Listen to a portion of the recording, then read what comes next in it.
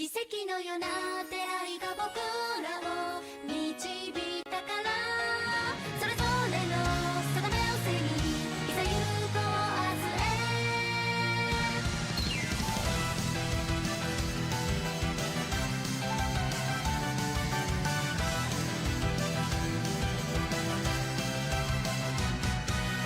へ。偽りだらけの世界、君と僕巡り会えたのは真実。一つずつ知るたびに芽生え出す確かな想い、気づいたから覚悟決めていたはずだったのにね。貫き通す叶わぬ恋でも僕らは戦い続けてゆく。最後の最後まで固く強くつないだ手と手が離れないように、世界の行方より唯一無二の恋心譲れないよ。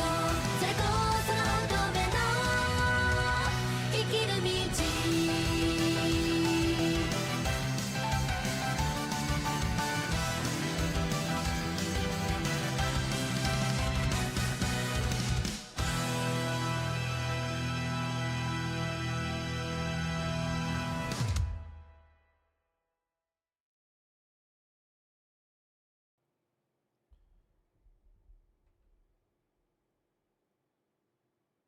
Hello, and welcome back to Maiden's World, and let's get started with today's read-through.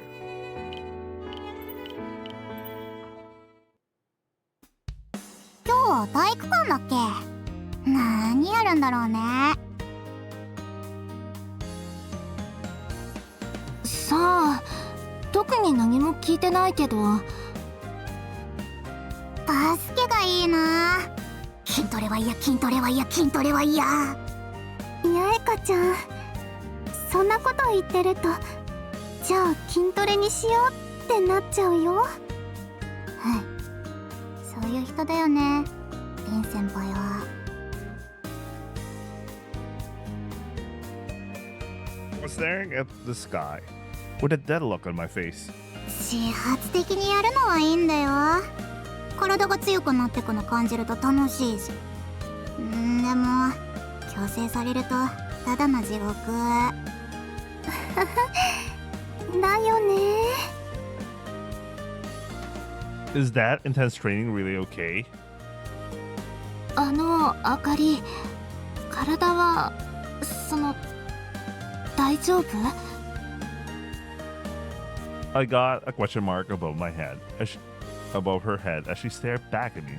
いや、ほら、おとといの夜の。ゆいちゃん。Oh. I got a look like I was being shown something kind of disappointing. 大丈夫ならいいんだけど。She looked like it hurt.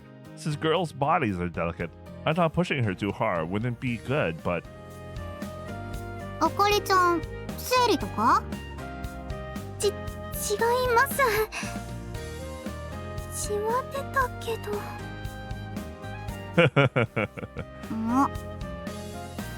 とにかく大丈夫だから行きましょう。 as if to say this was the end of it, she turned away with a red face.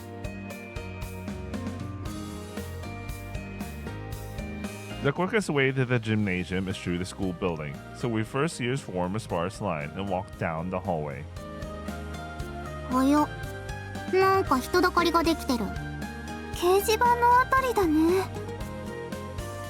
It seemed like something has been posted on the bulletin board, and students were gathered in front of it. ああ、そっか。中間テストの結果発表じゃない？そういえば、もう採点終わったんだ。Before heading out on a reconnaissance mission to the old city center, specifically the coast, we had been taking regular exams. To be honest, I was preoccupied with Akari's situation to really process what the problem even was. I was half out of my mind. I think I filled most of the answer sheet, or at least that's what I remember. 現れましたわね、片桐ゆい。何？ As I approached the bulletin board, Ruriko-san suddenly called me by my full name without any honorifics. どうどうじゃ、ゆいちんに絡んじゃダメっしょ。ですが、ゆいちんは何も悪くないし、おとなしく負けを認めようね。ルリコさん、どうしたんですか？姫のあかりには関係ありませんわ。Akari was accepted as a member, so I thought they got in closer, but ごめんね、お嬢ちょっと気が立ってんのよ。trying to restrain Ruriko-san, who's pouting, Nakamura-san from my class apologized on her behalf. Oh no. By the way, for some reason, Nakamura-san is still in uniform. 中村ちゃん、今日は見学？うん、セリー。I don't know how to react. Should I just say that's tough? But that might sound like I'm not taking it seriously. それでルリコさんはどうして不機嫌なんです？そりゃテストの成績で負けたから。ほら、点数順に上位から張り出されてるんだけどさ、ゆいちんが1位だし。私？1位って本当だ。おかしいですわ。ちゃんと実力を出し切ったのに、私が1位じゃないなんてありえないですわ。あなた不正してないでしょうね。そんなのしないよ。言いがかりはいけませんな。僕のお姉ちゃんだもん。当然の結果ってやつ。どうして八重香さんが自慢げにしてますの？でもその八重香ちゃんもかなり上位なんだよな。そうなの？ルリコさんの1個上だった。言わなくてよろしいですわ。I squinted at the bulletin board, and Yaika struck a smug pose. I wanted to tell her not to get too carried away, but I figured it might sound like I was being mean if I said anything, so I kept quiet.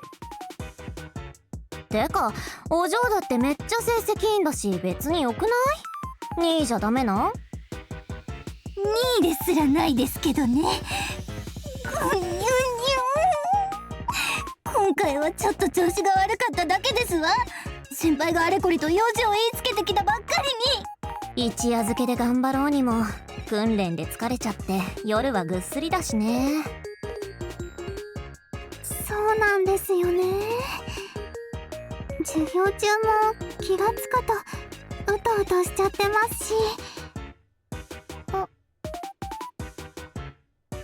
姫ちんはどうだった？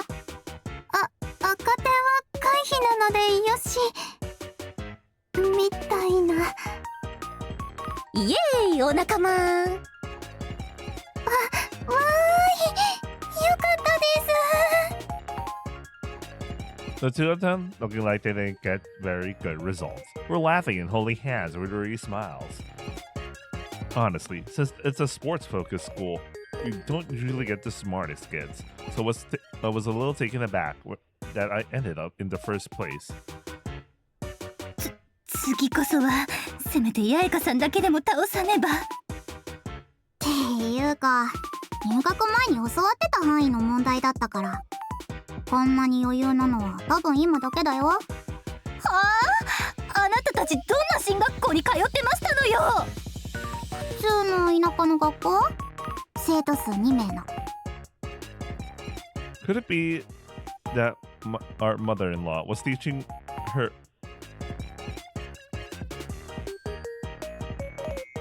Wait, what? Could it be that our mother-in-law was teaching from the wrong curriculum? She seemed to be using a really old textbook. Yeah, okay, I guess they were talking about her mom.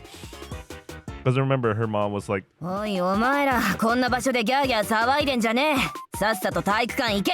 Anyway, remember their mom was like both the mayor and the teacher of like the village, and they were the only two students anyway. Obviously, the mom has like full, she gets to monitor them both. じゃあね姫ちん。片桐ゆい、これで勝ったなどと思わないでくださいませ。 Before I knew it, the first years who had gathered in front of the bulletin board were being chased away by the senpais approaching from behind. たく、進学校でもないのにいちいちテスト成績なんて気にしてどうするんだよ。 By the way, is there any other prestigious security force schools or something? Because I'm given the impression this isn't the only security force school, but リン、士官を目指すのなら学業成績は重要です。民間語の昇進にも関係してきます。最初は兵隊やるんだから頭よりまず体だろ。ただの脳筋じゃん。リン先輩はなんか普通に平均点って感じか。While glancing at the upperclassmen's rankings, Naika says something unnecessary. そうだよ、脳筋だから根性論とか大好きなんだ。この後の訓練は覚悟しとけよお前。 I wonder about Miku senpai. これだから体育会系は賢い僕らを見習え。さっさと行け。準備運動にシャトルラン10本。それも準備運動って言わない。 As they bickered as usual, Yaika was chased off by Rin senpai. ミク先輩の名前も2年生の先頭にあるんですけど。 Oh, she's also the top. She's the top of their year. はい。同じ部屋が2人ともトップって。私の肩身が狭すぎる。姫の学生は次はもう少し頑張りましょう。協力しますので。はい。よろしくお願いします。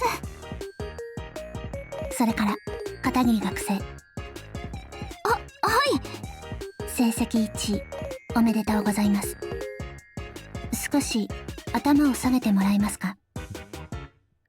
なんで？頭をこうですか？ I was hoping for a pat or something, while I bowed my head as instructed. Then senpai closed the distance more than I expected. What? 頑張りましたね。 What? よしよし。 What?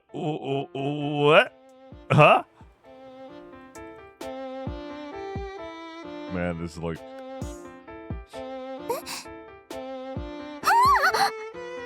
先輩。 My face was enveloped by a soft, gentle sensation. For a moment, I was like, what is this? But then I realized it was just Opai. よしよし。いい子です。なんですいきなり。頑張った子はしっかりと褒めないといけないですから。マネジメントのマニュアルにそうありました。And, why is this the way to praise kids? なるほど。ありがとうございます。でも先輩だって1位ですよね。なら私にもよしよししてもらえますか。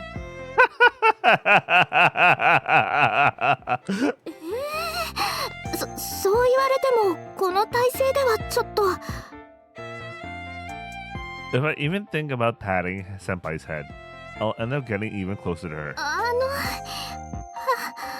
話してもらうわけにはまだダメです。 Senpai said that and hugged my head even tighter. よしよし。よしよし。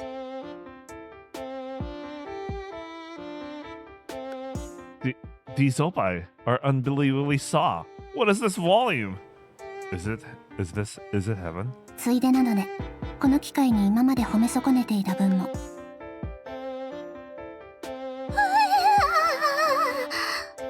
生活態度が模範的でとても助かっています。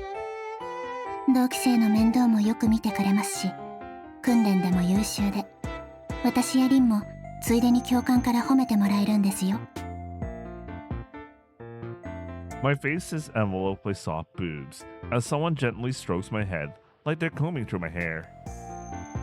I'm so embarrassed and turned on. I feel like my head's gonna explode. いっぱい褒めてあげましょう。大変よくできました。Every time I felt her slender fingers stroke my head, her breasts also bounced and were rubbed against my face.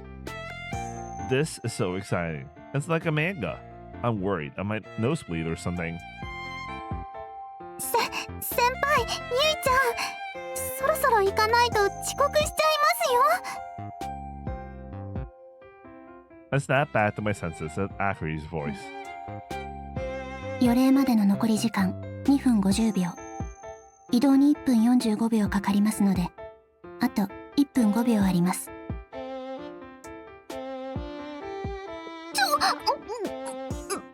先輩。 For some reason, she hugged me even tighter, and for a moment I thought I was going to suffocate. 胸元でもぞもぞされると少しくすぐったいです。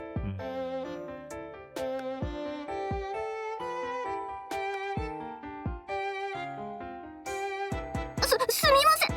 じゃなくて話してください。どうしてもですか。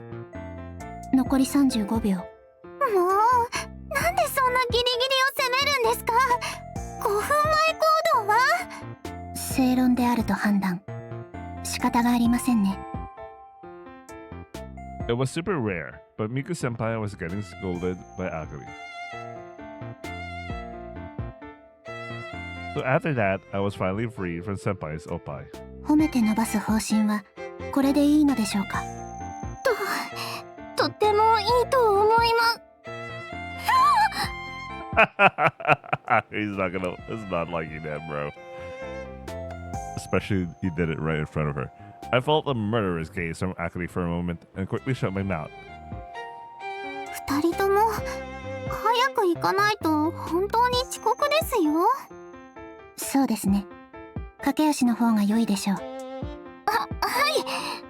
じゃあ行こう、あかり。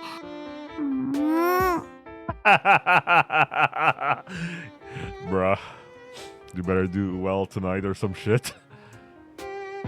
She turned her face away from me and hurried off ahead. 怒ってる？ Bro? Yes? I might have messed up.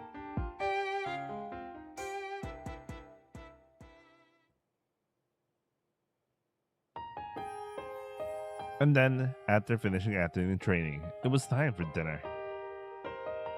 今日はハンバーグだ。 Hamburger. お肉の日。 What was that song? ここのハンバーグ合成肉だけど大きくて味付けもしっかりしてるし美味しいよね。 I haven't ate dinner yet, but maybe in 30 minutes I'll eat dinner. So I'll take a break in 30 minutes-ish. Anyway.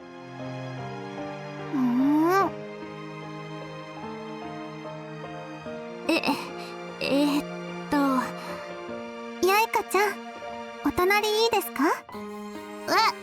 もちろんいいけど。じゃあ私は。ぽい。 Akari had been in high spirits over the hamburger steak, but the moment I spoke to her, she blatantly turned away. あかりってお肉好きだからよかったね。ツーンと。Sinda! She did it. Sin!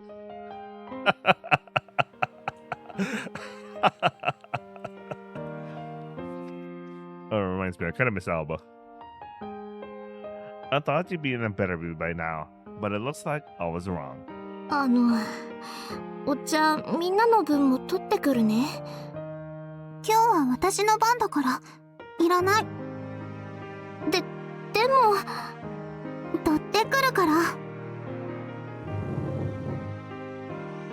She rejected my offer curtly and got up to leave without another word. 完全に怒ってる。 I felt so bad about it that I couldn't concentrate on training at all after that. ゆいちゃん、一体何しちゃったの？何もしてないと思うんだけど。 Bro, no. Bro, no. そんなわけないでしょ。あかりちゃんってば、ゆいちゃんにだけ最低限の会話しかしてくれないじゃん。心当たりはあるけど言いたくない。 It's obvious when things started to go this way, but I don't really want Yaika to know all the って details. いうか、ちょっといい？ Suddenly becoming serious, she beckons me while leaning in closer. 何もしてないって言えば、結局何もしなかったの？ She's hinting at something vague, but I think she means that I had a chance to assassinate someone during a mission in the old city center and didn't take it. その何もなかったわけじゃないんだけど。待って、なんでそこで顔が赤くなるわけ？ないし。なってるし。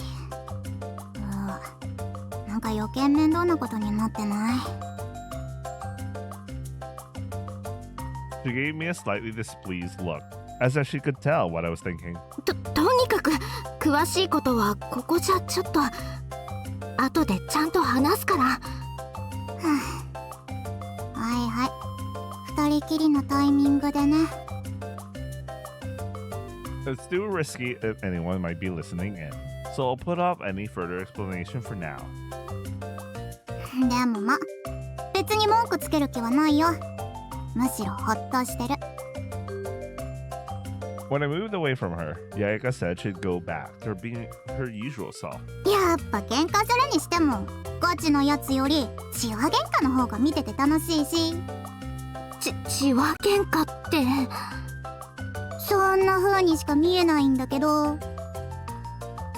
Apparently, that's how it would look to everyone. I mean, they're not wrong this time around.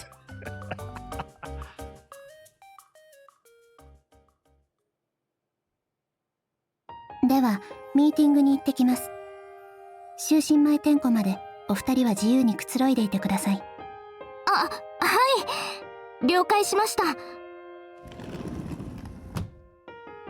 We finished dinner in an awkward silence with Akari. Now it's study time after taking a bath. With nothing else scheduled until bedtime roll call, Mika-senpai left the room, leaving just the two of us behind. あかり、ちょっといいかな。怒ってるんだよね。ごめん、本当にごめんね。 Okay, my bro, do you know what you did wrong though? do you understand what you did wrong, right? If a girl's angry, you gotta apologize, even if it's not your fault. That's what some rom-com manga I read before said. That's why I followed the advice of someone in the past and bowed my head as deeply as possible, but... 別に怒ってはいないから。 Then what was that? Jelly? そうなの？うん。こっちこそごめんなさい。ゆいちゃんのこと嫌いになったわけじゃないから。 Akari also apologized to me, looking a little worried, so I breathed a sigh of relief. ならよかった。実はちょっと怖かったから。 Maybe some time had passed since the thing this morning, and she cooled down. If so, then this could be considered settled. ゆいちゃん、お願いがあるの。 Just as I was about to brush it off, Akari suddenly brushed over. 何？お願いって。あのね、私のおっぱいを揉んで。 Okay. だ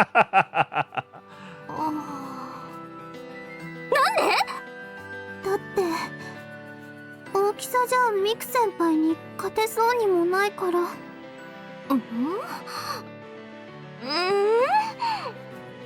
対抗しようって思ったらいつでも好きに揉み放題って別の価値で勝負するしか思いつかなくて。あかりは何と戦ってるの？そんなのミク先輩のおっぱいに決まってるよ。She pouts slightly, puffing out her cheeks and looking at me resentfully. 別に勝負する必要とかないと思うんだけど。でもゆいちゃん、先輩のおっぱいにすっごくデレデレしてた。そんなにしてた？してた。Apparently, I was doing it. If Akari says so, I probably did more than I thought I had. 私の胸じゃ物足りないのかなって思ったらなんだか不安で頭がぐちゃぐちゃになっちゃって。あかりのおっぱいだって十分に大きいと思うけど。そういうことじゃないの。セクハラだよ。はい、ごめんなさい。私ね、ミク先輩のじゃなくて私のおっぱいだけに夢中でいてほしいって。そっか。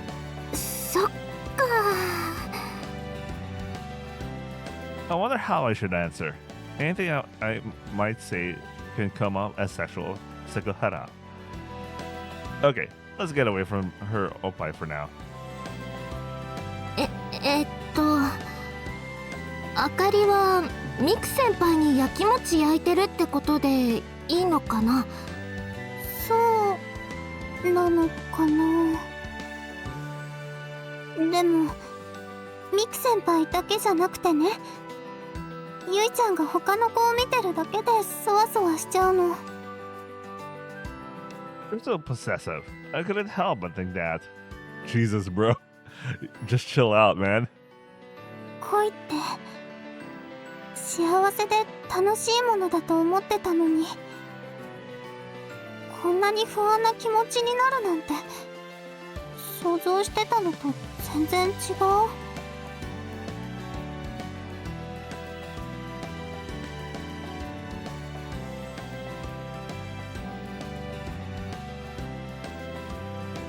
What? You don't need a boyfriend anyway. But I get so worried that you'll say something like that. It makes me feel anxious too. I can't tell who's being referred here. Anyway. あかり。何？不安にさせちゃったのはなんか本当にごめん。でも私が好きなのはあかりだけだからそれだけは信じて。ゆいちゃん、じゃあこれからは私だけを見ていてくれる？頑張る。なんで目をそらしちゃうの？ちゃんとこっち見ていってよ。大きいおっぱいを見ちゃうのは男の習性だから、こればっかりはしょうがないんだよ。 Bro, you can learn some techniques to not be distracted by everyone's boobs, man. You don't have to be distracted by everyone's boobs. Just, you know. 普通に男の人って最低だ。お母さんの言ってた通り。 This is bad. Things keep going like this. Akari referred to her original misogyny. でもあかりのおっぱいだけは特別なんだよ。しかもほら、揉み放題なんだよね。 Wait, what's it there for? Misandry. Okay, misandry. Hating of men. Misogyny is hate of women. Misandry is the hate of men. Anyway, our bro said something he should. I don't think you should say that, man. 触らないで。それはなんか違う。 Protecting her chest, Akari Mune. Akari takes a step back. あかりが言い出したことなのに。だって他の子のおっぱいも好きなんでしょ？それはその Our bro is fucking up so bad. It's their second date as a couple, man. It's easy to make a declaration like that and brush it off. And saying something like, that doesn't matter anymore. I don't care about anything but Akari's chest.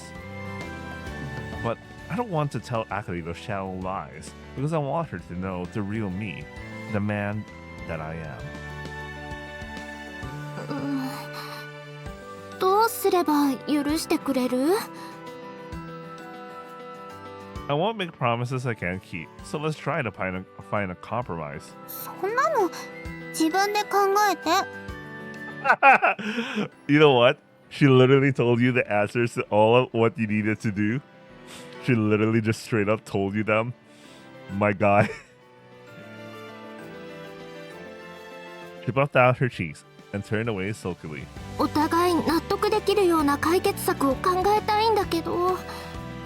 なんでそうやってなかったことにしようとするの？そういうつもりじゃ。I hadn't really noticed it before, but apparently guys and girls think a little differently after all. はい。 You really messed us up, man. Anyway, my bro learning about women. あかり Honestly, it's kind of a pain figuring out how to deal with this, and I'm just at my wit's end. でも I suddenly remembered that saying that people who fight a lot are actually close. Maybe it's a sign that we've gotten closer, that I noticed her flaws. Her flaws? Thinking about it that way, I feel a little happy too. なんでニヤニヤしてるの？ごめん、バカにしてるわけじゃなくて、あかり、明日のお休みなんだけど、デートに行かない？デート？うん、何かおごるからどうにか許してほしいなって。ダメかな？ Bro tries to bribe his way out of this. I've been on dates before, so it's not exactly a special offer. Special offer? It's translation. Even if it meant having a few arguments along the way. I want to spend my first holiday as Akari's boyfriend with her, Tadashi with her. 行くやったやった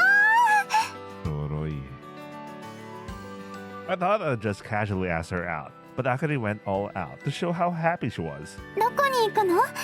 ゆいちゃんとならどこでもいいけど。行き先はあかりの行きたいところとかあれば。っていうか、そんなにはしゃぐくらい？ The scowl she had just a moment ago is gone. Akari's sudden smile throws me off a bit. だってゆいちゃんから誘ってくれたんだもん。嬉しいに決まってるよ。そっか。The last time we went on a date, I felt like Akari was dragging me. My connection to my LOM. I felt like Akari was dragging me around everywhere. 行きたいところ考えておいてね。 Wait, give me a second. I think I lost connection to my LOM. Give me a second.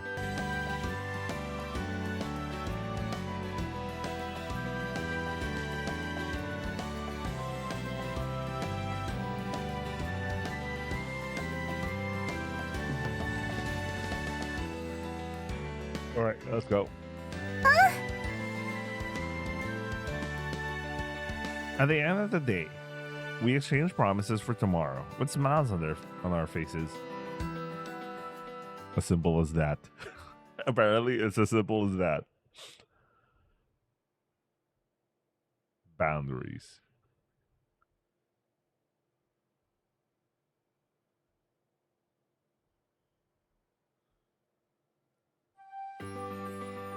And then on the next day off, we managed to get permission to go out, so we headed to the market for our date as planned. お肉最高。 I'm getting hungry. No, man. Maybe that explains why I feel like a little sleepy, because I'm really feeling like hungry or something. You know what? Maybe I'll... No, I'll continue a little bit more. 20 minutes. I just need to do 20 minutes. Akari's got this weird, sexy look on her face as she bites into the freshly grilled steak skewer from the food stall. Well, it is pretty delicious though. 色気より食い気って言葉があったはずだけど、両立するものだったとは。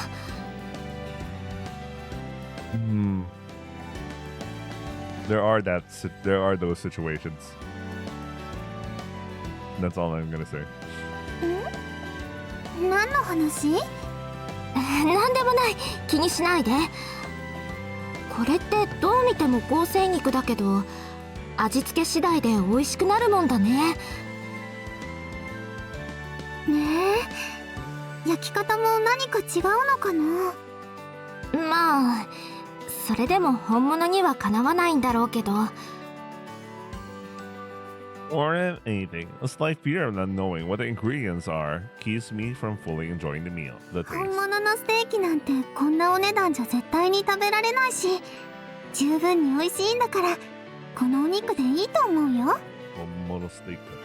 あかりは質より量だもんね。お嬢様のはずなのに。そんなお嬢様ってほど甘やかされてなかったよ。確かに意外とおてんばだし、食いしん坊だし。なんかがっかりされてる。でも育ち盛りだし、すぐにお腹空いちゃうし。 We're at that age. Even though they're girls, they go to a sports-focused school, so it's only natural for them to always be hungry. Wait a second. What of our guy? Well, I think our guy, even if he grows, he still looks very androgynous. Unless he, 少なくとも八重香とか瑠璃子さんとかよりは明らかにたくさん食べてるよね。でもそういうゆいちゃんはどうなの？ いつ you, も私と一緒の量食べてるもん。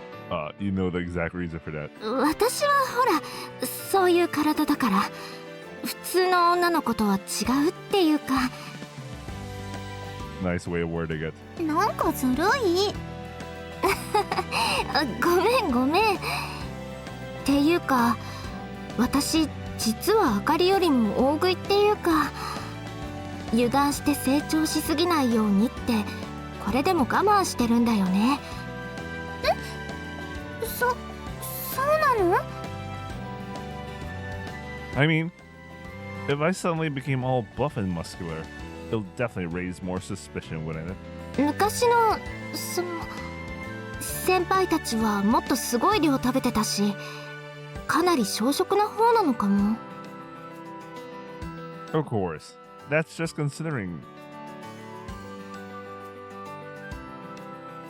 a guy, though. Is he talking about his bros or like senpai? Maybe. そんな苦労もしてたんだ。あかりも一緒にダイエットしてみる？遠慮しておく。残念。でも食べてる時のあかりって可愛いから別にいいや。急にそういうこと言うの？ I just said what I was thinking, and Akari's face turned bright red all the way to her ears. ずるいよな。今日はなんだかからかわれてばっかり。嫌だった？そんなことない。嬉しい。そっか。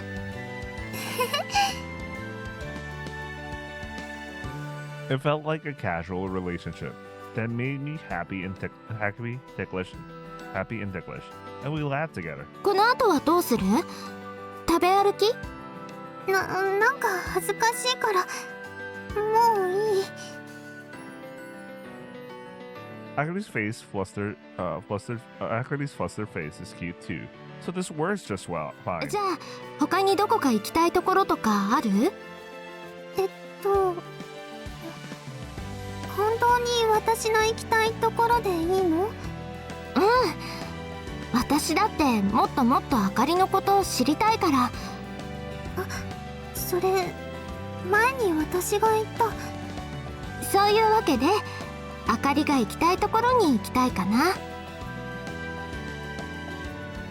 This was the same thing Akari said to me when we went on our first date. ゆいちゃん。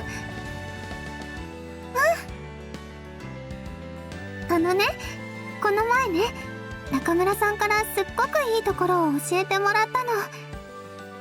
そこに行ってみたいんだけど。もちろんいいけど、どういう場所？すっごく癒されるんだって。As I still keeping it a secret, Akari pulls my hand. I started walking alongside Akari as is, but her hand was so soft that I already felt healed.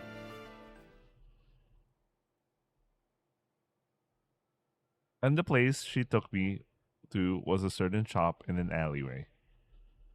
The shop had a unique stifling scent. Oh. It's a pet cafe.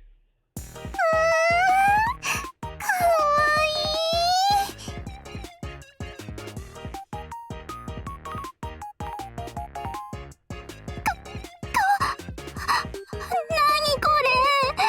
触っていいの？ We're training and studying. That scary senpai watching over us every day. It was like heaven for us. かわいい。すっごくかわいい。 Akari, cradling the puppy and rubbing her cheek against it, has lost all sense of words. もうあかりってば。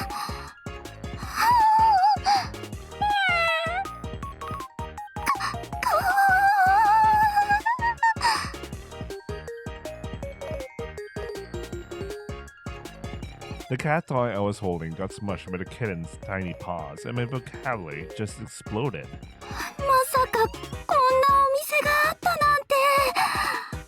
情報をくれた中村さんにはもう足を向けて寝れないよ。よかった。ゆいちゃんも動物大丈夫そうで。むしろ可愛いのは好きだし。 Even back when I lived on the frontier, it was me who doted on stray cats that came begging for food, more so than Yaika. 可愛いのが好きなのって女の子だけじゃなかったんだ。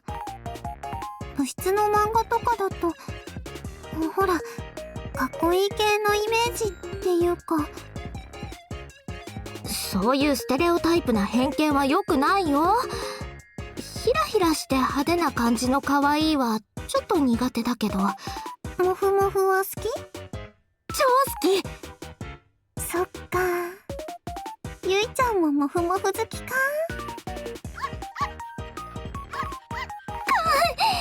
いいなぁ、いいな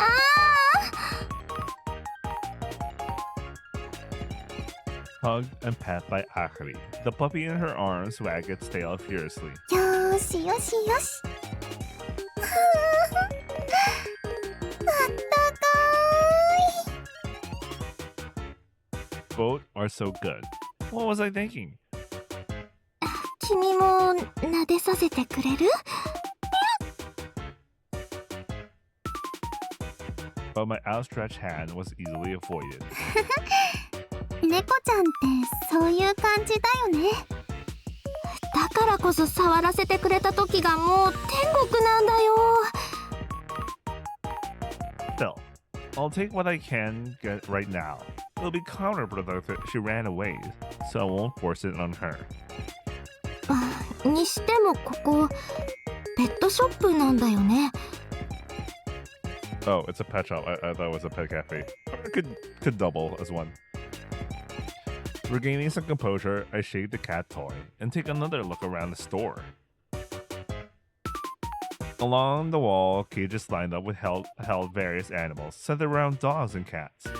Some looked over at us while others curled up in deep sleep, each living as they please. They're all healthy and have shiny coats. Looks like they've been taken care of very well though. ペットショップなんて初めて来たけど、こんな感じなんだね。触ってモフモフできるのなんてここくらいだよ。普通はガラス越しに見るだけだもん。そうなんだ。じゃあ他の店との差別化みたいな感じかな。食べ物屋さんの試食みたいな。ゆいちゃん、言い方がちょっと。Or my mouse. Okay, there. 食べる気なんてないってば。こんな可愛い子たちを食べられるわけないでしょ。だよね。食べてないよね。It's just an urban legend. But I sometimes hear that synthetic meat they serve in pet shops contain animals that were unsold and recently euthanized. 作り話に決まってるでしょ。多分。この子全然触らせてくれそうな気配もない。ゆいちゃん、猫ちゃんの扱いに慣れてる感じするけど、飼ってたことあるの？まあ、舞台でね。I glanced around to make sure no one was listening before I replied. 軍隊でもペット飼ったりするんだ。ペットっていうより野良猫が勝手に居ついてるみたいな感じだったけど、寝床作ってあげて食料もちょっとずつ分けてみんなで可愛がってたよ。そういうの大丈夫なんだ。私たちだったら先輩も教官も絶対に許してくれなさそうだけど。前線だとそういうの割と緩いし、ネズミ退治とかもしてくれるから、むしろ隊長さんも歓迎してたよ。あと猫とかいるとやっぱり癒されるし。うん、それは重要だよね。じゃあゆいちゃんはやっぱり猫派？まあどっちかというと、あかりは犬派？どっちも好き。だって可愛いは正義なんだよ。 Alright, that's our new catchphrase, huh? Kawaii the Seigi. That's over for the flat. Anyway. 真理だね。I have no idea what. I think it was trying to translate it to something, but I don't know what the hell what it showed up. Anyway, we laughed together at the nostalgic manga quote we found in the club room.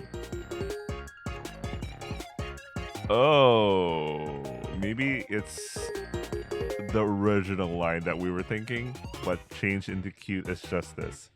そ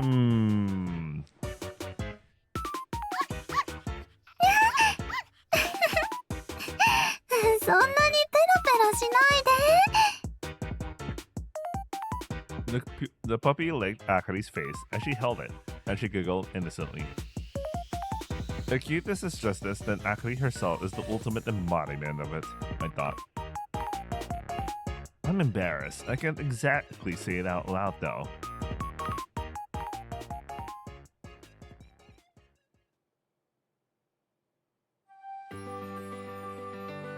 After playing with the animals for a while, I reluctantly said goodbye and left the store, knowing there was no way I could buy any of them. Okay, I need to take a break. My 20 minutes a while ago was up. I'll make a quick save, because I'm pretty sure I'm gonna heat up some food and have dinner. And there's a, I don't know, I'm gonna close my LLM for a bit, and it takes a while to load it and all that sort of thing, because it's running on a time limited session. And from time to time, I had to do something on the terminal, so it wouldn't shut down automatically. Anyway, I'll be right back. I'm gonna have dinner.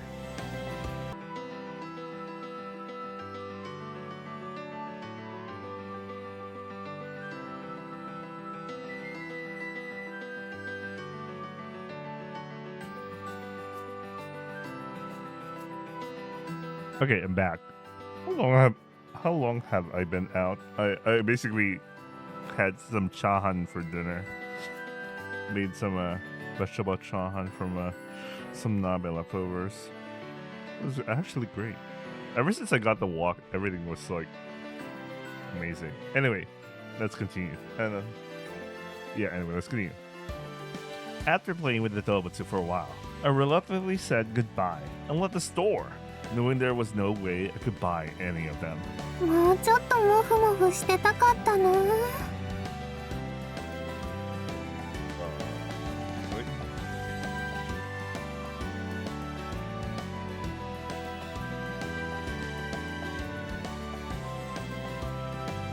お試しコーナーなんだから仕方がないよ。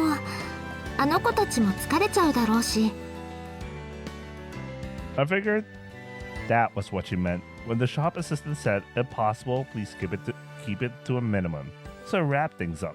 そういえば昔は猫カフェなんていうのもあったらしいけど、今はもうそういうお店はないのかな。Oh yeah, I thought about the pet cafe thing, but I guess it's just a regular pet store. 猫カフェ？ちょっと聞いたことないけど。お金払って猫ちゃんたちと遊び放題みたいなお店らしいけど、なんで今はないの？なんでだろうね。I only know that from an old manga and light novels. And judging by Akane's reaction, it seems like a type of business you don't see anymore. In the male-dominated world, I've never even seen a pet shop before. Maybe it's an industry that works in societies with more resources. I still have no idea what happened to like other parts of the world, but it's implied there are still other countries, but like I don't know, man. 多分文明崩壊の煽りで廃れちゃったのかな。Living in a state of evacuation, where you don't even know what your future will bring, it's probably impossible to keep many pets. ねえ、ゆいちゃん。Suddenly, she looks up at me, with a shy expression and tugs at my clothes. 私ね、将来出世して自分の家が持てるようになったら、ワンちゃんと猫ちゃんを飼いたい。一匹ずつ。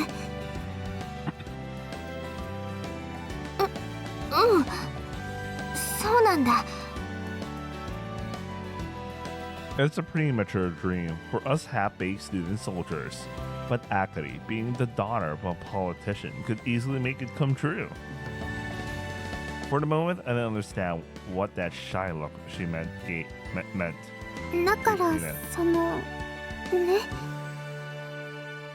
ゆいちゃんも動物が好きなら、その時は一緒にどうかなって。Do something together sometime. それって一緒に2人と2匹で暮らしたいなって。There was no mistaking it. It was an invitation to live together. I was so caught off guard that my mind went completely blank. ダメ？ダメってことは全然ないけど。そっか。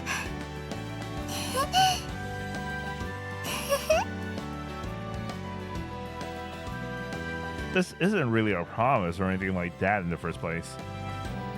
Living in the dorm for a few years to come is a given, so I was indulging in some fun daydreams about the future. Besides, I'm not naive enough to believe that such a happy future will arrive without any problems. But even so, even knowing such a future is impossible, I still find myself yearning for it. 猫もいるなら犬は大型犬がいいな。確かに一緒にお散歩連れて行きたいよね。If that kind of future is really out there, then maybe that's what a happy life truly is.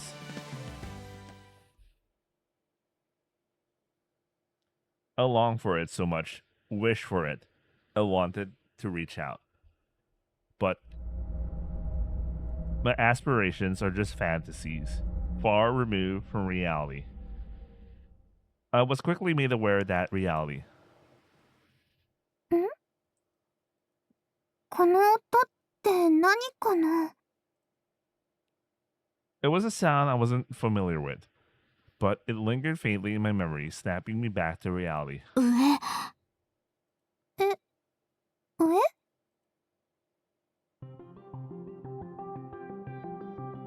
As if drawn by me, Akari also looks up at the sky above. What the hell's going on? 何あれ？ Against the blue sky, several white flowers were blooming, swaying gently as they drifted down from high above. What's There's a set of paratroopers of something? What is dropping down? まさか。 Narrowing my eyes to search for the source of the deafening noise, I spotted a large bird slowly receding beyond the flowers, descending in formation. 違う。鳥じゃなくて。飛行機。 That machine guzzles fuel like crazy, so you don't see it much these days when resources are limited. But I'd seen him drop bombs in front lines a few times. まさか。ガイアの？ Are they paratrooping? What?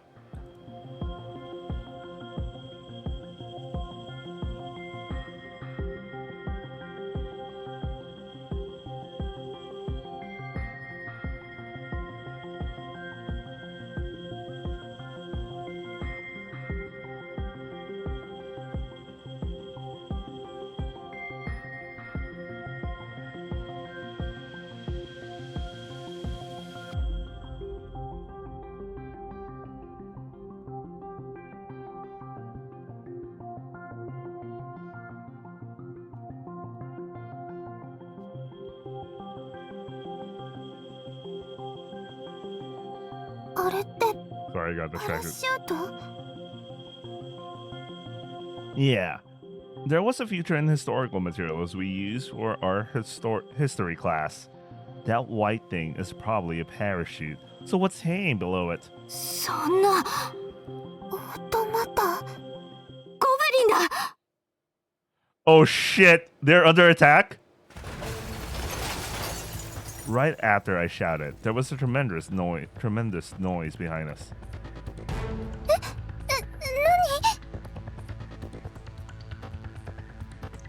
I turned around and saw that a stall about 10 meters away had collapsed into nothing but wreckage. And within those ruins, something stirred. A shadow of some kind. Oh, it's one of those Gaia motherfuckers. 嘘。 Since Akari learned it in class, she should be able to identify it too. 本当に。ゴブリン。 Staggering to its feet, amidst the rubble was a main infantry unit of Gaia. That I fought against more than enough. A robot soldier known as Goblin. Luckily, or rather unluckily, it seems to be damaged and moving sluggishly, barely able to stand. なんでこんなところにロボットが。 You guys are under attack? 空挺兵ってやつじゃないかな。本当にいるなんて。 Bro, this isn't the time to just think that, this isn't the time to just randomly comment about this. The moment you see something that shouldn't be there, you should just treat it as a threat. Could it be that the parachute came loose? That's why it's damaged and crashed down in a different spot from the other robots still floating around up here. I watched a half-broken robot move while imagining something like that. まずい。 Its gun is out. Its movements were shaky and unreliable, but the manipulator was still functional. The moment it picked up the gun for the rubble, its threat level skyrocketed to AAA. みんな伏せて。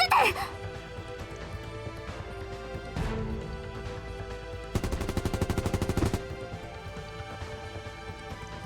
It kind of feels bad that the sound effect is like they only have one sound effect for assault rifles, but you know, this is, you know, the warning almost came too late. I was too busy dragging Akari down to the ground to do anything else. All I could do was lie there and endure a hail of gunfire.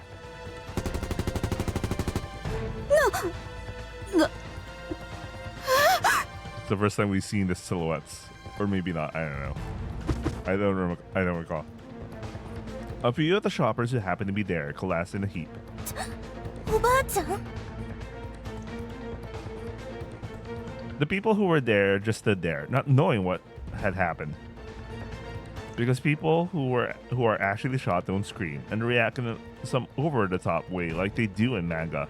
Yeah, they just drop like sacks of potatoes, man. You know, they just, it's like they're literally like, you know the description that VN writers like, it's like a puppet that got their strings got cut. Yeah, that's literally it is. They just collapse quietly with a groan, so even those watching don't react right away. But I understand the truth a little later. A little later? The crimson puddle of blood gushing from the fallen person is proof enough.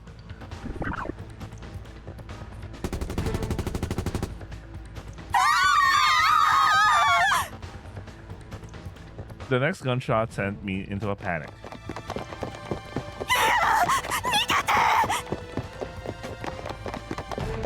There's no way ordinary people would calmly drop to the ground for protection. They all scream and run, trying to get as far away from the robots as possible. A shopping woman and an old lady leaning on a cane get pushed down by the crowd.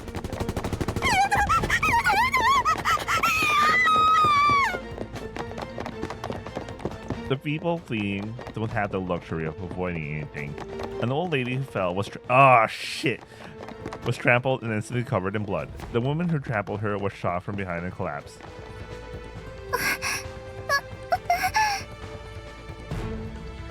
It's too late to evacuate them now.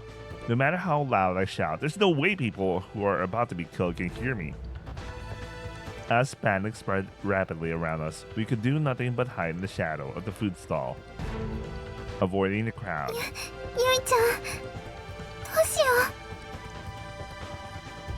What should I do? What can I even do? あいつを止めるよ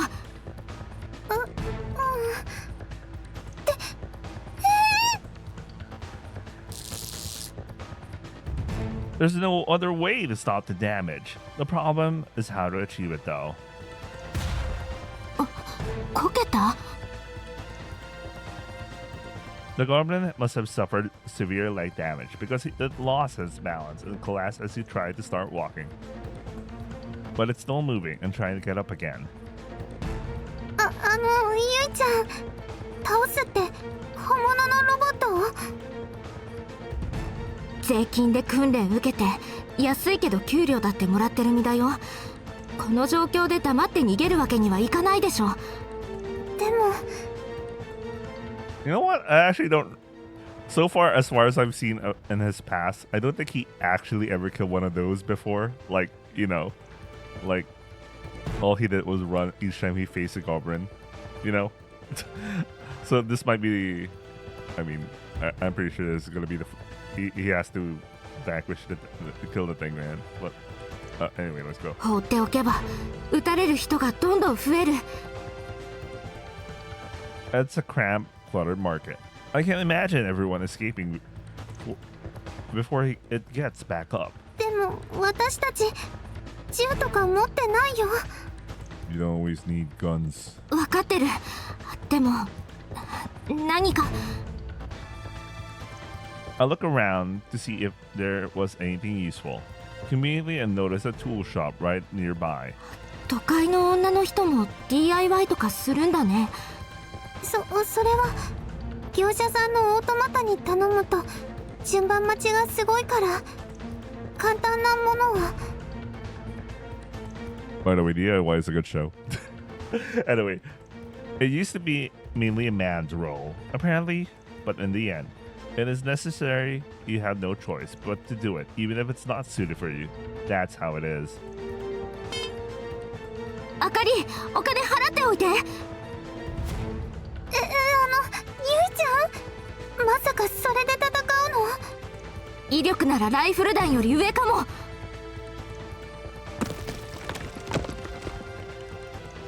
Even as we spoke, the goblin was rising, aiming its gun at people who hadn't managed to escape. There's no time to dawdle. ちょっと行ってくる。待って、ゆいちゃん。I didn't have any room to spare, so I jumped out from behind the stall without replying.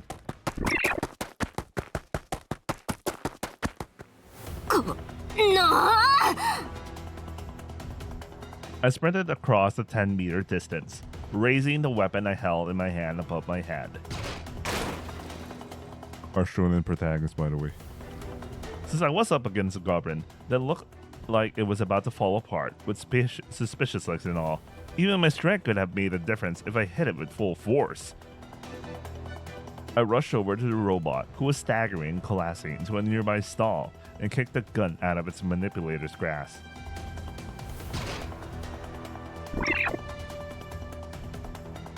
This is our hero, by the way.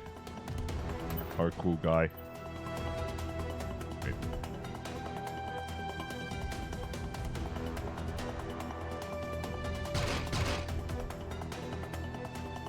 I stomped on the goblin's machine, held it down, then plunged the bar into the armored section. おとなしく壊れろ! But the goblin wasn't about to reveal its weakness so easily either. He desperately moved his arms, blocking any gaps in the armor. こいつ! Swinging its iron arm, he nearly got the bar knocked away. Clenching it with all its might, he aimed for the gap again and slammed it. Clenching with all my might, I aimed for the gap again and slammed it in. このじっとしてろよ! But no matter how many times I tried to thrust the bar in, I just couldn't reach deep enough into the armor. The output from the drive system must have increased, because the force trying to get up grew stronger. With my weight, I couldn't hold it down. I felt like I was being lifted off the ground. 止まれ! I shouldn't have even tried dieting. Man, now I'm just at my tear-streaked face, thinking about what that can't be changed, and desperately switching gears to the next plan.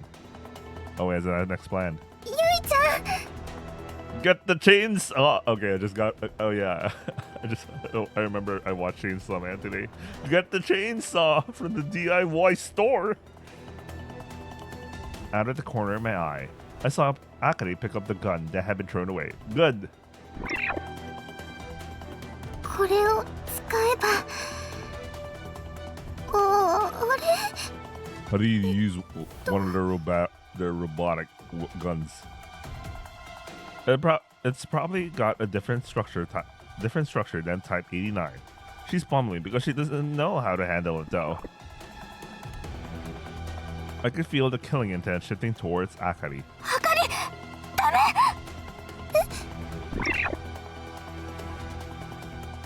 Judging by how high the threat level was assessed, Goblin's hate was completely focused on Akari.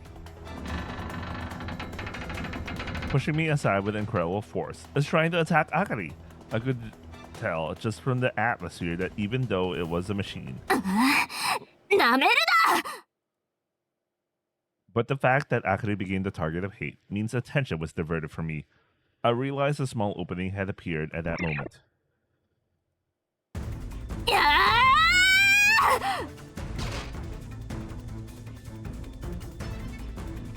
Desperate, I jam a crowbar into the gap in the armor. この止まれ! 壊れろ! Is this what they call desperation? Or maybe it's just a principle leverage at work?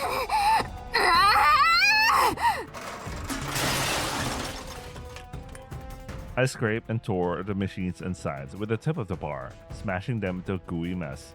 What do you mean gooey mess? Do they have like biological I don't know. And right after, I felt a particularly hard object shatter under my hand. It was like the main power had cut off, like a thread had snapped, and the goblin stopped moving. ゆいちゃん Our protagonist, by the way. 倒せた？ I prodded the unmoving robot with a crowbar to make sure it was truly shut down completely. 私、生きてる？生きてる。そっか。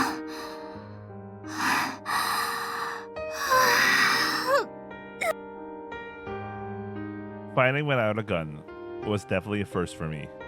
I let out a deep sigh of relief, then immediately snapped back to my senses. 周辺警戒！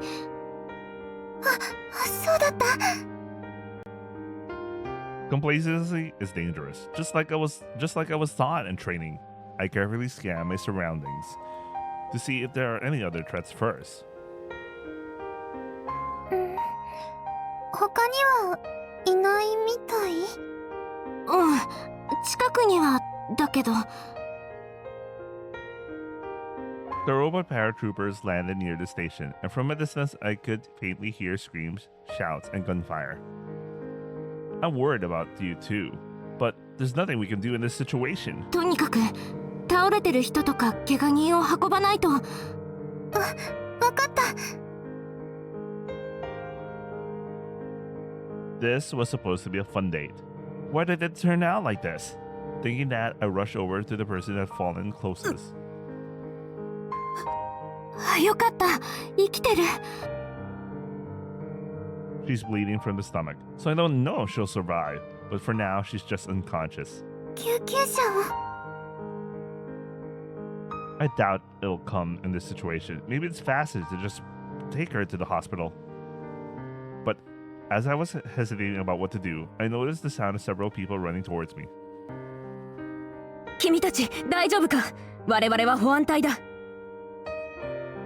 A squad leader type person from one of the squads started talking to us. At the same time, the other members were starting to help the injured lying around こ everywhere. の辺りでロボットが銃を乱射していると聞いたのだが、おや？ Seeing the garments remains lying right nearby, I trail 他は全員 off. 重傷者。もしかしてこれは君たちがやったのか？あ、はい。アカシアの学生です。 Oh, okay. So that answers this answers the question I had earlier. If the security force had other schools. Okay, so that answered my question. I mean, they did mention it at the beginning, but like, you know, I don't know why it felt unclear for me. Anyway, since this is clearly an emergency, I wanted to skip pointless questions and just show my student ID and ask for なる instructions. ほど。お手柄だぞ。だが今は時間がない。名前は覚えておくから、確認は後回しにさせてくれ。はい。それよりも負傷者を。分かっている。だが、ここは我々に任せて。君たちは学園に戻りなさい。すぐに救急隊も来るはずだから。了解しました。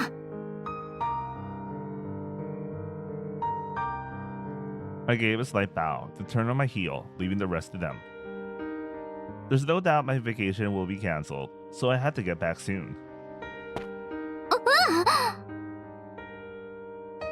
ゆいちゃん。 I stumbled over a pebble and my foot caught. Akari rushed over in a panic, steadying me with her arm. 大丈夫？ちょっと気が抜けちゃったみたい。 Maybe the adrenaline wore off or some shit. I don't know. Yeah, maybe just simple letting my guard down. ゆいちゃん、すごく頑張ったから。よかったら私に捕まってて。そこまでは大丈夫だから。 Even though she was hesitant at first, Akari stayed right next to me the whole way to the academy. Jesus, Gaia attacked. Maybe because of those assholes. 気をつけ At the command, students standing in formation straightened their backs and brought their feet together at once. 休む。全員揃っていますか？ And a tense atmosphere filled the air as our instructor stood before us. ちょっと硬くなりすぎですね。緊張感は持っていてほしいですけど。 Noticing the strained expression on the students' faces, she returned to her usual gentle demeanor, albeit slightly. 皆さん、深呼吸しましょうね。はい、吸って、吐いて。 Even though I knew that wasn't the time or place, everyone was starting to calm down a little after she said what she said, after what she did. で、欠員は？ 外出中の者が3名戻っておりません。そうですか。無事だといいのですが、大半の学生は戻ってこられたようなので、よしとしておきましょう。 After that, when Akari and I returned to the academy together, we were told to change to our uniforms immediately and assemble. せっかくの休みが。黙ってろバカ。 It seems Yaika and the others were relaxing in the tea club room today. Luckily, our squad is all here though.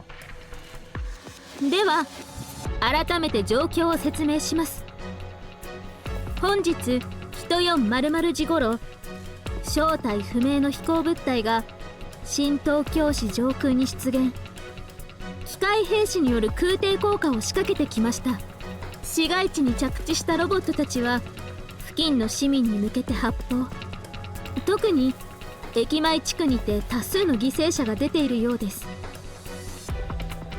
The instructor's tone turned serious, and the air tightened with tension, making it clear this wasn't just training. It was a real battle. 現在、お隣の駐屯地から出動した保安隊首都部隊が応戦中ですが、未だ鎮圧には至っていません。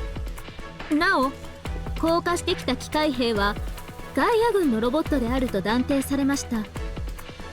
人類の殺害そのものが目的と思われ、市民がロボットに遭遇してしまうと極めて危険な状況です。 As everyone swallowed hard, Akari, who had already witnessed the scene, clutched her chest as if it were painful. そこで学生の皆さんにも任務についてもらいます。市民の避難誘導を援護するのが学生隊の役割です。 I had a feeling something was up when we were all called together like 無 this. 論、敵のロボットが現れた場合は応戦してもらいます。 But to be told so suddenly that it's real battle, I couldn't get my resolve together. What are you talking about? You literally just killed one of them. 皆さんはまだ訓練途中ですが、首都部隊が交戦中のため人手が足りていません。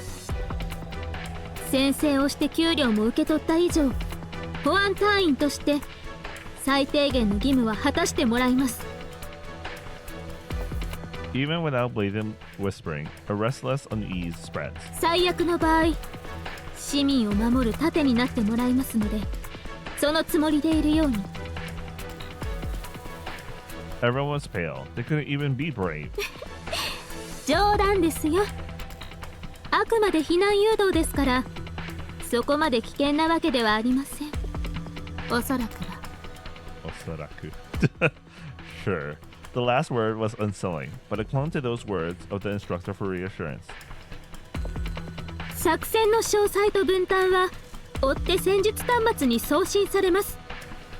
それでは分隊ごとに銃を受け取り行動開始。 Even as a cloud of confusion hung in the air, the students saluted in unison. It was strange how just that little ritual gave me a bit of courage. Each squad gathered to receive guns and ammunition that had been brought out from the armory. これ実弾だよね。 Bro, did you guys do a patrol with reconnaissance mission with actual bullets? 当たり前でしょ。実践なんだから。ふざけて人に向けたら怒られるだけじゃ済まないよ。いいから僕でもこんな時にふざけたりしないし。ちゃんとできるでしょうか。 It's completely different from fighting the Purification Committee with non-lethal rounds. I was nervous too, since we were up against the robots that only had killing intent. 大丈夫。ただの案内係かもしれないでしょ。Saying something like that to comfort me, I look over at where the senpais are gathered. Looks like they're meeting to coordinate on-site operations, and we first years are just told to wait. みっともなく怯えているよね、姫のあかり。お嬢、めっちゃ声震えてんぞ。震えてませんわ。武者震いですもの。結局震えてるじゃん。It was Ruriko-san and Nakamura-san, classmate duo, talking to me like a comedy routine. 自分より緊張してる人いると逆に落ち着くね。どういう意味ですの？というか、ルリコさんも普通に駆り出されるんですね。大統領のご令嬢なのに。I mean, she signed up to be part of the security force, so she has to. それ、あなたも似たようなものですわよ。言われてみればそうでした。In any case, it was an equal organization that didn't discriminate based on social standing. 中村ちゃんは平気？ビビってない？いや、ビビってるはビビってるけど。全然人のこと言えないじゃないですの。でも、大丈夫。頑張れる。She had an unusually earnest air about her, unlike herself. Unlike who? 私ってさ、アホだしろくな進路なさそうだし、偏差値低いからこの学校来たんだけど。急に何の話ですの？まあまあ、待機してるだけなんだし聞いてよ。つまりさ、ご立派な志望動機もやる気もないわけよ。安定した仕事もらえるならいっかみたいな。Why is she starting to talk about her background? This is the most red flag thing to do. 知ってますけど、やることやってれば構いませんわ。I'm just a day away from retirement, and I hope to have I'll retire to my family's vineyard or like plant some corn or some shit, and then dies the next scene. っていうか、そう思ってたんだけどって話。つまり？ Tomori.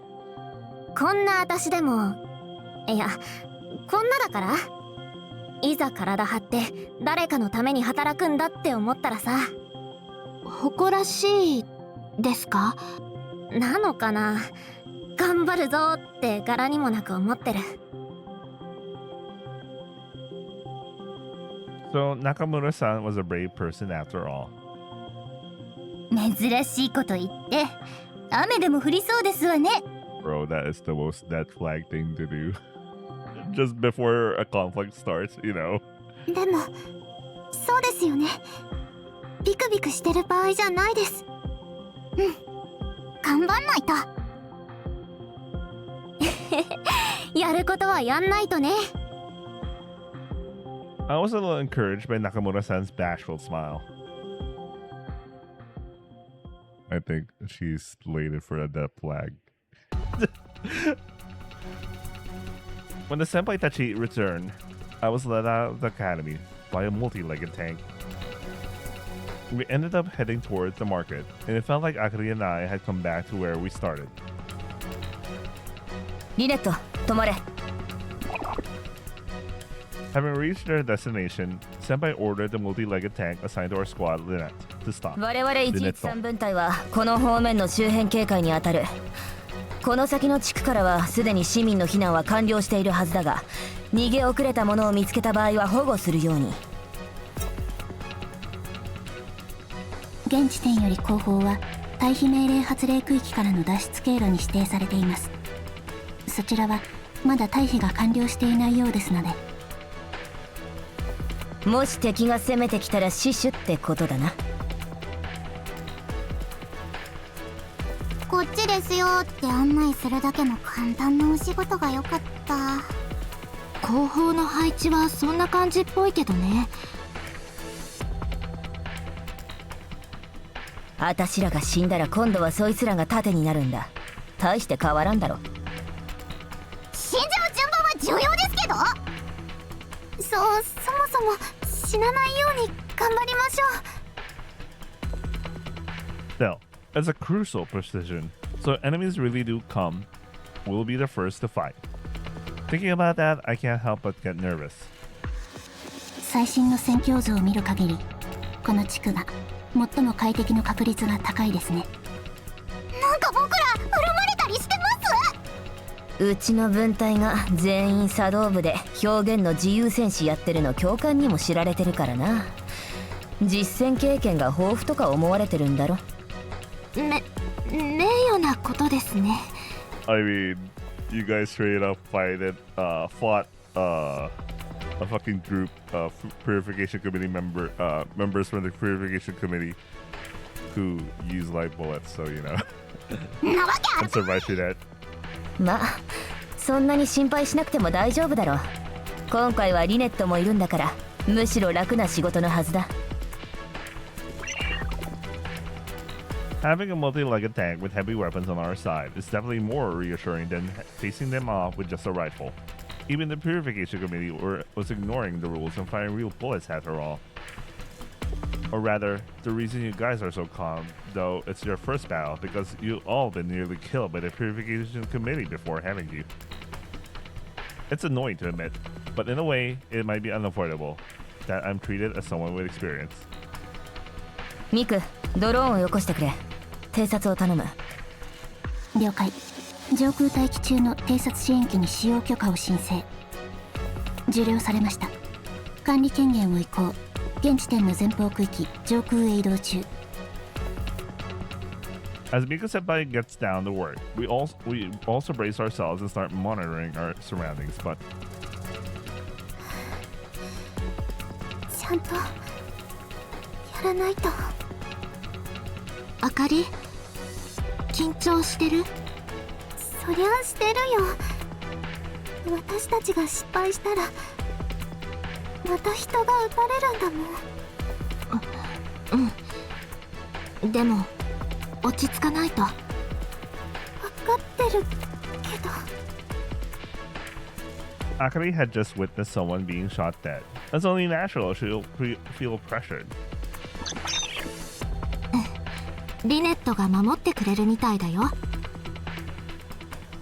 I don't know what they're really saying, but I can feel they're trying to encourage Akari. そっか。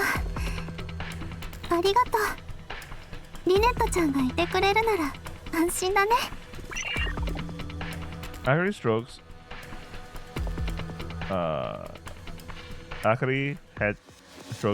her head parts and let out a delighted sound. It was an emotional expression that made it impossible to believe it was just running unprogrammed code. あら、あなたたちもこちらの警戒ですの？ Then a few figures approach from behind and call out to me. ルリコさん？ってことはそっちの分隊も？こっちに移動しろって言われたんだけど、増援ってわけか。I really feel Nakamura is gonna die. I mean, there was a lot of death flash triggered. Sumari is expected to be that dangerous. 共同作戦ってことでいいのか？ええ。リン、悪いけど指揮を頼める？私が？うまくできる自信がなくて。Senpai, what the fuck? Even just once makes a huge difference in experience. 敵影探知。タイプゴブリンを9体確認。こちらに向けて接近中。予想進路を解析。The air in that room grew tense as Mika Senpai delivered her report. 大隊本部より命令を受領。排除、もしくは足止めせよ。増援の到着まで交代は禁止。Did you say or detain? Is it even possible to detain those things? 死守命令ってことは？援軍は来るんだろ。ミク、敵はゴブリンのみか。そのようです。大半は小銃のみ装備、無反動砲1。そのくらいの戦力ならなんとかなるだろう。そっちの戦車も使えるんだよな。ええ、どこで迎え撃つ？いや、殲滅しよう。攻撃は最大の防御だからな。多脚戦車2体で十字砲火を浴びせたい。戦術マップ展開。潜伏地点の候補をピックアップします。話が早くて助かる。じゃあこことここだ。一分隊は左を頼む。了解。でもこの位置に半分は残しましょう。そうだな。姫の片桐姉、お前らは残れ。ミクも残って全体の監視と指揮を頼む。了解。こっちの2連と佐伯学生も置いていくわ。中村は私と一緒に来なさい。はい。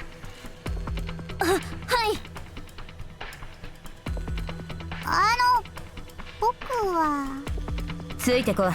リネットの護衛だ。残留組は我々が配置につくまで時間稼ぎをするように。ただし無理はしなくていい。わかりました。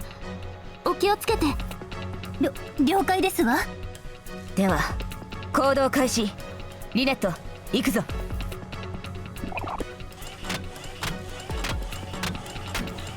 Giving quick orders, Senpai and the others rushed off with Yaika, Nakamura-san, and Lynette in tow. And what was left behind? これって忖度ですね。Why is it consideration?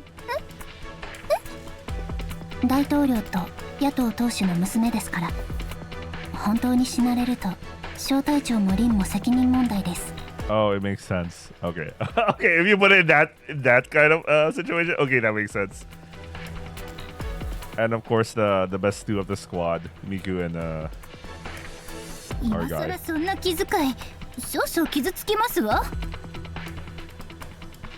Anyway, I guess we can only do what we can for now. Even if I'm trying to buy time, I can't afford to do something as dangerous as fighting head-on. So the group that stayed behind decided to disperse and hide while fighting with long-range sniper attacks. If I can somehow reduce the enemy numbers while drawing their attention to me, it should also help support Senpai and the others who are approaching at risk. 来ます。敵影を捕捉。I strained my eyes towards the alley, where Miku Senpai reported seeing the muzzle flash. Oh, they have more sprites now. These motherfuckers have more weapons. This looks like this looks like your sub. It kind of looks like a submachine gun, and the other guys have fucking those sniper rifles, or well, it could be a goddamn cannon. I don't know, man. Sure enough, several goblins materialize in a specific location, followed by more of them as they approach. あかり、ロケット持ってるやつを狙える？ Wait, those are rockets?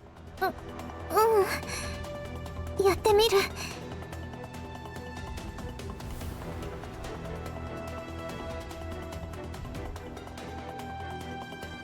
In the shadow of a food stall, Akari aims an M24 sniper rifle and peers through the scope. M24. Wait, M24.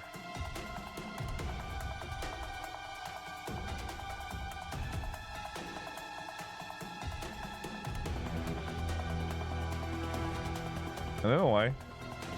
I remember using this gun at one game. I can't remember which game I played. 狙うのって頭でいいんだよね。うん、カメラを狙って。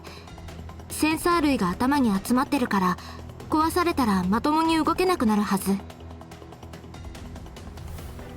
A human would die instantly if their head was shot off, but it's not that simple when you're dealing with a robot. Even so, if you can stop someone in their tracks with a single move, it still goes to show that brains are the biggest factor. I think it should be head because the unit's central processing unit. I don't think it's on its head. It's more like so I'm guessing it's meant to say head.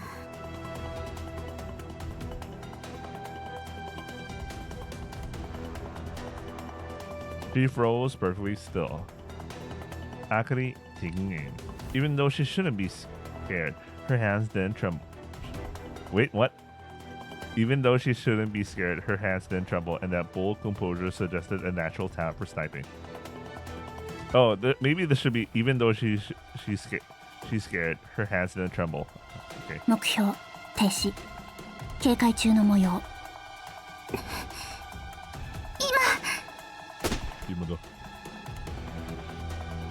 The trigger is pulled, and the 7.62mm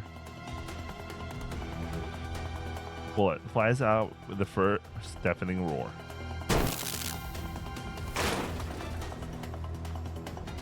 One of the robot soldiers had its head shattered, losing balance, collapsing. It probably wasn't completely shut down yet, but it wouldn't be moving anymore. 命中もう一体いけるどれでもいいいける Anyway, we eliminated the biggest threat to the rocket launcher. Is the model messing up right now? What the hell? We eliminate the biggest threat, the rocket launcher. Since grenades can't reach us at this distance, I don't have to worry about getting blown away with everyone else, so I'm a little more relaxed.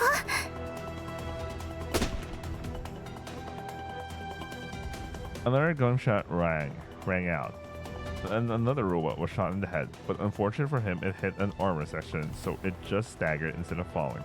なんかずるくない If you were human, you'd be combat unaffected even with a helmet on, so I understand how you feel. 気づかれたようです移動しましょう Oh, okay, I see. It's the same gun, but like the angles make it look so different. こっち見てますあかり行くよ頭下げて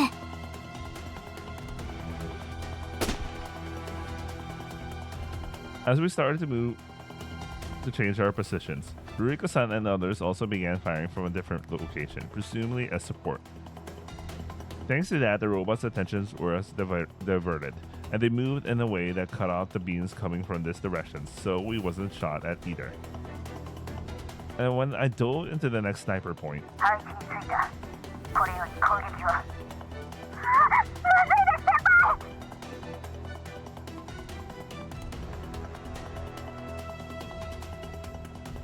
I turned my gaze toward Yaiga's voice, wondering what was going on. 子供が Maybe she was hiding somewhere and got startled by the gunfire. A girl probably around 5 or 6 years old suddenly darted out in front of the armed robots.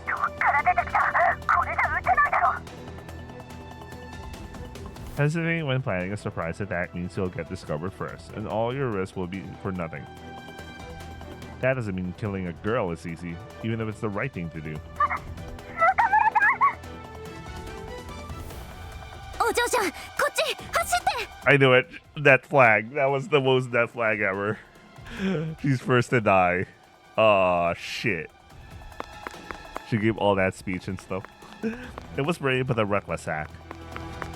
Nakamura-san jumped out from behind something and grabbed the child's hand, trying to run into the nearest building. 中村さん The guns are aimed at Nakamura-san. I instinctively jumped out to provide cover fire, but it only serves to slightly confuse them. It's not enough.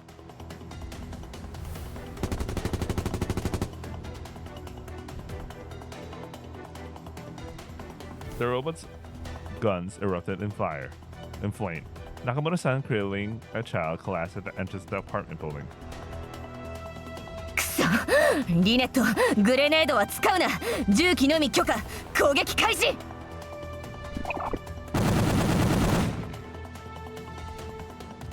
As a result, Nakamura-san and the child were shielded, so Renette began firing her heavy machine gun to secure their safety.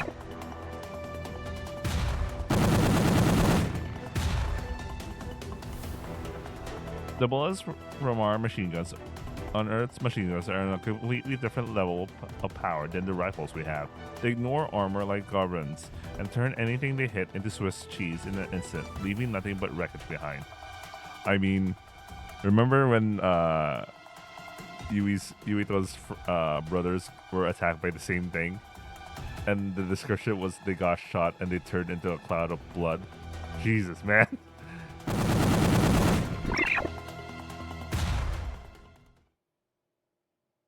The other unit led by the squad leader unleashed a crossfire, and the robot soldiers fell one after another. Before we knew it, the outcome was decided. 嘘、中村。 Yeah, I knew it.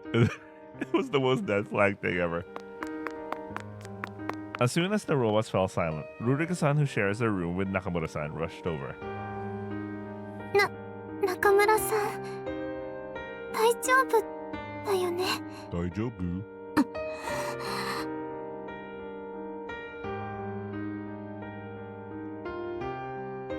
I couldn't answer as I watched Yanka and the others rush over. どう考えても無謀だったよ。でも、もしかした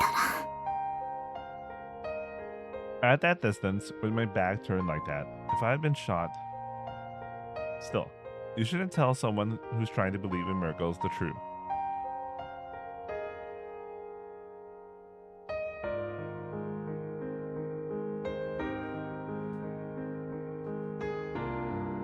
On that day, the Akasha student battalion suffered 3 casualties. Nakamura-san died instantly and couldn't be saved, but the child she shielded was only grazed and rescued. Man, well, we already know there's a dead flag. She started giving a speech. The name of Akasha Academy was also listed among the facilities designated as evacuation shelters for citizens. As a result, after protecting the people who couldn't escape and retreating ourselves, we were given the mission of assisting with managing the refugees. 市民の皆さんは体育館と校舎の各教室に滞在されています。ですので、それらの施設は基本的に使えないものと思ってくださいね。I was thinking about how there are always dangerous things hidden under the tatami mats in tea club rooms. I wonder if it's okay.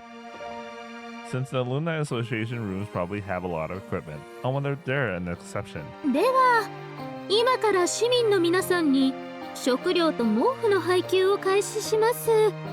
学生の皆さんは各自担当の場所に物資を運んでくださいね。なお、市民の前でだらけた姿を見せたら殺します。常に駆け足で休憩や飲食も寮の外では禁止ですよ。働き方改革。死後も殺しますよ。クレーマーの相手をしている暇がありませんから、最初から隙を見せないように。以上です。I like the glasses thing. Glasses, but... And so, we each got down to work. 毛布はこっちで運んでおく。片桐妹は一緒に来い。了解っす。俺、力仕事。どの配置も似たようなもんだ。行くぞ。はーい。これも任務なんだが。了解しました。 Driven by Rin Senpai's smile and pressure, Yaika ran towards the warehouse. では、我々で食事の配給を担当しましょう。はい。厨房で受け取ればいいんですよね。そのようです。We joined the end of the line that other squad members had started forming.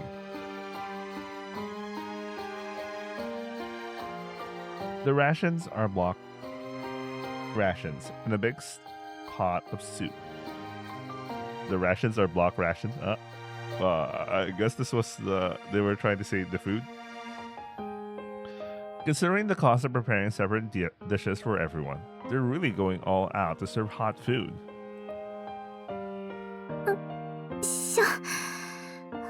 よいしょ。あかり大丈夫？変わろうか？この暗い。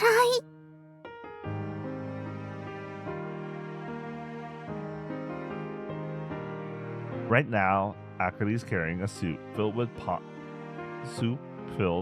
with both hands, while Mika Senpai and I are lugging cardboard boxes filled with disposable plates and utensils. It was obvious that she was carrying the heaviest spot and wanted to switch, but for some reason, Akari stubbornly refused. 落とさないように細心の注意をお願いします。私ってそんなに信用できないですか？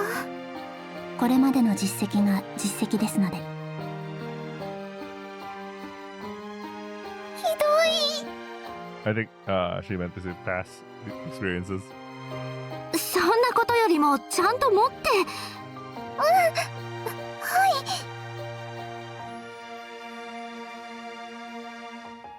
You're obviously not getting the same lecture over and over, but Akari's just that kind of person, so it can't be helped. It'd be more than just embarrassing if I flip over food in front of the refugees who are already frustrated today. やっぱり変わっちゃダメ？やだ。ちょっと役に立ちたいから。Akari, you were able to shoot out the eye of one of the robots, so the main sensor of the robot. So I kind of get what that means. 着きました。もうしばらく油断しないように。はい。 It seemed we arrived at the classroom while we were talking, so I decided to leave it all up to Akari without saying anything more. 配膳も我々で行いますが、必ず全員平等に行き渡るように注意してください。わかりました。同時に困っていることがないか。Compared to a bunch of retreating stragglers, they were treated like royalty, even though we were all refugees.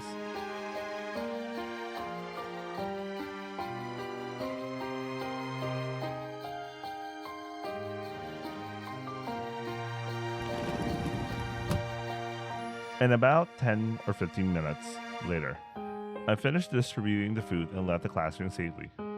Safely? 喜んでもらえてよかったです。はい。丁寧な方々で助かりました。It's a daily occurrence for public servants in this country to face criticism from demanding old ladies, calling them tax thieves, and members of the privileged class. Considering how I'm constantly threatened to endure even the unreasonable, I can't help but feel relieved that I was able to finish my work so smoothly. 具合の悪そうな人もいなくて、特に問題はなさそうでしたね。If there's no one in trouble, that's the best outcome. When my tension eases, I remember the face of the kid to thank me, and my cheeks twitched into a smile. But 楽しそうですわね。bro, her roommate got man. ルリコさん？ It looked like Rurika-san was coming from helping the food distribution too, since I ran into her as she was leaving the classroom next door. ごきげんようです。Genyu. ええ。ごきげんよう。Unlike the usual, she didn't burst out laughing and egg on Akari on. Instead, she was obviously lacking in spirit, looking depressed. 中村学生のことは残念でした。The reason was obvious, so even though I hesitated, Senpai called out to her. ルリコさん、元気？そう言われましても。It's so hard, man. Rurika-san and Nakamura-san were partners like Akari and I, sharing a room. They were closer than anyone else, always spending time together. If someone like that suddenly disappeared, it'll be impossible to just cheer up and move on, even if you're told to. 次のお仕事行きましょう。後悔していたって死んだ人は帰ってこないですし、何かしていた方が気が紛れますよ。It was advice born from experience, meant to be considered of Ruriko-san, who looked like she was having a hard time, but そうですわね。ですけど her expressive eyes stared intently at me. そんなにすぐに割り切ってしまうなんて、あの子がかわいそうですわ。私一人くらいいつまでも引きずって悲しんでいてもいいじゃありませんの。それははい。I thought it was a line only someone kind could say, and at the same time, 仲間が友達が死んでしまったのに、どうして皆さん平気でいられるのかしら。 it seemed like you're known as a cold person. It made me feel suffocated. 別にみんな平気なわけじゃ。少なくともゆいさんは平気そうですわ。から元気かそうでないかくらいわかりますわよ。I mean, Yui-san, do you know how many bros he watched died in front of him and had to keep moving and keep going just to survive? So this guy is so used to this shit, man.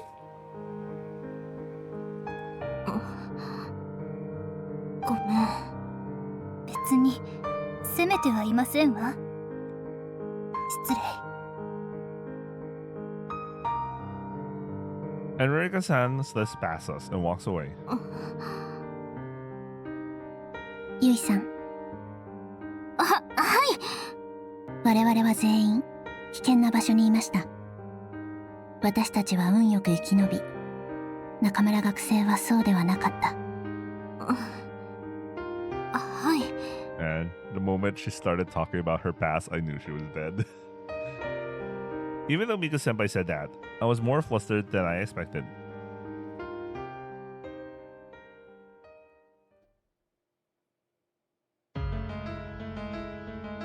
Even after sunset and into the night, sporadic gunfire could be heard from a distance. The robots didn't swarm us, but we never got word they'd been suppressed. And the night hence passed with a tense, edgy feeling hanging in the air. By the way, I guess they don't have anti-aircraft or some sort of radar, because how could those fucking planes but paratrooping goblins come in, you know? どう？少しは眠れた？ Unless they went through the sea and circled around, you know, so they would avoid the mail areas, which are serving as shields, by the way. 全然。ゆいちゃんは？ちょっとだけうとうとしてた程度。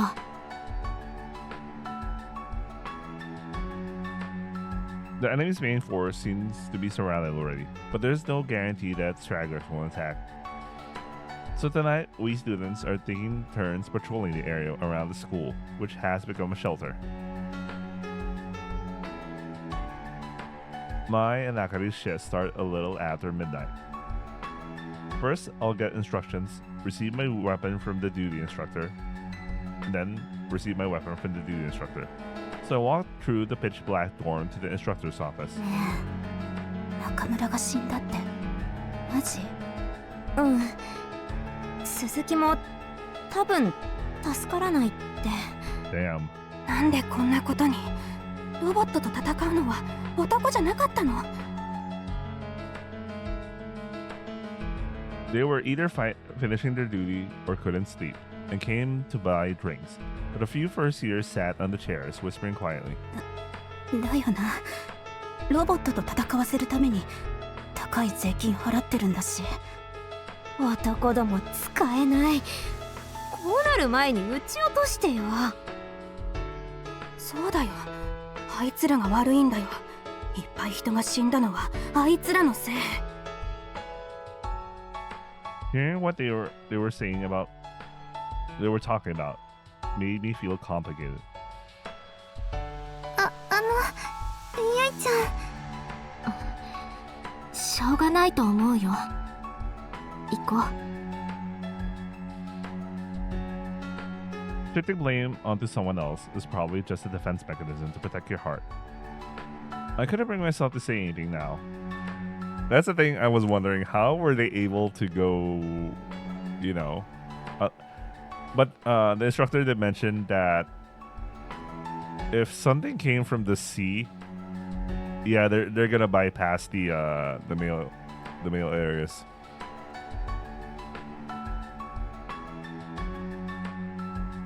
After receiving the gun, I did as instructed and first went out to the grounds.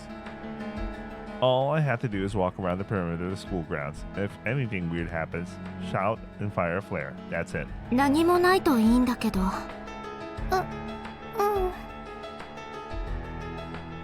Walking side by side, I'm definitely noticing those glasses we're getting. 高いところを飛んでいかれたら手が出せないと思う。Oh, okay. It could be as simple as that. Like, very high altitude. I mean, okay, fine. Robots can do that. But you know. さっき男どもは何してたんだってみんなが言ってたやつ。あ、その話。そうなんだ。低いところ飛んでるドローンすらめったに落とせないのに、航空機なんて対空ミサイルじゃないと届かないし。ないの？ミサイル。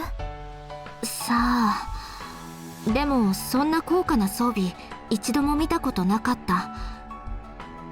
というか、さっき言われるまで飛行機を撃ち落とせないのが問題だなんて思いもしなかった。どういうこと？飛行機をやっつけるって発想がなかった。一方的にやられるのに慣れちゃってたからかな。ゆいちゃん？ What I really wants to know isn't why the male national defense force was useless. But maybe we're more alike than I thought. 何回も負けてばっかりだったから考えても仕方ないって、そんな風にしか思えない。飛行機が好き放題に飛んでるのも中村さんのことも。 Because otherwise, I don't think my heart can take it.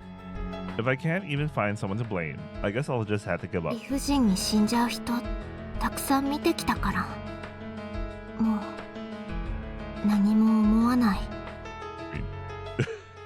Considering all the shit I've seen, the opening scene alone, their commander just was just ordering them to shoot and then his head explodes. That is so unlucky. きっと僕は冷たい人間なんだろうね。そんなことないよ。 Akane tries to comfort me like that, but でも本当のことだから。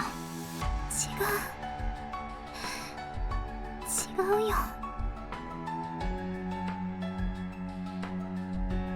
I know I'm a freak after all.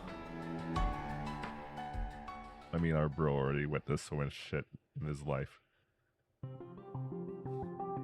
The next day. According to the instructors, the battle against the robots mostly concluded at night and are now under control.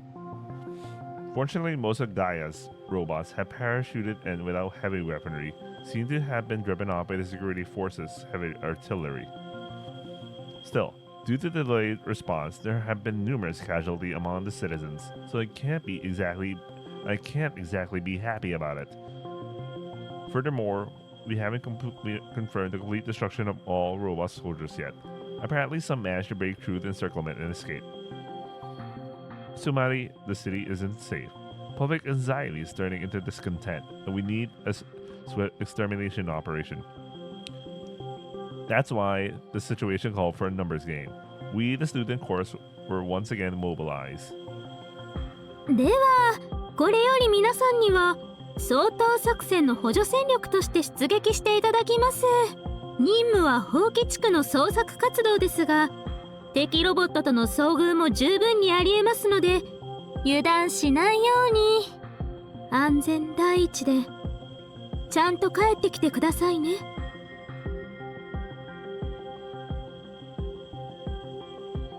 So, anyway, this time it was just a detour, but I ended up heading towards the market again. 結構荒らされちゃってるね。夜間にはこの付近でも戦闘があったようです。大丈夫でしょうか。この辺りはもう安全確保されているはずだが、どうかな。油断はしないように進みましょう。Each squad moved out toward the abandoned zone, where ruins gathered. It seems the organized resistance for the robots had already ended, but we might still run into stragglers, like the one I first met Akari with, or individuals who managed to survive our initial attacks. For all we know, there might even be a pattern where robots that are supposed to be destroyed are just plain dead. So you really can't let your guard down. Oh yeah, robots will do that, and they have no problem doing that compared to a person. なんでこんなことになっちゃったんだろう。八重香ちゃん、そういうのは。Was she trying to sound like a man bashing woman like last night? Akari hesitantly tried to interrupt the conversation. There's really nothing to worry about, though. I mean it. 情報収集の不足、防空体制の不備、避難警報システムの不発、即応戦力の油断。挙げれば他にもありますが、複合的な要因が招いた人災と言えるのではないでしょうか。上層部の批判はやめとけ。体制の不備まで言い出したらマザーにもケチつけてるようなもんだぞ。マザーは言論の自由を保障しています。公共の福祉に反しない限りはですが。But you're a public servant. AI 党の原理主義者に聞かれると面倒くさい。つか、あたしら兵隊が考えることじゃないだろ。これだから猛禽は。後ろから撃たれる覚悟はできてんだろうな、おい。I think that was mistranslated. It should be the other way around. Because we're talking about Rin. それはお互い様ですけどね。同士討ちは避けていただきたいのですが。I love Miku senpai's eyes. 大丈夫ですよ、先輩。喧嘩するほど仲がいいっていうやつです。Ooh, she learned that for someone, I guess. 別に仲良くない。まったくだ。とにかく国防体制がどうのこうのより、まずは無事に生きて帰ることを考えとけ。それは確かに。Listening to Yaika and others talk while tilting my head slightly. ゆいさん、何か不明な点でもありますか？あ、いえ、なんとなく違和感があって。違和感？なんていうか、一部の屋台だけ徹底的に壊されてない？確かに。Huh? Okay, that's very suspicious. Interesting. Suspicious. Glancing around the passing market scene, I'm starting to have a pretty clear question about it all. 言われてみれば、いくつかの店は襲撃を受けているな。戦闘に巻き込まれただけのとは壊れ方が違う。あそこのお肉屋さん、跡形もなくなってる。天然肉の美味しいソーセージ売ってたんだけどな。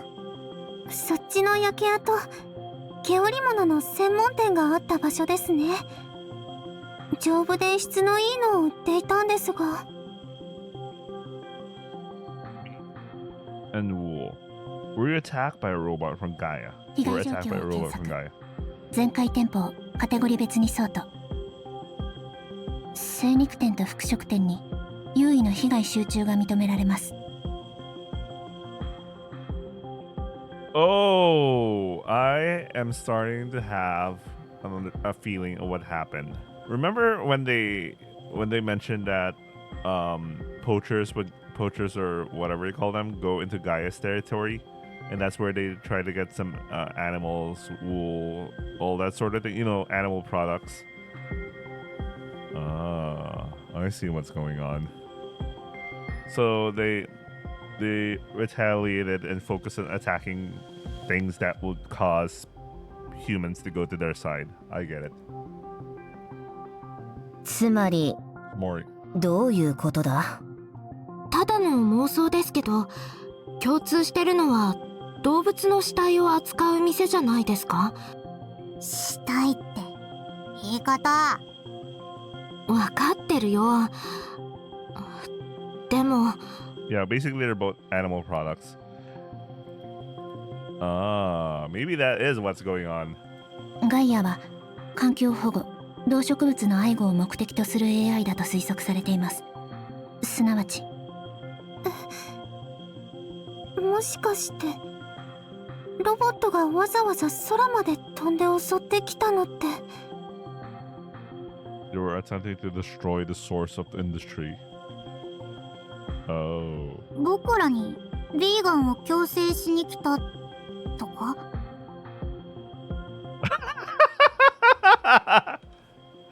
Well, that is a very interesting line.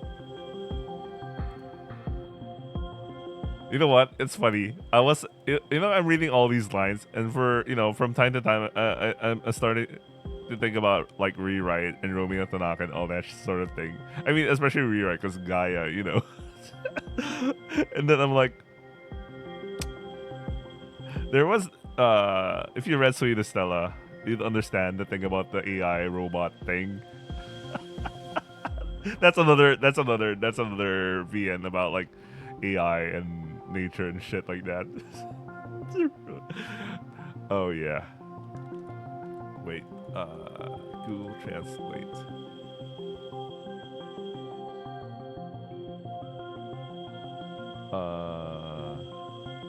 Wait, give me a second. I got distracted. I just want to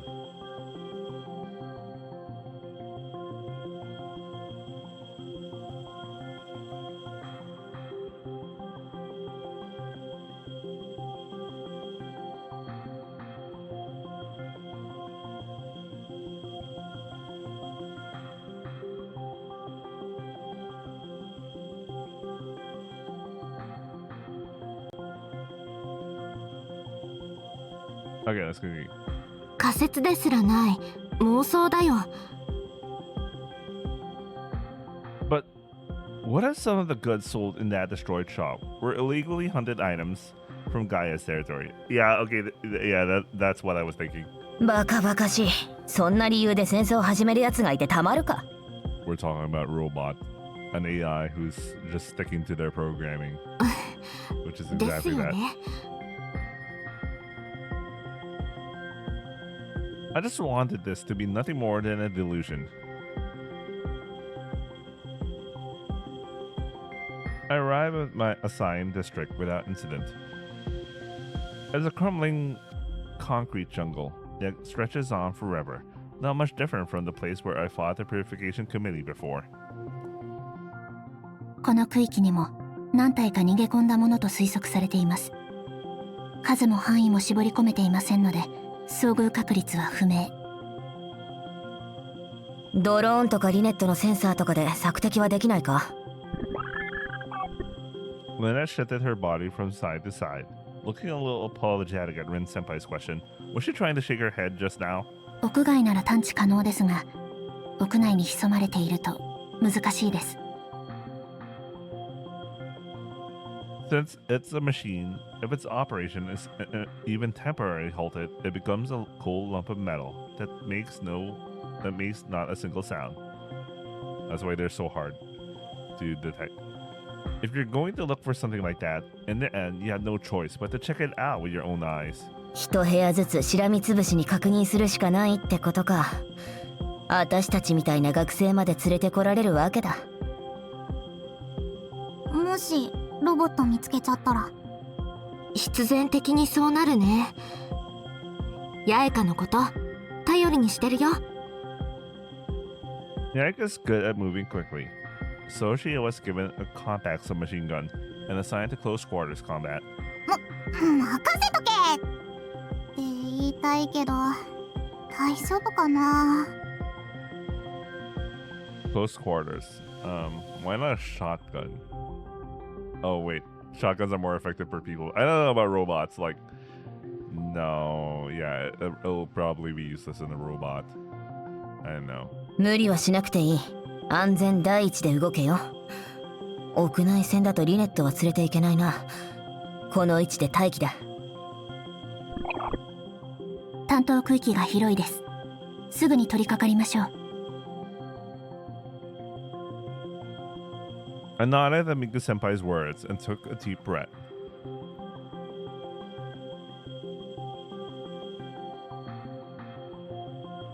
It's really like this everywhere around here.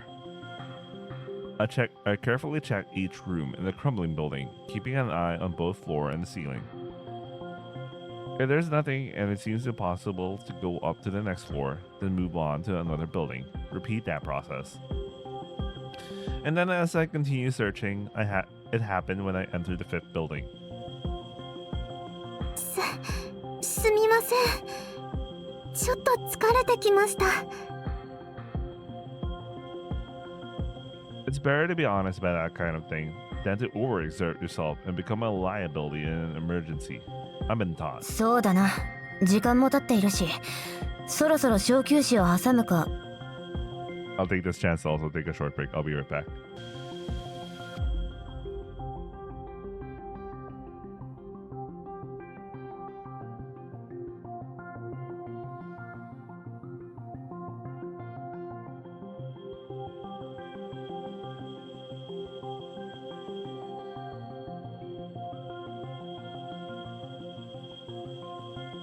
Okay, let's go.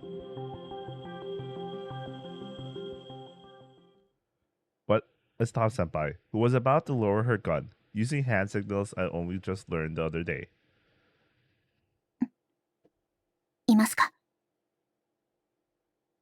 I can't see her, but a faint sense of unease is swelling into an intense killing intent.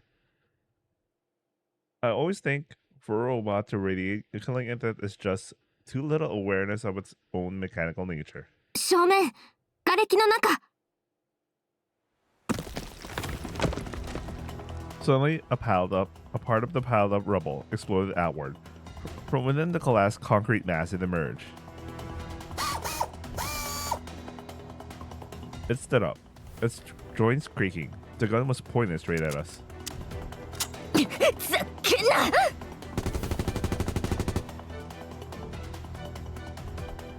Wait, did she? Was the translation correct? Was the translation correct? I mean, I think the translation is correct because that's in. Because Rin would be like, would totally say that. Anyway, it was Rin Senpai who reacted first, probably because her gun was already pointed that way. A moment later, I pulled the trigger too. 退避！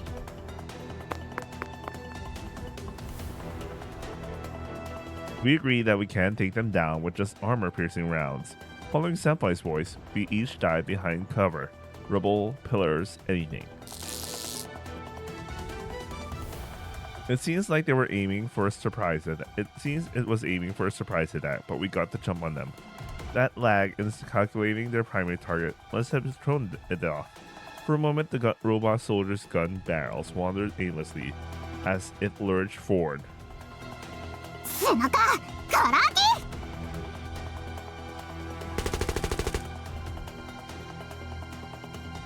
But relying on armor in this situation is a mistake. Yaika quickly circles around from behind the pillar, unleashes a close-range barrage of fire at the robot's back. 壊れろ。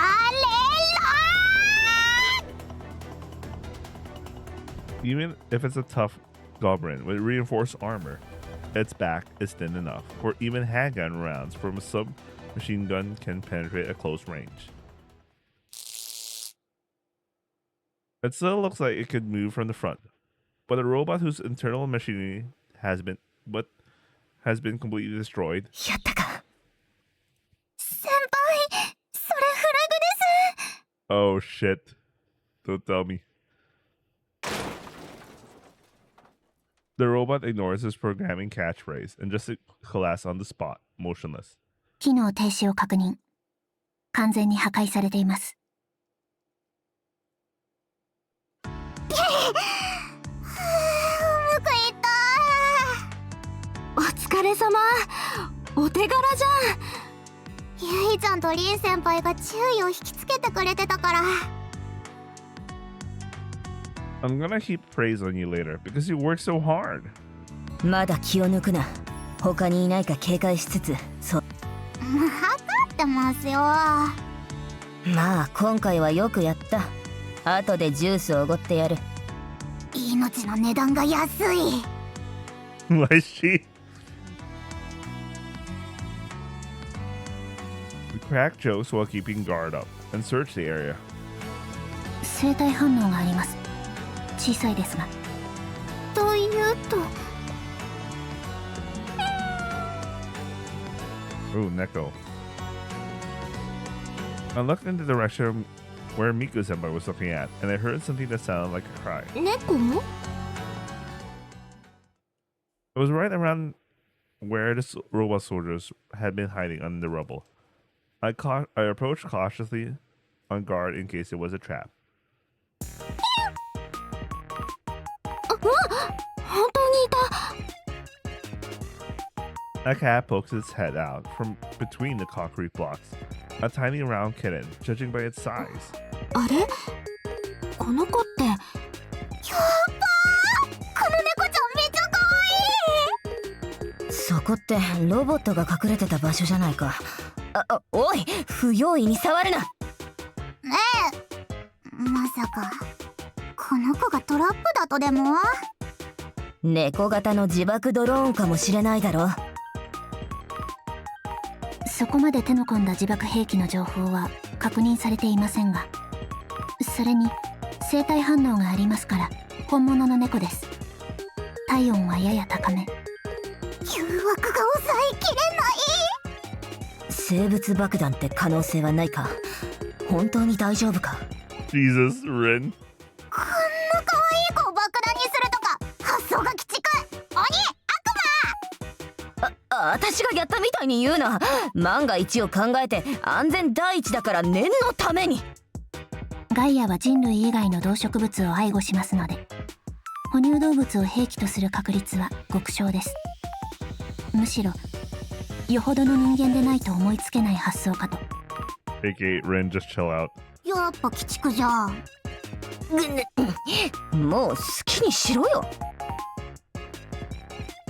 Turning away in a huff, Rin Senpai seems to be heading off for perimeter checks or something. お許しが出たところでなでなでしちゃいますよ。もうやえか。怯えてるから無理に撫でたりしないの。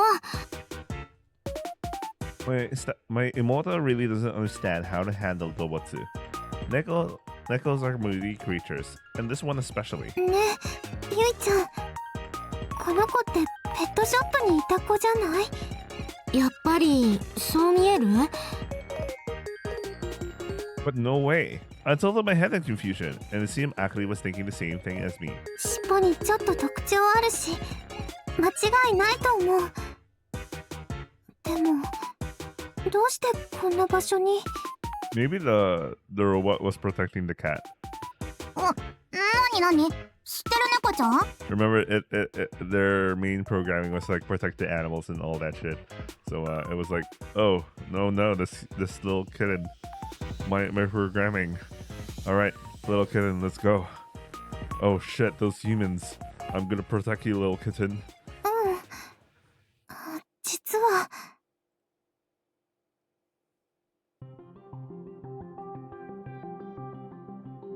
I was talking about the pet shop near the market I visited yesterday. Well, to be precise, it used to be there, but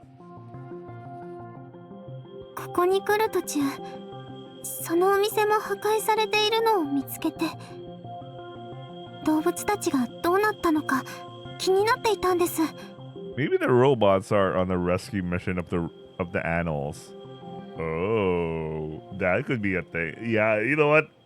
That perfectly hits on their programming. 逃げ出してこっちまで来ちゃったとか？それにしては遠すぎる。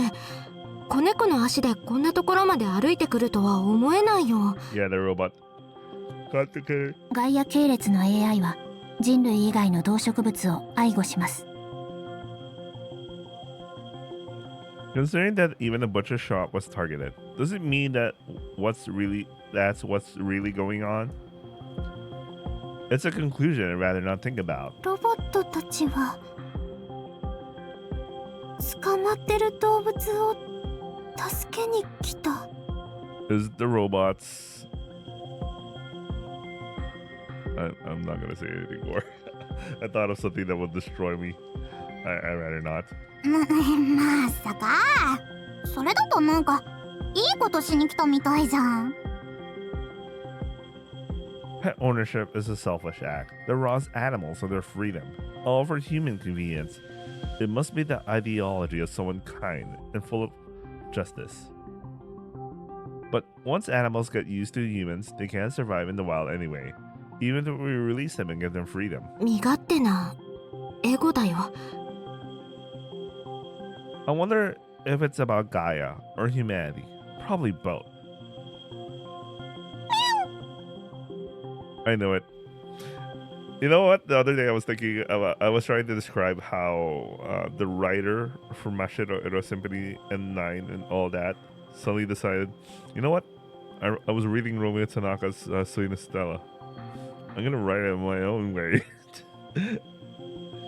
And we ended up with this. どこ行くの？ Suddenly a kitten reacted to something and started running off. Akari, who had been about to pick it up, hurriedly chased after it. なんだあの猫。ロボットの残骸は食えないだろうに。めちゃ匂い嗅いでますね。 The kitten had run off, was heading towards the remains of a robot soldier that had been destroyed. The way he sniffed around and rubbed it against me, it's like... 懐いていたのでしょうか。やめてくださいよ。Yeah, it was attached to the robot. Watching the kitten's antics with mixed feelings. I wanted to think it was just playing because it was bothered by the blinking LED light, but... 点滅？ Wait, what? 尖ってる It's still alive. こっちへおいで。 It could still be alive.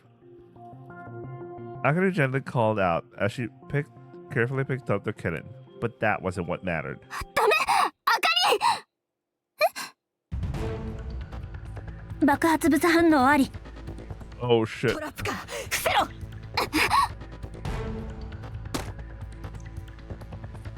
Ignoring instructions, I rushed toward Akari on impulse.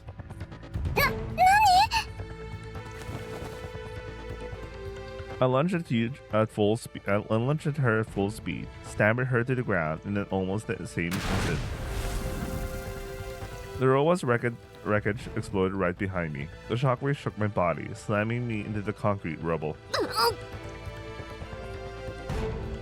I desperately hugged the kitten and Akari. I think I managed to shield them with my body, but...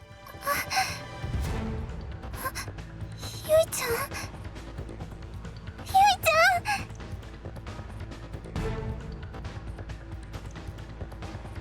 I was on guard against booby traps. I've also been careful about robots pretending to be dead. It's just plain stupid that I didn't expect the wreckage to self-destruct while serving both purposes. ゆいちゃん。しっかりして。 I hit my head hard. It really hurts. I'm seeing stars. Is this it? ゆいちゃん。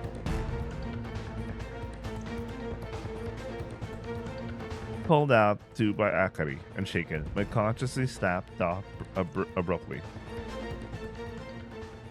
Man. まったく人騒がせな。なんかうちの姉がすみません。くそ、優等生のふりして無茶ばっかりしやがって。うちの分隊よくもまあ揃って面倒な1年ばかり押し付けられたもんだ。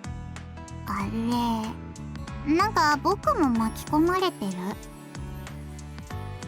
報告や業務の割り当てなどはこちらでやっておきます。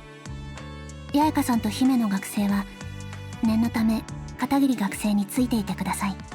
というかしばらくは安静だ。絶対にベッドから出すなよ。余計なことしないように縛り付けてろ。うっ。 So when Senpai and everyone left, it was just me, Akari, and Yaika in the room. ゆいちゃん、本当に大丈夫？ Daijoubu. It's a good thing it's just a head injury. なんともないから。私のことよりあかりが無事でよかった。よくないよ。もうちょっと自分のことも大切にしてよ。ほんとだよね。余計な心配させて。でもあんだけ派手に吹っ飛ばされて頭からダラダラ血とか流しといて軽傷って、お姉ちゃんの体どうなってんの？ Bro, my AI still thinks, my LLM thinks it's Ani-chan. Jesus, it needs to have context about the situation, but no. 頑丈なのが取り柄なんで。まあ大したことなくてよかったけどさ。リン先輩も言ってたけど、人騒がせにも程がある。 Maybe it's inevitable that I get lectured by Yaika, like she's disappointed in me. I lost consciousness and was taken to a hospital after that explosion, but I woke up while being transported. I had a small cut on my head that was bleeding, but it wasn't serious at all, and after I came to, I could walk just fine. Even so, because I hit my head, they put me in bed just to be safe. っていうか医務室が満杯で逆に助かったよ。そっか。精密検査とかになっちゃったら全部脱がされちゃうよね。 Oh, yeah. I guess, yeah. That's a good thing it's these two. Yaika glanced at Akari with just her eyes. Cut to think of it, I still haven't explained the whole thing in detail yet. Receiving a probing gaze, Akari reacted with confusion. I should probably be more diligent about sharing information, I thought to myself. 結局あかりちゃんもゆいちゃんの秘密は知ってるってことでいいんだよね。はい。いろいろあって。バレちゃったし全部話したよ。誰にも言わない。うん、それはいいんだけど。なんで二人ともそんなに顔赤くしてるわけ？ A lot more things happen afterwards. そ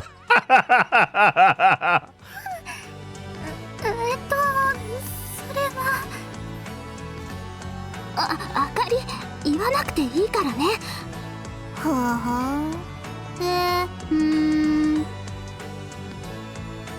Yaika gives me a glowing look, as she should try to figure out how I interpreted そ how の how 話 to はい interpret いで things. しょ今は。まあいっか。根掘り葉掘り聞くのは今度にしてあげよう。それより今はお説教だし。お手柔らかに。The warm humidity of her gaze shifted into something filled with irritation. 何度も言ってるけどさ、ゆいちゃんに無茶されると僕も危ないんだけど。あとうちのお母さんも。はい。もし重症で入院とかなったらごまかしようがないんだよ。男だってバレたらかくまってた僕らも犯罪者なんだからね。 I like how Yaika is the one who explains it. Because I don't think he even explained that to Akari. はい。軽率な行動をとってすみませんでした。反省してるなら後で僕にアイスおごること。横暴だと思うけどわかった。八重香ちゃんがお姉ちゃんみたいになってる。Akari looked really surprised by our sibling interaction. I felt embarrassed that she saw a pathetic side of me. 僕だってやんちゃな妹でいたいんだけどね。たまにうちのお兄ちゃん頼りないから。あかりちゃんもこいつダメだって思ったら遠慮なく説教して。はい。あ、そっか。お兄ちゃん。At least this one's correct because of the context. It's aware of the context. ああ、 I mean, because of the 今 context. 日のところはあんまり怒らないであげてください。 I'd rather say it wasn't aware of the context. まやかし It ちゃ just, ダメだ just よ。 happened. 反省してるふりして平気で同じこと繰り返すんだから。 My Imoto doesn't trust me at all. でも今回の怪我は私を助けてくれた結果なので、リリちゃんが責められていると申し訳なくて。それはまあそうかもだけど。 With a sigh and shrug of her shoulders, Yaika tilted her head slightly, lost in thought. じゃあ代わりにあかりちゃんに責任取ってもらおうかな。私ですか？ちょっと八重か、あかりに何させる気？ But I protest I can't possibly get her involved after all this. ゆいちゃんの看病任せたよ。任されました。 With a sly grin, Akari was presented with a troublesome task. And after looking blankly for a moment, she nodded repeatedly. じゃこっちは大した怪我じゃないしお任せしておいて、僕は遊ぼう。先輩のお手伝いしてきます。 She was. I like how she said. Okay, so the translation left out the part where she was planning to screw around and laze around, and then I'll go help with someone with their errands. しばらくは戻らないからね。なんなら先輩たちも足止めしとく。じゃごゆっくり。 Oh, am I gonna cut something after this? But our bro's injured. She made an incredibly suggestive comment and left the room before I could stop her. And then it was just me and Akari left. お水飲む？あ、今は大丈夫。大丈夫？なら熱とかは？ないよ。風邪ひいたわけじゃないから。そうだよね。ごめん。 Her gaze wandered around restlessly, as if searching for something she could do. I guess she's trying her best to take care of me properly, having just been entrusted with a task. そうだ。体拭いてあげるね。包帯巻いたままだと今日はお風呂入れないだろうし。脱いで。待って大丈夫、いいから別に。 I frankly pushed away the hand that reached for my clothes, politely declining the strangely enthusiastic nursing care. 残念。 You know what's her plan? っていうかあかり、脱がしたいだけだよね。そんなに男の体に興味津々？違うとは言い切れないけど。 It was half a joke, but I couldn't bring myself to say it, so I gave her a wry smile. だって前に見た時は暗かったし。でもそれだけじゃないよ。本当に。あかり？ The tension that had been building up suddenly plummeted, and Akari looked utterly dejected as she hung her head. 私役立たずでごめんね。 Bro, if you think about it, this is like strike 2 since when he admitted he's a guy. Like the first time was in the market, the second time was the explosion, 大した怪我じゃないから看病なんてなくても平気なくらいだよ。放っておかれても全然大丈夫。そうじゃなくて、 I could feel her holding back tears for a moment. 私何もできなかった。余計なことしてゆいちゃんを危ない目に遭わせただけ。 She murmured that and looked up at me with a frightened expression. なんだ、そんなこと気にしてたの？そんなのたまたま今日はあかりが活躍する場面がなかっただけだよ。でも Actually, Akari, who was assigned as a sniper and equipped with a rifle, probably didn't have much to do in indoor battles. Cut to think of it. Expecting too much in the first place is wrong when you mobilize students who are still in training. でもゆいちゃんはずっと冷静ですごかった。別にすごくはないよ。私にだって何もできないで見ているだけだった日とかいっぱいあったし。And there's something different between me and Akari and the others. It's probably just that I have a different number of experiences where I couldn't do anything and regrets. それでも私慌てたり怯えたりしてただけで。きっとそれが普通なんだよ。It's not about comforting you. That's just what I think. Because when I was sent to the battlefield the first time, it should have been like that too. むしろ私が普通じゃないってだけ。 That's why being respected just hurts. 踏んできた場数が違うから。ゆいちゃん My forced cheerfulness started to fade, and Akira gave me a curious, probing look. 変に慣れちゃったんだと思う。人が死ぬのを見るのも自分が死にそうになるのも。 That's why I stopped caring about anything. Not even when I thought I was going to die, or when Nakamura-san died. Oh, it's good that they're discussing that. They're going back to this. I like it. Because, I mean, as the audience, we understand, but like, you know, everyone else is just like, you know, it's not normal, but, you know, he wants to make it come across. He wants to communicate his feelings about the whole thing, you know. 冷静でいられないのが普通なんだよ。僕はもうおかしくなっちゃった。 I let out what had been occupying my heart in a self-depreciating way.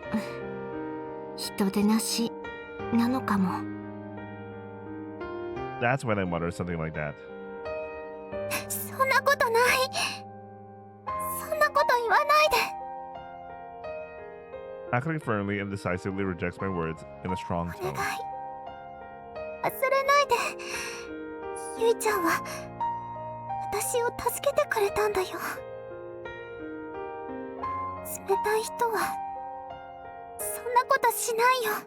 うん。でもゆいちゃんは確かに私たちとは違うのかもしれない。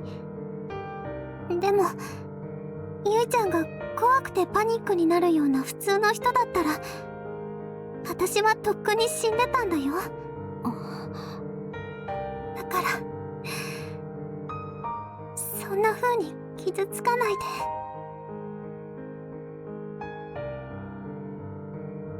Akari's small smile gently healed my heart. それとも私死んじゃってた方が良かった？フェミニストのボスの子供だもんね。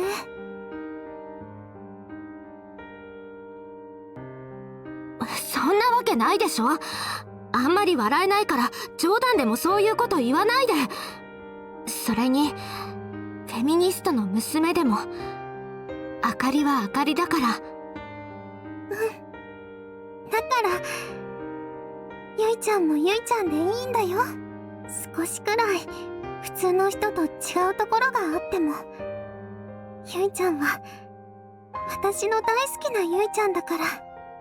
I wish the translation was a bit better because you're the Yui Chen that I love or some shit like that. Not my favorite Yui Chen. That literally just degrades the whole. I felt like something had been weighing on my chest suddenly loosened up. I never imagined that just having someone say they like me could make me feel this safe. それに今日のゆいちゃんすっごくかっこよかったんだから、昨日までよりもっともっと好きになっちゃった。 It's probably just the rope bridge effect. Or something like that, but still. What's the rope bridge effect when you save someone or some shit like that? Or, you know?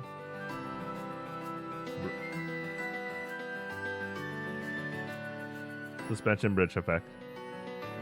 The phenomenon where a person mistakes psychological arousal cause physiological arousal caused by a scary or anxiety-inducing situation.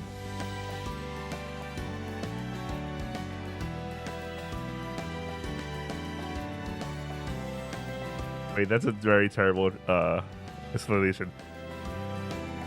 The suspension bridge effect is what happens when you assume that the heart pounding is for romantic reasons, not for fear of that reasons. That could cause you to view that person as even more attractive because the feelings associated with fear are very close to those associated with romantic arousal. Okay, well, sure. そうかっこよかった Bro, taking advantage of that. 本当にもう何回も助けられちゃってるし、ゆいちゃんは私の英雄だよ。 You. I doubt there's a guy in this world who wouldn't be happy to hear he was that cool. It was that kind of instinctive feeling of satisfaction. My heart warmed up. I realized I managed to help the girl in front of me. そっか。そうだよ。助けてくれてありがとう。ゆいちゃん。 If Akari was by my side, I felt like I could be proud of myself too.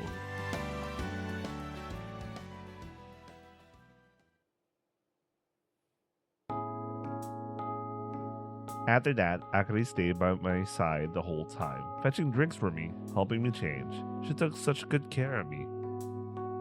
At first, I was a little hesitant, but if that's what Akari wanted, I eventually decided to accept it honestly. はい、ゆいちゃん。ありがとう。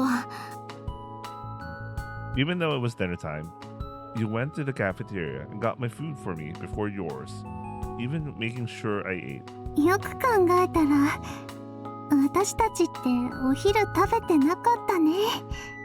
だね。私のせいでそれどころじゃなかったよね。 I apologized for Rui's smile and obediently let her feed me the rice gruel. It was only after something filled my stomach that I realized how hungry I've been. 別にゆいちゃんのせいじゃないよ。私もすっかり忘れてたし。私のことはいいからあかりも食べてきたら。ダメ。ゆいちゃんが食べ終わったら片付けるついでに食べてくるから。わかった。 Guess I had no choice but to finish eating quickly, even though it's still embarrassing. I decided to continue my meal while being spoiled by Akari. ちょっと楽しいかも。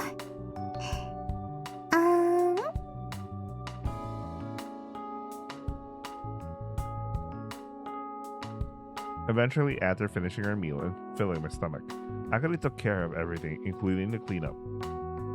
Since guys like me who are injured get excused from classes and roll call, once I brush my teeth, there's nothing else to do today. Well, I'm supposed to be resting so I can get better quickly, so it's natural that I have some free time. But honestly, it's still too early to sleep. ゆいちゃん、おトイレ行かなくていい？大大丈夫。したくなっても別に一人で行けるからね。でも貧血とか起こしたら危ないし。本当に大丈夫だから。もう血も止まってるし。そっか。でもでももっとお世話したいって言ったら邪魔になる？ This is Akari's affection, a way to atone for something, and also words born from her concern for me. I couldn't ask to be left alone because I knew that. Rather honestly, I wanted to be spoiled a little too.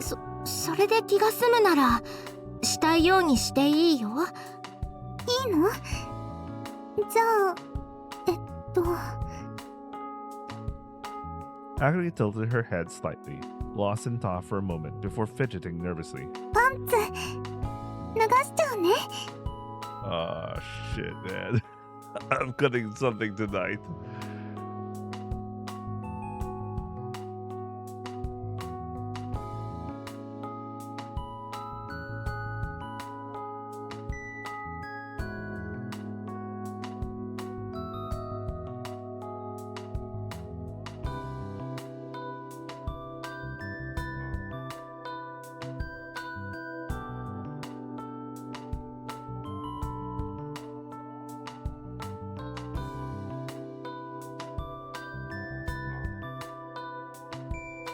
She started saying something I don't understand.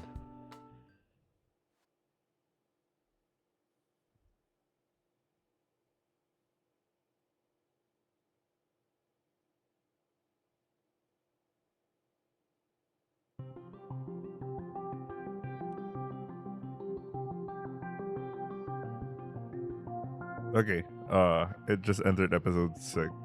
Episode 6? Male World? What? Anyway, the air assault on Tokyo City by the Gaia army, dubbed the Tachikawa incident, was repelled and brought to an end 2 days after it began, thanks to the swift counterattack by the security forces. Since the attack was on a capital far from the Gaia's sphere of influence, it was fortunate that the enemy forces consisted only of lightly equipped airborne troops. Despite being prone to getting bogged down in urban warfare, the mopping up operation using agile, multi-legged tanks proved effective. After the element of surprise was lost, the security force completed their mission without suffering significant casualties. But there wasn't a victory to celebrate, and even after the city's safety was secured, no triumphant songs were sung. The number of civilian casualties from this initial urban attack, 1,016. The number injured was several times that. Even the security force and defense force suffered heavy losses in their victory. Many of the infrastructure facilities were destroyed as well, and in the state is nothing short of a bitter defeat overall. In modern times, with drastically reduced populations, it was a drastic blow to human society that could even lead to economic decline.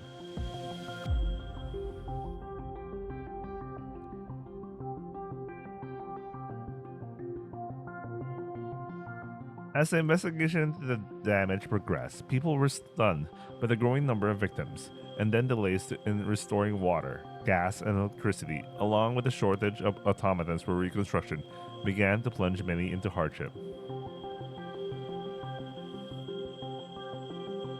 Even though it can't be helped, the frustration simmered and grew until it exploded into a raging inferno. Especially after it became clear that Mother had issued a preemptive warning about Gaia's army attack. The pent-up anger was directed towards the government agencies that failed to take proper action. What incompetence, tax sweep, murderer. The angers of those who had lost family and friends was immense, and the government's approval ratings were showing a clear and rapid decline. And those powerful people who feared losing their power were driven to shift the blame, ultimately leading them to find a new culprit. The culprit is obviously Gaia's robots. Still, many people brought into that excuse-laden argument. They probably needed someone to punch without retaliation for their mental well-being after being consumed by anger and sorrow. 増税増税増税、そして物資の不足に物価の上昇。皆さんも日々実感しておられる通り、庶民の生活は苦しくなる一方です。大きな被害が出たから、復興のためだから、そんな風にお行儀よく納得してしまってはいませんか？ですが、それでは既得権益を貪る者たちの言いなりです。皆さんは私たち庶民から絞り取られた血税の大半がどのように使われているかご存知ですか？それらの多くは男性社会へと流れ込み、国防軍とかいう巨大な無駄遣い組織が食らい尽くしているのです。そうです、あの国防軍です。女性地区とガイアの間に横たわり、私たちを守るはずだった無能な男たちです。彼らは莫大な物資を消費しながら何をしていたのでしょう。少なくとも私たち女性を殺害しようと出発したあのロボットたちを何もせずに素通りさせたことは確かです。先ほど私は無能な男たちと言いましたが、先日の事件で私たち女性が払った犠牲の大きさを考えれば、彼らの失敗を無能の一言で片付けるのは手ぬるいかもしれません。皆さんの大切な家族が、友人が命を奪われたのは果たして誰の責任でしょうか？日々の生活が苦しいのはもはや考えるまでもなく野蛮な男たちの責任なのです。私たちはこの国はこのままでいいのでしょうか？皆さんのような優れた女性たちが愚かさを煮詰めた男たちに生殺与奪を委ねていていいのでしょうか？今こそ私たち女性は声を上げなければいけません。野蛮な男に尻尾を振り続ける保守派政府の名誉男性どもに稲を突きつけねばなりません。フェミニズム万歳！清き女性の権利を守るため、汚れた男たちに裁きの鉄槌を。次の補選では自由フェミニスト党 LFP に1票を。Bruh. You know what? You can have the front lines if you guys want it.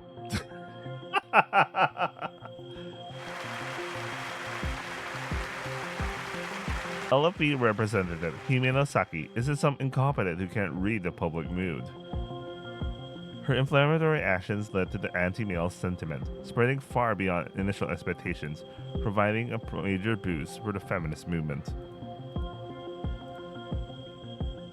If things continue like this, hostility towards men under the guise of feminism will only escalate, potentially even leading to collapse of the nation's framework.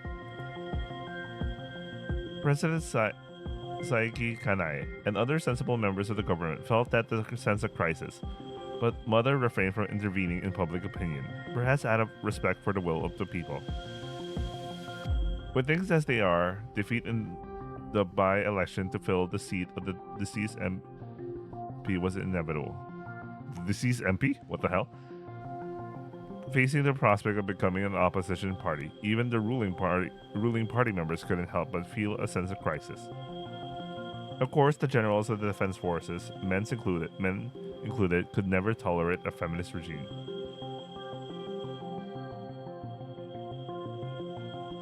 And so their interests aligned, leading to the government drafting a single operation that ultimately received approval from Mother. They needed to prove the military's capabilities at all costs, for those who wanted to maintain their power, that is.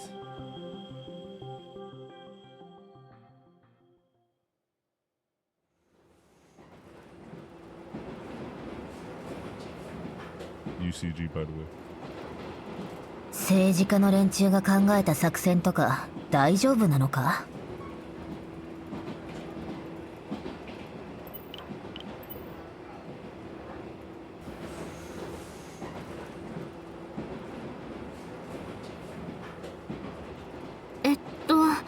ニュースで見ましたけど、一応国防軍も協力してるんですよね。多分具体的なところはそっちで決めたと思いますし。They're going to have a joint attack? Interesting. 承認前にマザーからも修正が入っているはずです。そこまで無理のある計画ではなくなっているかと。それでもなんかこう直感的にこれ危ないだろって思うんだがな。気持ちはちょっとわからなくもないですけど。っていうか、そういう文句って言っていいもんです？聞かれたら怒られません？教官のいるところじゃ言わねえよ。なんか絶好。んだよ、下っ端が作戦に意見とかできるわけねえだろ。命令への服従は罰則付きで規定されていますが、意見具申であれば作戦に関する発言も認められるはずです。そうは言っても上の人に直接はなかなか言えませんよ。 We're currently on a military charter train heading out of New Tokyo City, bound for the frontier districts. The government decided to have the National Defense Force launch a large-scale Gaia invasion operation in the controlled zones, and the security force are cooperating, which is why we students are also rounded up. それにしても緊急事態でもないのにまた学生まで動員するとか、保安隊ってどれだけ人手不足なんですか？ Bruh, isn't it worse in the male-dominated society, in the National Defense Force, or whatever you call it, the male's world, or whatever the fuck? Like, they literally send the kid on the front lines. Anyway. きつくて危険で給料も安いし、全く人気ないからな。労働条件だと上官委員の方が全然いいらしくて、我々だけでなく男性側の国防軍も大規模作戦を行うには戦力不足の懸念があるとのことです。失敗が許されない作戦である以上やむを得ません。なんか僕もめっちゃ不安になってきた。最初っから半分素人まで投入だもんね。Concentrating forces sounds good in theory, but really it just means we don't have enough reserves or leeway. でも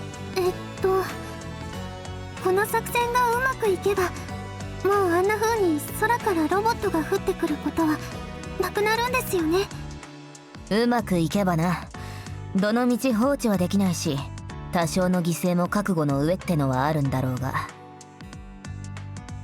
Mika-senpai glances over and rotates the hologram monitor so we can see it better. 作戦概要図を再表示します。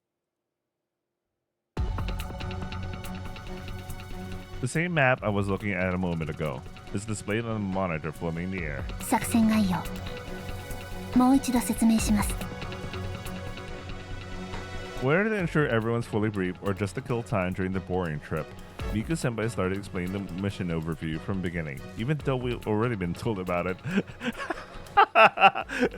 It's just some excuse for the author to explain it to the audience, but you know. Well, you know, visual novels will have the you know, despite the name visual on them, it's harder to do the show not tell, but you know, well, it could have been like before even the train thing, like a scene before the train, like they're receiving their orders for the first time, but I don't know, man. あくまで公表されている基本計画ですので、ブラフが混ぜられていることも。先日の事件を受けて、マザーは旧米国宇宙局の管理 AI と交渉。いくつかの資源提供と引き換えに衛星をレンタルして広域偵察が行われました。What? They negotiated with the old U.S. Space Agency's management. Yeah. Okay, NASA's. Okay, I get it now. So the whole conflict of what they're so Mother handles the Japanese, the remaining Japanese society. I get it. And they just spoke to the AI, NASA's AI. 結果、発見されたのがこちらの航空基地で、ここが先日の空挺部隊の拠点だったと推定されています。With the decline of human civilization, global resource trading, which was apparently common in last century, in the last century has become difficult. As a result, vehicles that consume large amounts of fuel, like airplanes and rockets, are now hard to operate. Even so, they built a base and formed an airborne unit. Gaia must have quite an advantage over humanity, and to counter that, they can't afford to hold anything back. この前のロボットを降下させた後の飛行機はそのまま引き返していっちゃいましたし、まだここにあるってことですよね。じゃあまたロボットを乗せて飛んでくるかも。どっからそんだけの燃料が湧いてくるわけ？現在のところは大規模作戦の兆候はなく、消耗した空挺用ロボットの補充途中と考えられています。だからその前にこっちから殴り込みかけて叩いちまおうってことになったわけだ。はい、航空基地はここだけなので、これを排除すればひとまず主要産業区域の安全は確保されます。この目的で立案されたのが今回のロゴ作戦です。作戦概要は簡潔です。こちらには大規模な航空作戦を行えるような資材も燃料もありませんので、地上部隊で進行します。ドローンとか使っちゃダメなんですか？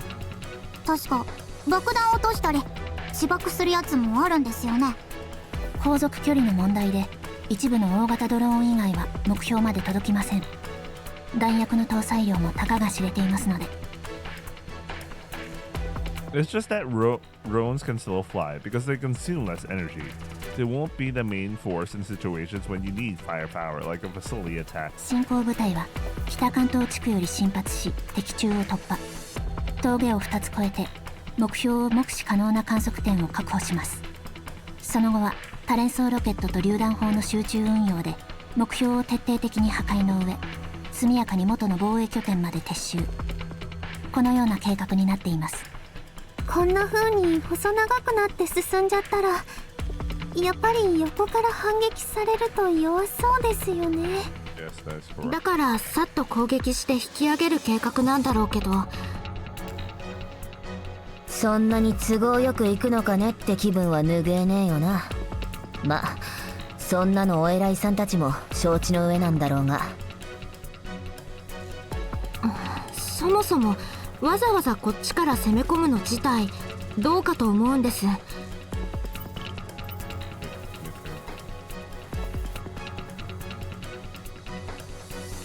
なんだ、ビビってるのか？戦闘になると無謀なことしかしないやつが珍しいな。そうする必要があった時だけですってば。わざわざこっちから喧嘩を売ったりはしませんよ。私でもそうなんです。なのに確実に戦争になるようなことを。まあ向こうもそのままやられっぱなしってことはないよね。反撃してくるに決まってるし、別の場所にも攻めてくるかも。今回の作戦に戦力を集中させる以上、辺境区域を突破されるリスクは否めません。そんな、またたくさんの人が犠牲になるかも。ですが、それも必要な犠牲ですわ。And Ruriko-san, who was supposed to be sitting a little ways away, suddenly jumped into the conversation. 失礼。お手洗いに立ったらお話が聞こえてしまいまして。いや、それは構わんが、お前みたいな立場のやつが犠牲が必要とか言っちゃまずくないか？今の私はただの下っ端の兵士ですわ。Something about Ruriko-san now feels a little different than before. ともかく手をこまねいているわけにはいかないという上の考えは理解できますし、それに仇討ち。ええ、根本的な解決ができないと結局みんな、中村も無駄死にになってしまいますもの。That's probably a dangerous way of thinking, lacking composure. But I couldn't bring myself to say that revenge creates nothing, no matter how true it might be. Because for those left behind, it can be an unnecessary ritual sometimes. 必ずこの作戦を成功させなくてはいけませんわ。そのためなら私だってこの身を捧げても。覚悟がガン決まりしてるところ悪いが、私らは別に最前線に行くわけじゃないぞ。そのくらい分かってますわ。それでもあなた方だって気の抜けたことを言ってる場合じゃありませんわよ。すみません。 Thinking it was directed at her, Akari dejectedly lowered her shoulders. She didn't say anything wrong. I didn't say anything wrong, should I? 僕らの配置って途中の補給基地でいいんでしたっけ？はい、一つ目の峠の手前にある基地です。ここまでは鉄道が通っていますので、前線に届ける物資の集積拠点に指定されています。あ、補給路もほぼ1本しかないんですね。作戦の要となるから警備の重要性は高いが、前線からは遠いしそれほど危険ではない。だから守備は学生でも構わないと？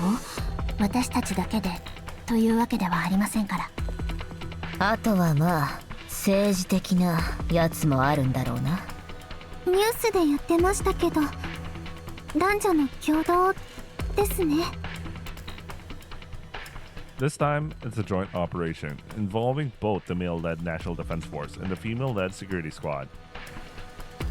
It's a national issue, so there's no room for holding back, I suppose. 役立たずの男に任せておいていいのか。政府は無策だって世論がうるさいからな。しかしRin Senpai pauses the conversation and pretends to look around the car. なあ、男って私らよりでかくて力も強いんだろ？ I'm looking at one man right now. That depends.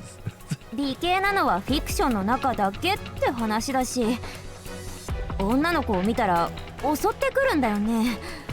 うん。辺境じゃいっぱい交換事件が起こってるって。私たち大丈夫かな？絶対一人になっちゃダメだからね。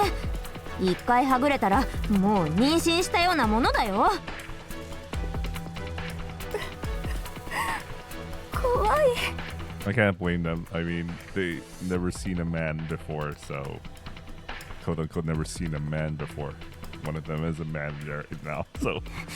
くそ、フェミの連中勝手なことばっかり言ってやめに立たされるのは私らかよ。 Yao Jome, maybe? うちのお母さんがすみません。姫の明かりのせいではありませんわ。ですが不安な気持ちは当然ですわね。やっぱルリコさんも怖い？怖くはありませんわ。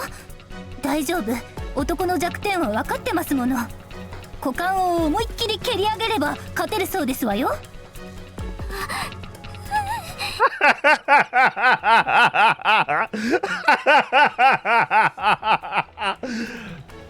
I felt that too. Seeing Rika-san practicing kicking like a bad baseball swing, I secretly picked. 最初から敵だって決めてかかるのはよくないんじゃないかな。そうですよ。怖い人ばっかりじゃないと思いますよ。Okay, I like this.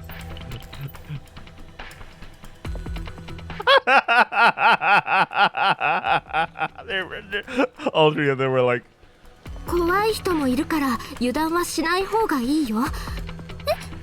そうなの？ I'm aware I lack masculinity, so I'll pull that out there just in case. Because if there was like a very suspicious guy, he'd think he's a woman. And then even if he finds out he's a guy, he'll be like, it doesn't matter. むしろ Wait. 姫野は男にどんなイメージを持 Wait, ってるんだ。 wait, that's not. Oh, that's no laughing matter. That actually happens in real life, man. God damn. それは漫画の読みすぎでしょうか。 Fucking weeb. 確かに BL にはイケメンばかり出てきますけれど、現実とフィクションは別ですわよ。 There's a very handsome guy here. Too feminine, right? Listening to them veer off the BL talk, I could feel my heart racing. 男の人に会えるんだ。Most of my acquaintances are probably dead by now, but even so, the place I'm heading is still my hometown. Like, your literal hometown? Inwardly, I was secretly excited. Nice, we go to the men's world. 着いたわよ降車テキパキしなさいダラダラしてたら男どもに舐められる After traveling slowly for almost half a day, the vehicle finally stopped and we jumped out of the doors and ran to the designated location. Standing attention and keeping my back straight, just like in training, I was ordered to wait and finally given the chance to look around. It was a corner of a freight station where several boxcars are parked. The facilities looked old, but it was well maintained and an impressive station that seemed to be actively in use. こうコンテナがこんなにたくさん積んであるの初めて見たよ。煙突から煙が出てる。廃墟じゃない。もともと弾薬や軍用車両の生産拠点として整備された場所です。原料不足で稼働率は低かったようですが、今は違うみたいですね。お前らみっともないからキョロキョロするな特に片桐姉すみません I was looking for people, not cargo or factories, so I noticed the figures walking this way right away. 気をつけ敬礼 At the command, we closed our mouths and stood at attention, raising our hands in unison to salute. はい休め皆さん長旅ご苦労様でしたまずは今夜から宿泊する予定の宿舎に向かいますがその前に Why is there a dude in my visual? No, just kidding. My brothers in arms. Of course, it's one of our dudes. One of the dudes. A large figure emerged from behind instructor Honda, having failed to hide completely, stepping forward in front of us. 生意気な学生どもにしてはよくしつけられている。 Why does he have 4 dog tags? Did 4 of his dudes? I mean, 3 of his dudes, you know, they're living their lives through him. One of our bros. The guy I saw for the first time in 5 years was a burly, muscular old man. 召喚は東吉の指揮を預かる水野大地一茶だ。よろしく頼む。 Well, you know what they say. An old man in a profession where, you know, people die every day is a very dangerous man. So, you know, this guy's a dangerous guy. I sensed a slight stir among the girls around him at the display of raw humanity, masculinity, and manliness. It was a mix of fear, a little disappointment, or even a hint of attraction, like maybe it's him. 別に取って食ったりはしないので安心してくれ。可愛らしいお嬢さん方の援軍に感謝する。水野司令それはセクハラに該当しますわよ。こんなんでもか？こんなんでもですわ。やれやれだな。これだから女は面倒なんだ。 Even a grumble like that would probably be deemed discriminatory speech by feminists, instantly disqualifying you. ああ、いいだろう。ともあれ、我々国防軍は諸君を歓迎する。これより指揮者に案内するので、担当者の指示に従うように。歓迎のお心遣いに感謝しますわ。なに、ただの社交辞令だよ。どうかゆっくりと長旅の疲れを癒してくれたまえ。After exchanging just that brief greeting, Commander Mizuno turned on his heel and left in a hurry. それではご案内しますのでついてきてください。Did you notice that all the dudes are wearing fatigues and essentially, you know, they're literally ready to go into fucking frontline combat, while the security force look like they're wearing parade. No, actually, I don't know, man. I'm so used to military wear on the modern age. I mean, I was thinking about like situations where, you know, someone goes into combat wearing those visors and all that. Then I suddenly remembered during the, you know, the Soviet Union during the Cold War. No, wait, they didn't go into actual combat still wearing these, you know, like what's the term? Because they wear different uniforms for like combat versus if they're in a base or some shit like that. You know, I forgot. You know what? Never mind. Let's go to you. 皆さん、粗相のないようにお行儀よくするんですよ。 We saluted and returned the salute one last time. Then followed the male soldier who was leading us.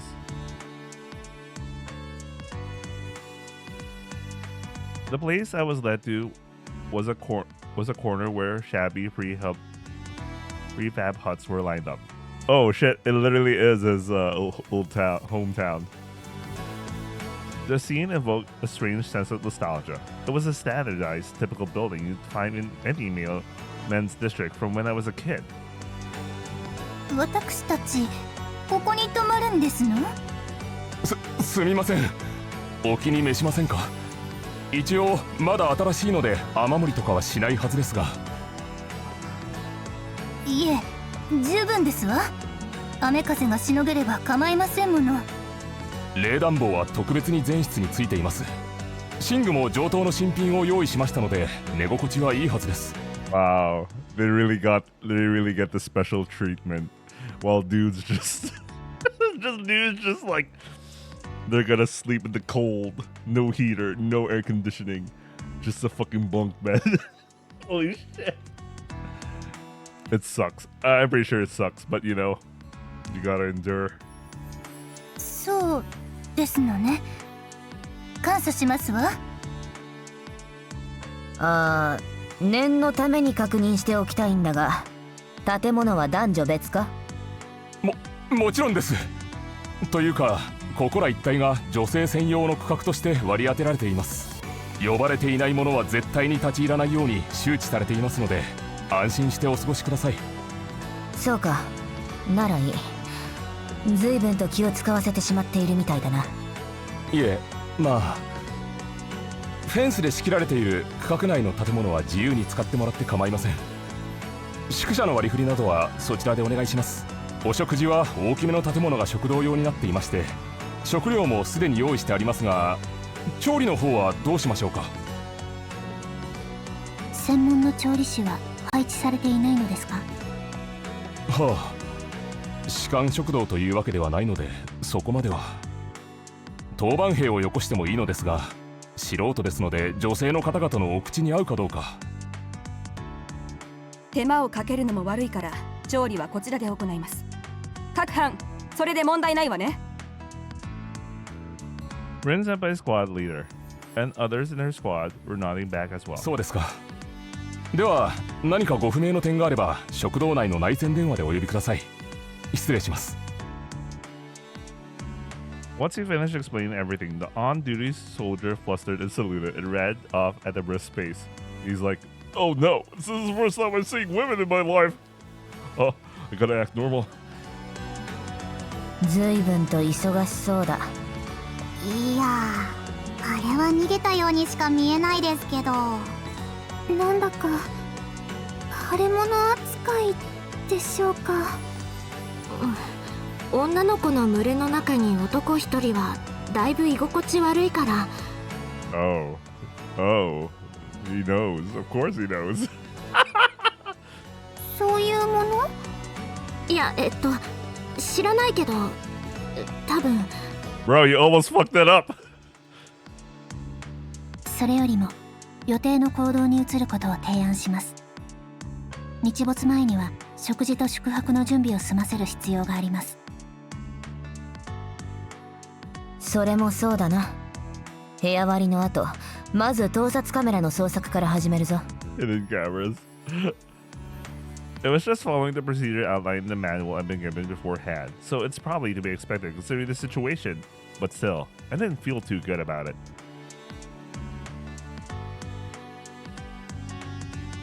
So we split up according to our dorm assignments and quickly finished checking the cameras and preparing our beds. The room they prepared for was a dorm-style bedroom with bunk beds, just like the academies.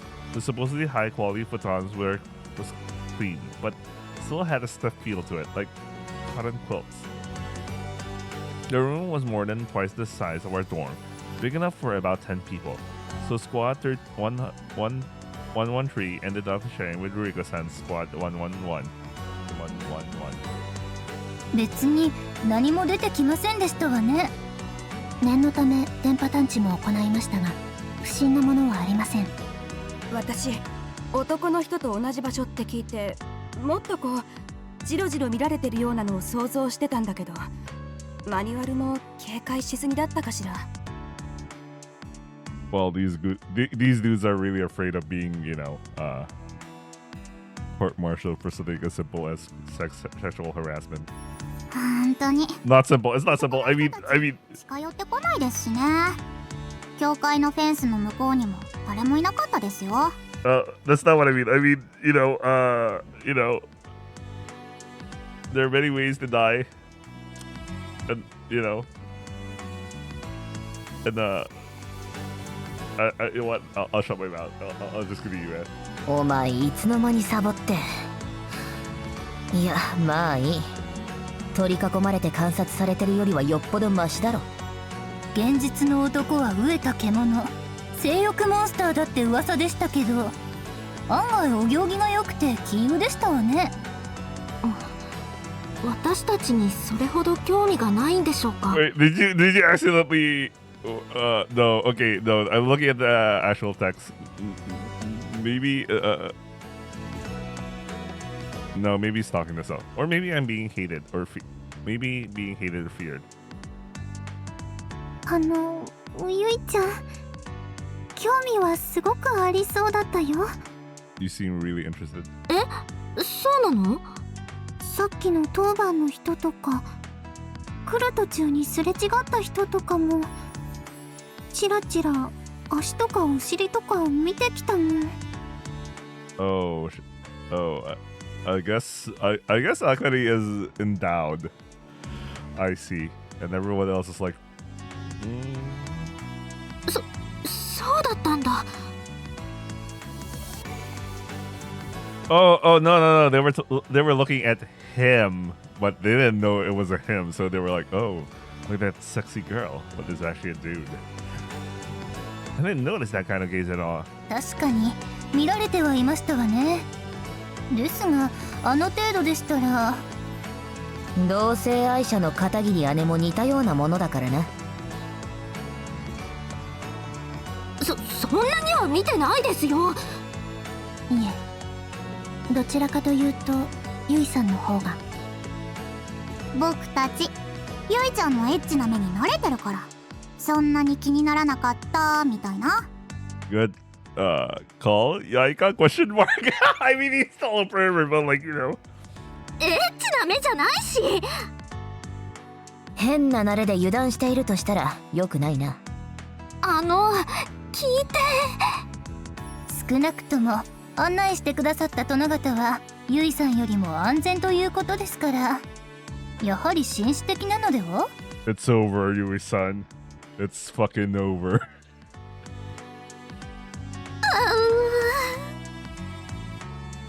I wanted to protest a lot of things, but it doesn't seem like anyone's listening. いずれにせよまだ数人の男性にしか会っていません。判断を急ぐべきではないかと思われます。まあな。っていうかすれ違った人数も少なすぎる。この規模の基地であれしか人がいないわけはないだろう。やっぱり隔離されてますよね。股間を蹴る練習はしてきましたのに拍子抜けですわね。ルリコさん、味方だからね。拍子抜けなのは同意だが油断はするべきじゃない。覗きや予売目的で侵入してこないとも限らないから警戒は必要だろう。そうね、予定通り当直の警備も立たせましょう。ではシフト表を作成しておきます。料理当番も必要ですからそちらも合わせて。 At this rate, it's no different from when I was in the women's district. That's what I thought. ゆいちゃんなんでもないよ。 He thought he could relax a little. I gave Akari a reply laced with sighs, looking worried. ただちょっとくらい話せるかなって。話せるといいね。A familiar masculine scent occasionally tickled my nose. It's because you're so close that I feel this overwhelming loneliness. That translation, I'm not sure. 水野司令、少々お時間よろしいでしょうか。おや、本田さんさ、どうかなさいましたかな？ I like how this dude is ready for combat at any fucking time, man. He's wearing a helmet and has a gun at all times, man. He's ready for combat at any time. I like that.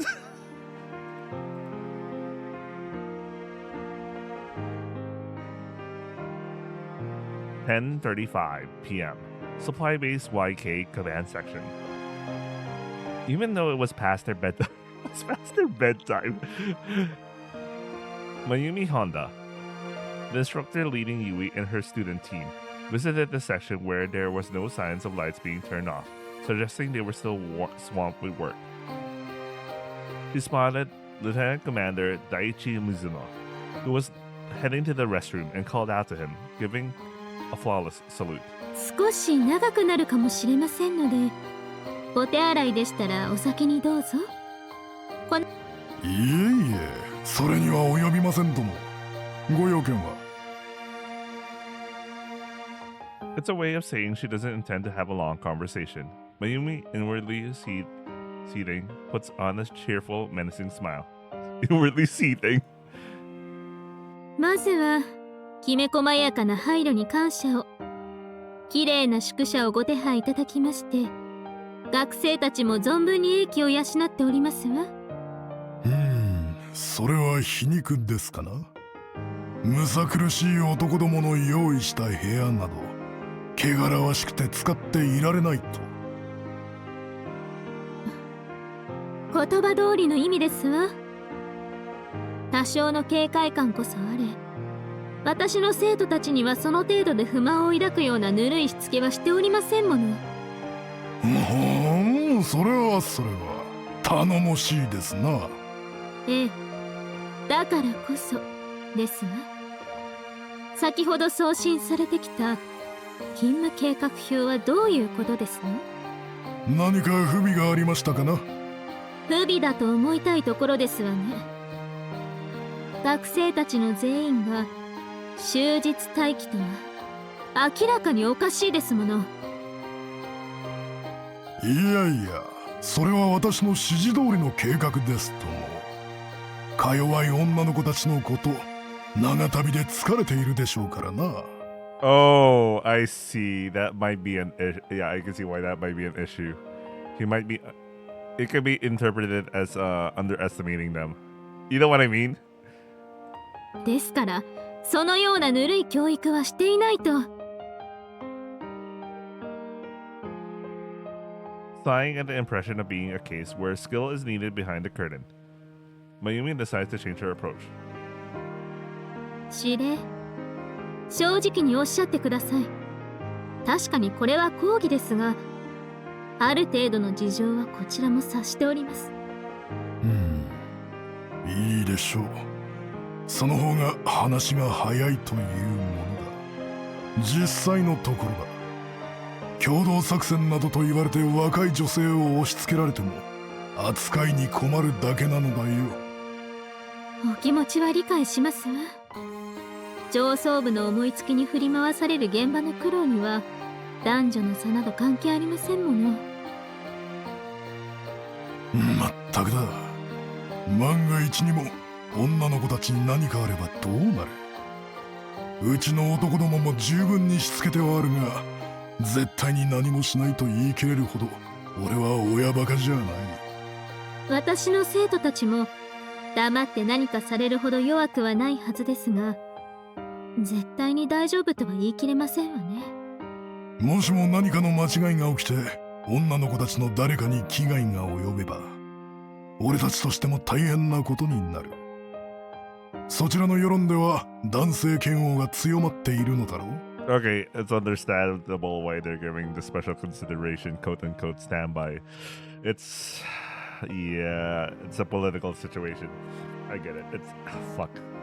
ええ、下手を打つとフェミニストたちをさらに勢いづかせることになりますわね。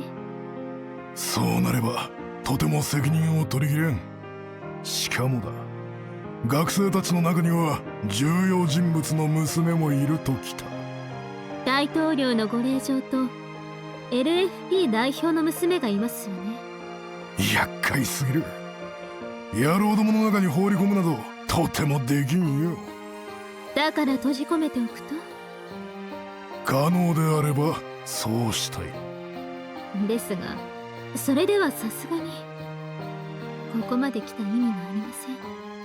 役立たずと言われているようで不愉快でもあります。これだから女ってやつだ。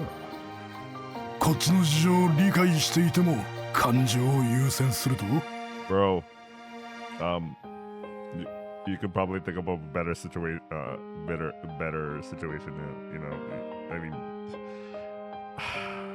ええ、このくらいのわがままは言わせていただきますわ。あまりに舐めた真似が続くようでしたら、それなりの対抗手段も取らせていただきますので。I like that glare. I really like that glare. 何をやってもやらなくても女性蔑視だ。たまらんよ。少しは俺の意をいたわってはもらえんかね。多少なりとも要求を受け入れていただければ、心を込めて胃薬を差し入れいたしますわ。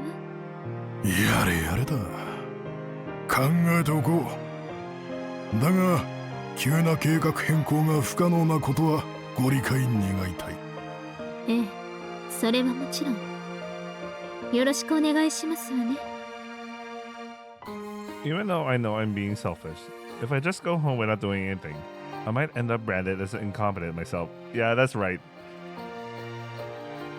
It turned out my Yumi needed antacids too. Yeah, that was very stressful. The male world. That was the feeling when I went to watch Midsommar Man.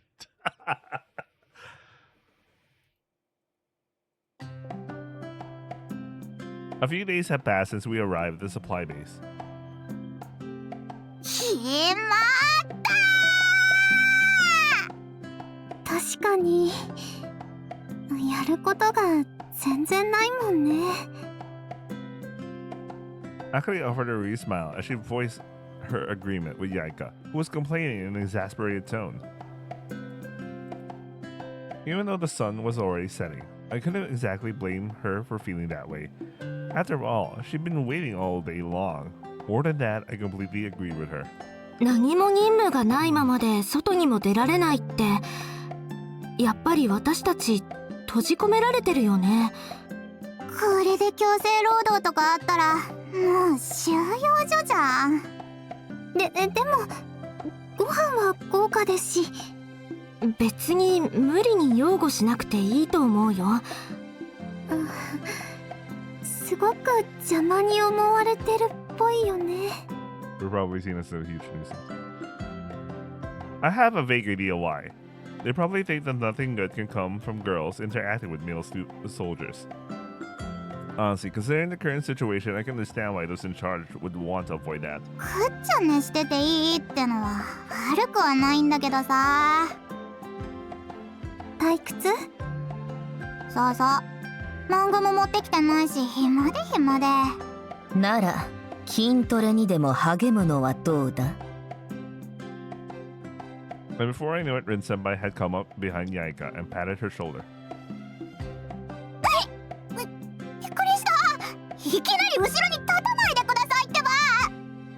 ぼーっとしてるから気配に気づかないんだ。随分とたるんでるみたいだから鍛え直しておくか。大義も立派なお仕事ですよね。いざ任務って時に備えて英気を養わないと。大丈夫、お前なら筋肉痛でもやれるさ。いや、そのベストなパフォーマンスをですね。腕立て50回な。はい、汗かきそうなので着替えてきます。 Poor Yaika, complaining loudly about her dissatisfaction, trudged back to the dormitory. なんだ、片桐姉と姫野は付き合ってやらないのか？それは片桐学生と姫野学生はこの後食事当番がありましたね。はい、なので筋トレはご遠慮したいかなと。まあいいだろう。しかしこのまま待機が続くなら少し考えないとな。 Apparently, the first years take turns with meal duty, but Yaika's ship is different because dividing into squads would likely result in a group of terrible cooks and a disastrous outcome. Yaika and I help out with Okasan's chores in the countryside, so we're pretty capable, but Akari and Rurika-san have probably never even held a night before. Man, they're so ちなみに spoiled.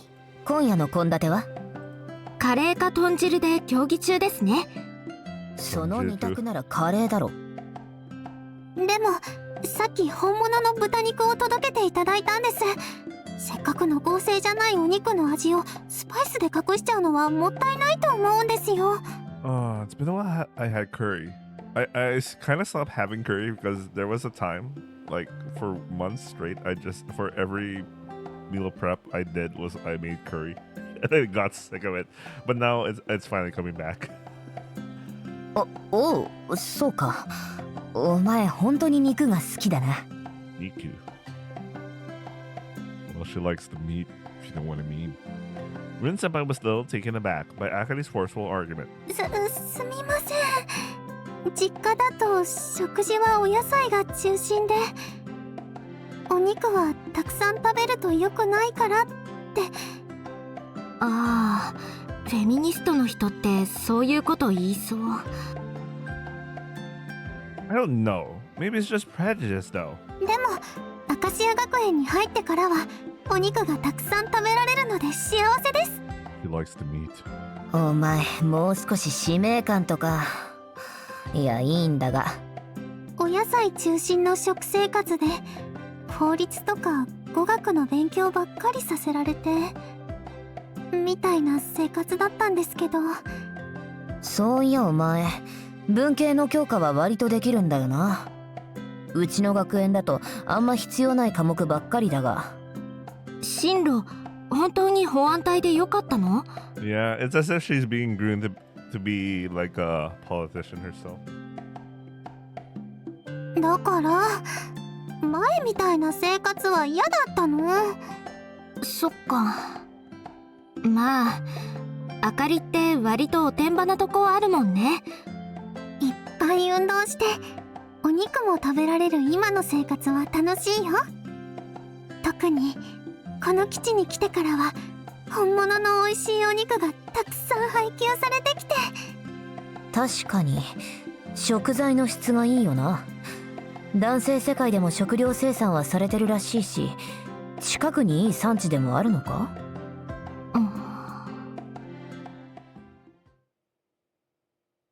？I wonder, was the male world I knew really that rich? It could also be like, what's happening is that they're giving the highest quality rations, food, and stuff they have to the women, so they wouldn't complain. Considering the conversation they were having earlier, I think that's what's happening. This vague unease I've been feeling is taking shape. 片桐学生、何か気になることでも？ Man, Miku's so... She's also observing him, I guess.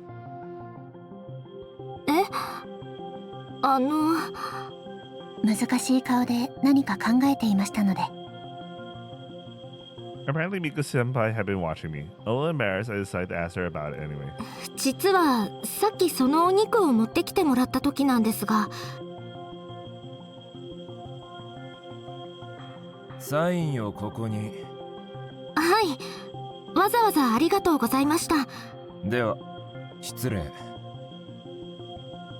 The soldier who brought us food responded to my salute with a purely formal return gesture, then just turned around and left.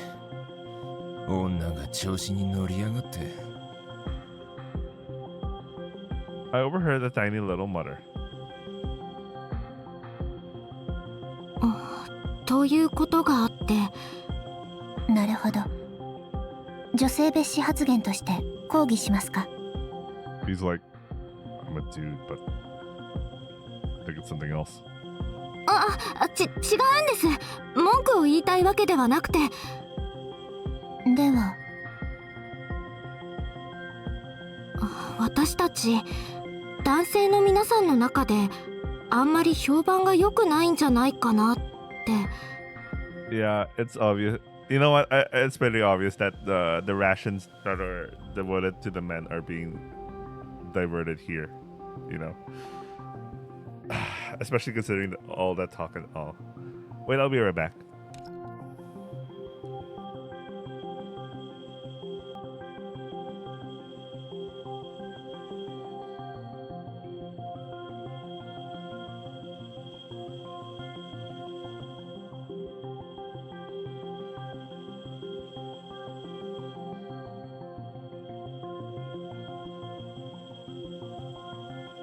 Okay, I'm back.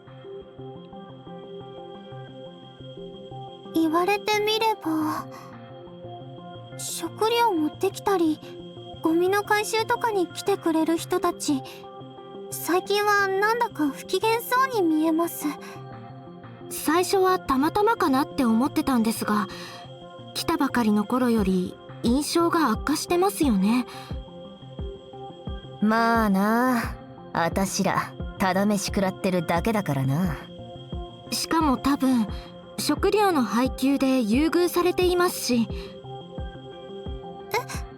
そうなの？多分ね。質がいいのは明らかだからな。だがそれ以上に何もしてないってのが気に入らないだろう。あたしだってそんな奴らには文句くらい言いたくなる。責任は意図的に我々を任務から外している司令部にあると思われますが。だからって割り切れるものじゃないと思いますよ。そういうものですか。教官も抗議してるらしいんだが、のれんに腕押しなんだと。だからまああいつに期待するしかないわけだが。あいつというと？決まってるだろ。権力者だよ。この後彼女が暴走しないように監視を頼まれているのですが、時間があるなら同席しますか？ I didn't really understand it, but I decided to follow along anyway. すまんがね、お嬢さん。司令部への要望は正式な書面で上司を通してもらえんかね。知ったこっちゃありませんわ。これは単なる個人的な面会希望ですもの。So, this is who the person in power was. I almost forget sometimes, but Urika-san is the Daitorio's musume after all. 個人的な面会ねえ。参りましたな。大統領令嬢から直々に会いたいなどと言われたら断れそうにない。Sorry, I don't know the term for the Japanese word not. But at least I got Daitorio right. あら、水野氏は私に会いたくありませんでしたの？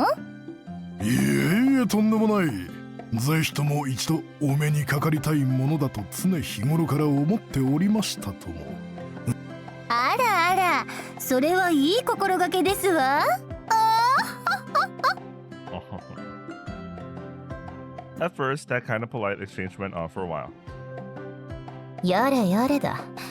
あれに付き合わされる司令官も大変だな。でも水野一茶、ちょっと楽しそうに見えません？ Of course he's enjoying his time.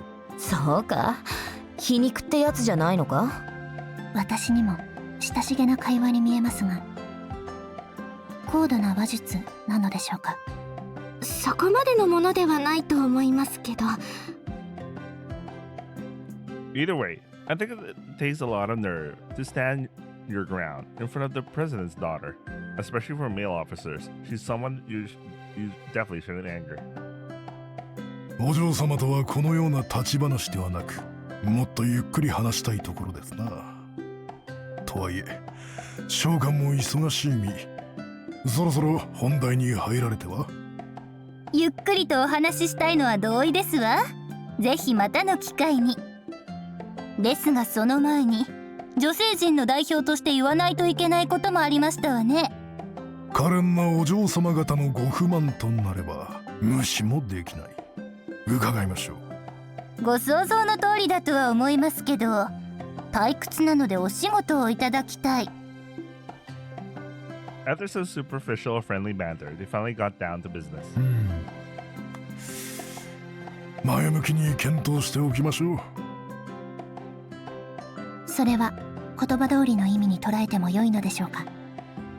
我々の教官からの要請に初日から同じ返答をされていると記録には残されていますが。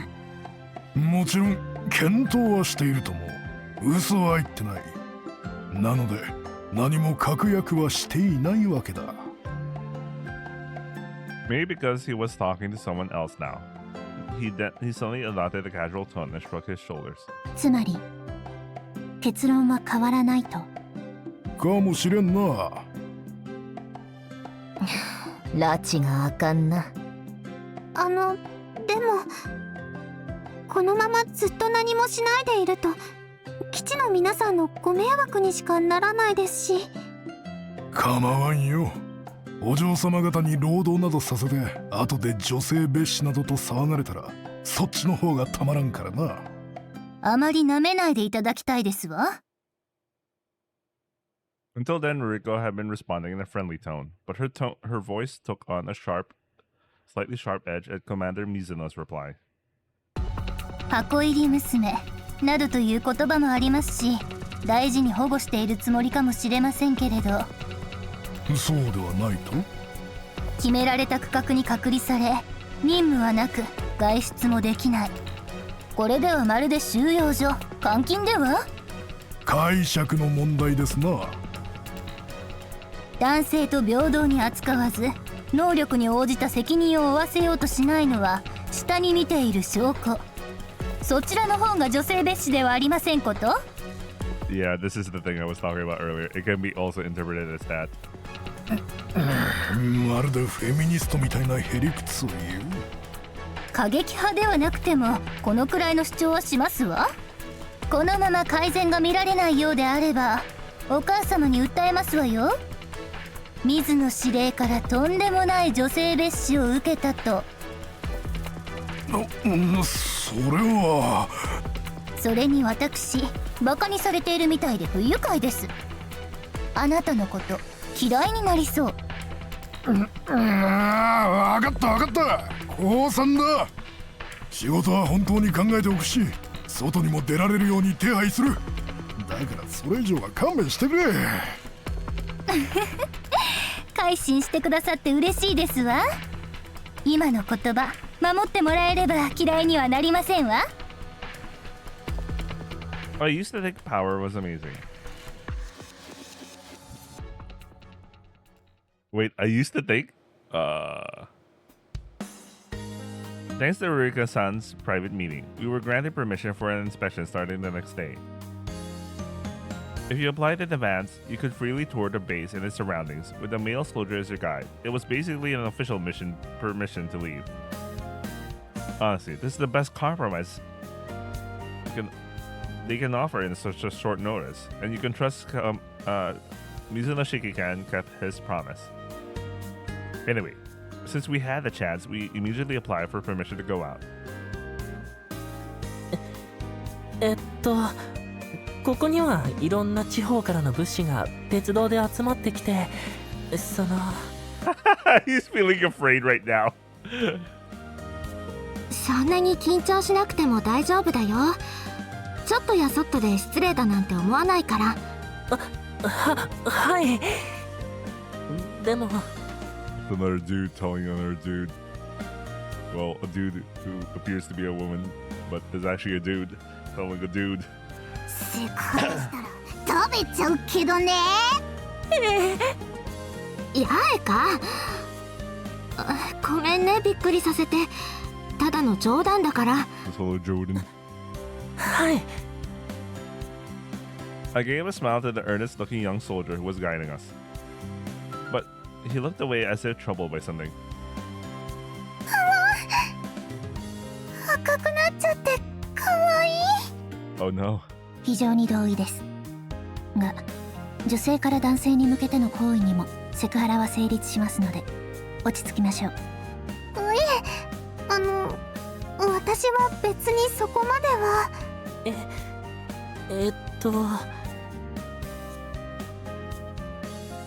あっちの危ないお姉ちゃんたちには本当に食べられるかもしれないから気をつけてね。そうなんですか？ It's probably different from what you're imagining, and it tilted my head, wondering if it's too much for a pure-hearted boy to grasp. Pure-hearted boy. Well, he knows what a pure-hearted boy looks like. He was once like that, I guess. Until recently. そんなに怖がらなくても大丈夫だから。Senpai seems to have a bit of a boyish side, so I'm a little worried. But she's not the type to go overboard. Probably okay. とにかく今日は案内よろしくね。はい。よろしくお願いします。 Well, in reality, they're more like guards than guys, I guess.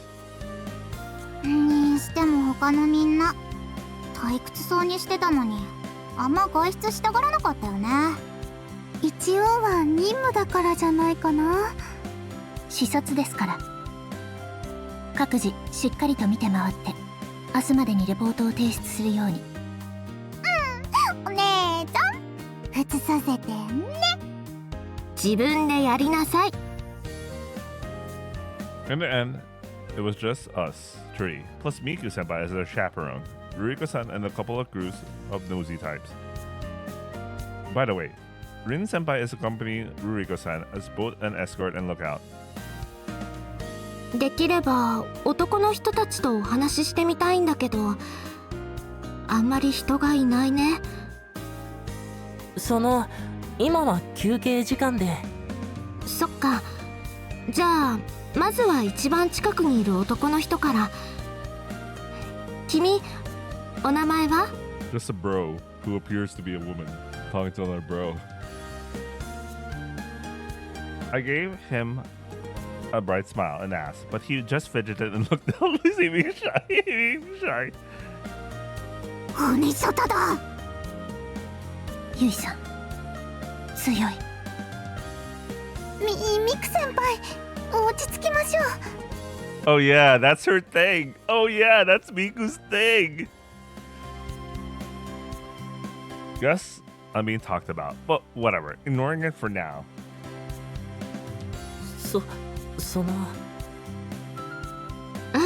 覚えた。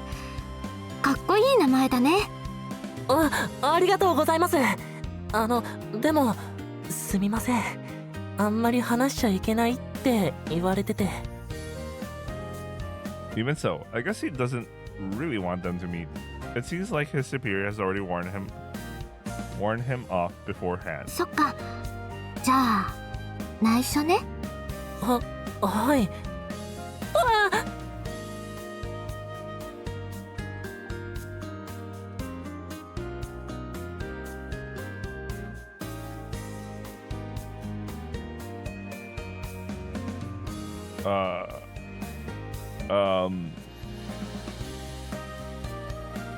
Wait, I can't tell who's doing what. I smiled warmly to try ease his guard, reaching out to gently stroke his head as it combing through my hair. I guess that's how it is? あれ、私もやっていいでしょうか？ Oh yeah. Miku's an actual pedophile. 先輩が手を出すとセクハラになりそうなんですが。っていうかゆいちゃん、子供の扱いうまいな。 But it's a dude to another dude. It was when I was trying to communicate or something like that. あ、休憩時間終わったみたいです。そっか。じゃあ。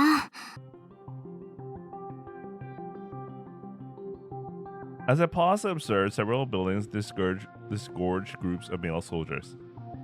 Apparently, they're unloading cargo from a container, but a group of about 10 people are walking over here. おい見ろよ、あれって女じゃないか。マジだ、本物だぞ。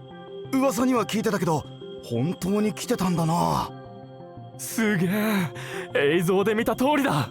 ちっちゃくて丸っこくて Just like in the videos. Just like in the simulations. 胸が膨らんでるの本物のおっぱいなんだよな。俺らの宴会芸みたいな詰め物の仮装じゃなくて。 What do you mean cheap costume? Man, I guess it's really that bad, I guess.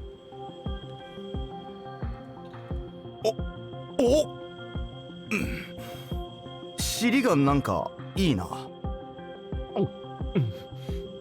太ももが柔らかそう。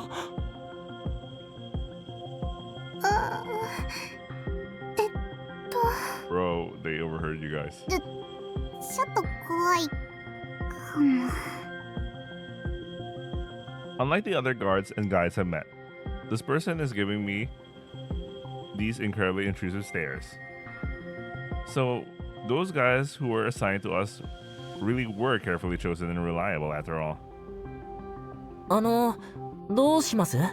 お話しします？もうちょっと心の準備が。挨拶をして場所を変えましょうか。The attention is probably focused on Akari Miku senpai. Their busts and butts are just too much of a turn on for an adult male with no immunity to that kind of thing. Yeah, you know what? Yeah, I guess that's a good way to describe men at that point. You know, it's like, you know, what if like a modern day person meets one of those tribes that didn't have contact with modern civilization until they were discovered by that person, but it just so happened that person was sick at that time, and then since they never had contact with civilization, with our civilization, you know, they suddenly got sick with some viruses and bacteria or whatever. That's solely normal for us, but for them it's life threatening, you know. I guess it's like that. そうですね。失礼はないように。Before leaving, I tried to salute the soldiers. おい、お前、何やってんだよ。 Before I could do anything, I saw a boy running towards us. どうしたの？何か起こってる？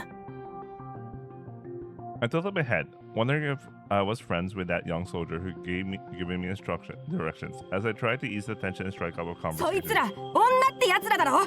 なんで仕事サボってそんなずるい連中とつるんでるんだよ。これも仕事だよ。隊長から言われて。そんな連中の相手することねえよ。女なんてクズしかいねえんだから。 Oh, he really is a kid. なんだこのクソガキ、喧嘩売ってんのか。実際そうだろうが。みんな言ってるぞ。飯が足りないのも武器がしょぼいのも全部女のせいだって。 Okay, here we go. 何言ってんだこいつ。武器も食料も大体は女性地区で作って、お前らが消費してんだろうが。はあ？安全な場所でのんびり暮らしてる連中が何なんだよ。生意気言うんじゃねえよ。君だって最前線にいるわけじゃないでしょうが。やんのかこいつ。俺は他のやつらみたいに女に甘くねえぞ。ちょっと待って。喧嘩はダメだよ。Why does this voice sound familiar? I mean, there's probably like a small circle of dude VAs, you know? Like, I can tell this is an actual か dude. も大人げないからやめなさい。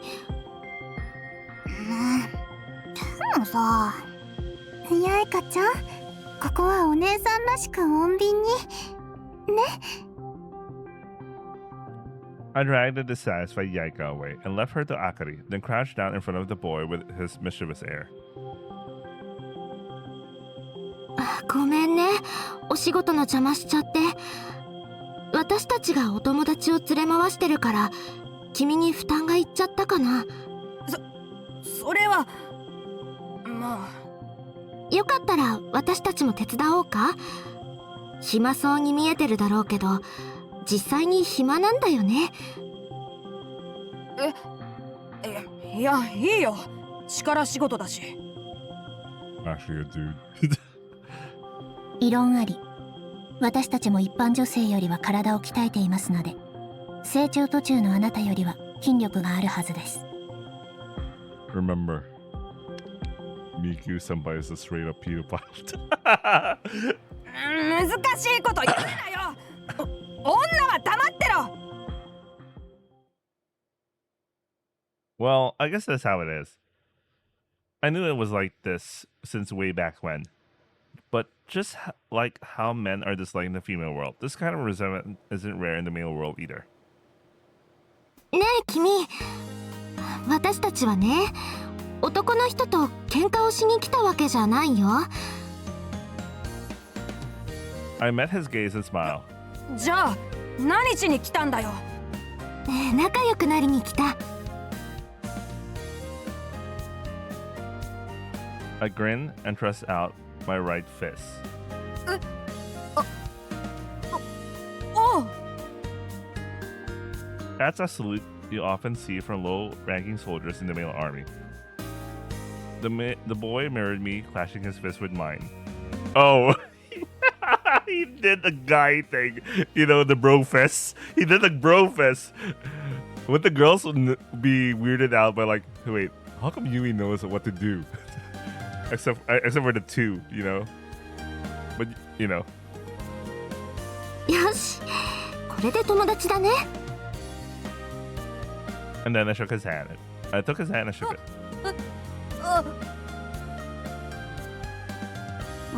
耳まで真っ赤になっちゃって。僕の時と態度違いすぎない？ Oh, I see. So the boy was just Sun. Oh, I get it. Sun dear. あんなのされたら私でもドキドキしちゃうよ。ボーイッシュオネショタ。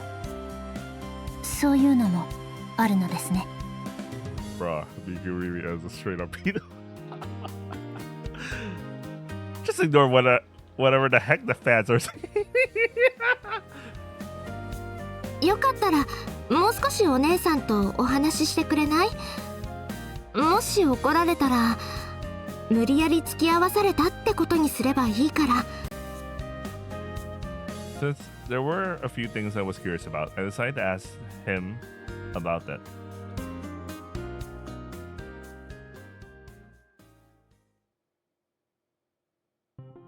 食い物の恨み？はい、思っていた以上に差があるみたいなんです。 After finishing our inspection and returning to the dormitory area, we exchanged information with Rin Senpai, who had also just returned. 私たち仲良くなれた男の子にいろいろと聞いてみたんですけど。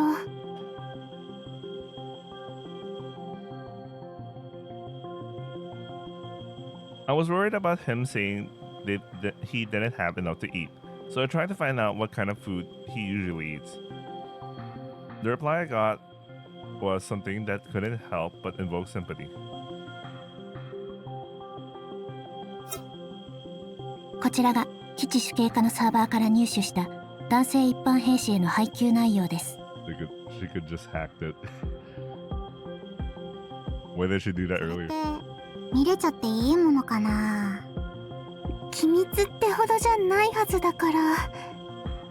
多分 The reason I'm suddenly worried about this is probably because the target of the hack is the defense force, which controls half the country.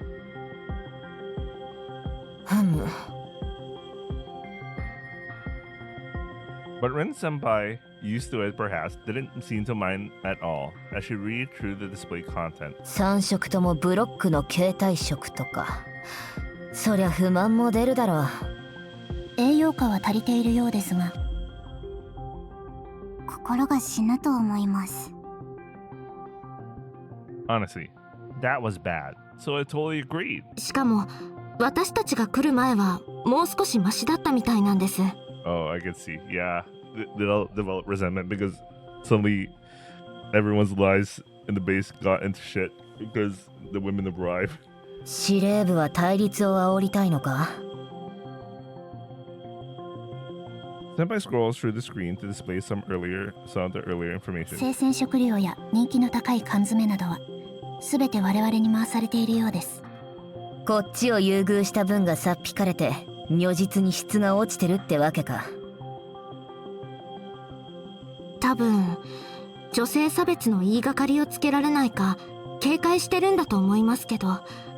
そんなことはありえないとも言い切れないのが現実だからな。That cheeky kid was right about those cheaters, from their perspective at least. あんまり気持ちのいいものじゃないです。だね。そういうの聞いちゃうとご飯が美味しく食べられないっていうか、すぐ近くにお腹を空かせた子供がいるって思うと。まあ。It's really complicated for me too, being disliked by guys over something like this. But there must be a priority order decided by headquarters, even if I could do something. リン、これは視察の任務で得た情報です。作戦遂行上の障害になり得る問題を発見したなら報告あるいは改善の提案をすべきかと。ああ、その通りだな。片桐妹、ちょっと教官を呼んでこい。はい、行ってきます。とりあえずは確か米は余ってたな。食堂の備蓄ですか？消費よりも供給が多いのでそのはずです。先輩、何を？淑女たるもの、ダイエットも必要だからな。I see. I think I have a theory what's going to happen, but I want to see it push through though. A few hours later, past lunchtime, when you start to get hungry if you haven't eaten properly.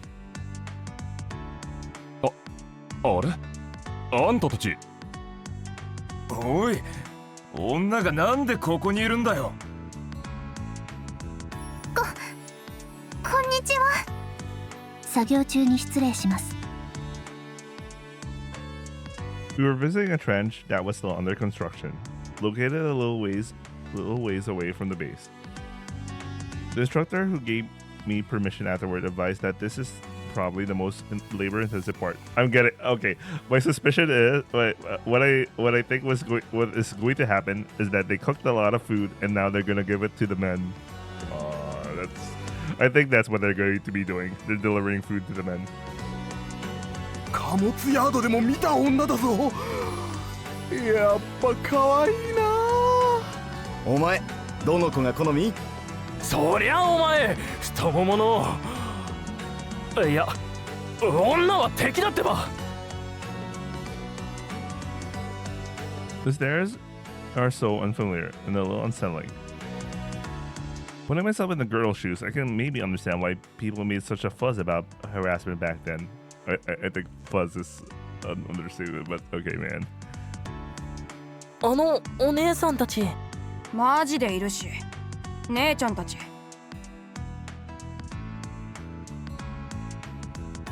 I think the first boy A is an actual dude, because I think I heard his voice somewhere before, like, and boy B is a female voice actor. Huh, anyway. I turned my gaze to the figure approaching me. It was the boys who helped me earlier that morning. なあクソガキども、まあ立っちゃったね。なんだ、知り合いか？さっき仲良くなった子供たちっす。そうか。君たち、うちのクソチビがうざくてすまないな。あ、いえ。I'm really in a bind, so I figured as much, so I decided to get straight to the point while offering some help. 実はみんなに差し入れを作ってきたんだけど、今って作業中？平気。ちょうど休憩中だし。As I sat down and started opening the cooler box I brought, he peered inside with rapt interest. じゃあ、はい。お腹まだ空いてない？空いてますけど。うわ、おにぎり。これっておにぎり？本物のお米だ。食べていいのI tilted my head slightly, wondering if it was okay since he was on duty. 君らの上官はいるか？あ、はい。あそこの人です。許可はもらってくるから遠慮なく食べな。マジでいただきます。 So the seniors went to negotiate the person in charge of this place, and Nakari and I watched the boys stuff their faces with onigiri, a little nervously. ちゃんとできたと思うけど、どうかな？やっぱ本物の米はうめえ。しかもツナマヨだ。ツナマヨ。これお姉ちゃんたちが握ったの？そうだよ。お口に合うかな？うん、おいしい。姉ちゃんの手作りか。なーに赤くなってんだこいつ。うっせえよ。Oh dear. ちなみにそのツナマヨはゆいちゃんじゃなくて僕が握ったやつだからね。でも普通に美味しいし。おお、急に素直になるなよ。It seems that they really liked it after all. I let out a sigh of relief. もしかして俺にももらえたりするのかな？はい、どうぞです。I noticed that every dude always has their gun ready. Like they always have a gun ready, you know. That's how. Following the children, the little soldiers also cautiously approached and started talking to me. I fumbled for an onigiri while glancing at Senpai and the others, who gave me a thumbs up. たくさん作ってきましたから、皆さんでどうぞ。I smiled and handed out the onigiri to the soldiers. おお、本物の米とはありがてえ。酒おにぎりだ。うめえな。白米なんて何日ぶりだろうな。Oh shit, it's almost 1 o'clock. しかもこれ女の子が握ってくれたおにぎりってことだよな。そうか。これが伝説の手作り弁当か。I have a feeling it's different somehow. もしかしてこれ君が握ってくれたおにぎりだったりは？はい。鮭のやつは多分私だと思いますけど。食べるのもったいないんだけど。These dudes. 悪くなる前に食べてくださいね。Well, I'm glad they liked it. I guess.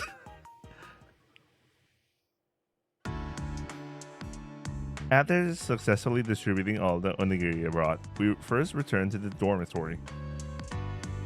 The scenery along the way as I walked was a peaceful rice field landscape, one that didn't differ much between the males and women's district. とりあえず食ってはもらえたし、宣伝もうまくいった。あとは夜がどうなるかだな。はい、思っていたよりは好意的に受け取ってもらえてよかったです。最初は拒否されるかもってドキドキしてました。やっぱ食べ物には勝てないって。無駄に怒ってても余計にお腹が空くだけだもん。作戦の第一段階は成功と判定してよいかと。 Phase 1. To avoid further deterioration of our relationship, we came up with the let's eat from the same pot and become friends plan. The culture where eating together and talking makes your comrades exist regardless of gender, so there should be at least some hope. Of course, I don't expect a single onigiri to fix deep-rooted problems. I took a step and tried to keep things going by inviting the guys over dinner tonight, but 皆さんわざわざこちらの宿舎まで食べに来てくれるでしょうか。我々の許可なく近づけないという規則はこちらから招待したことで無効にはなりますが、いっぱい作って誰も来てくれなかったら。 oh yeah, technically that's how it works. If you're invited, you're allowed. The leftover food will go to waste, and we'll probably get the cold shoulder planning it all out. 他の隊にも声をかけてくださるとのことでしたので、暇つぶしの方だけでもある程度の人数は集まるかと。ですよね。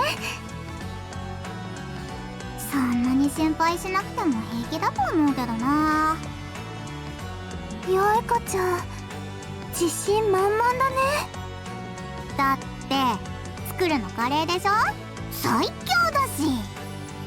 それは確かに。 I'm convinced. Mostly agree though.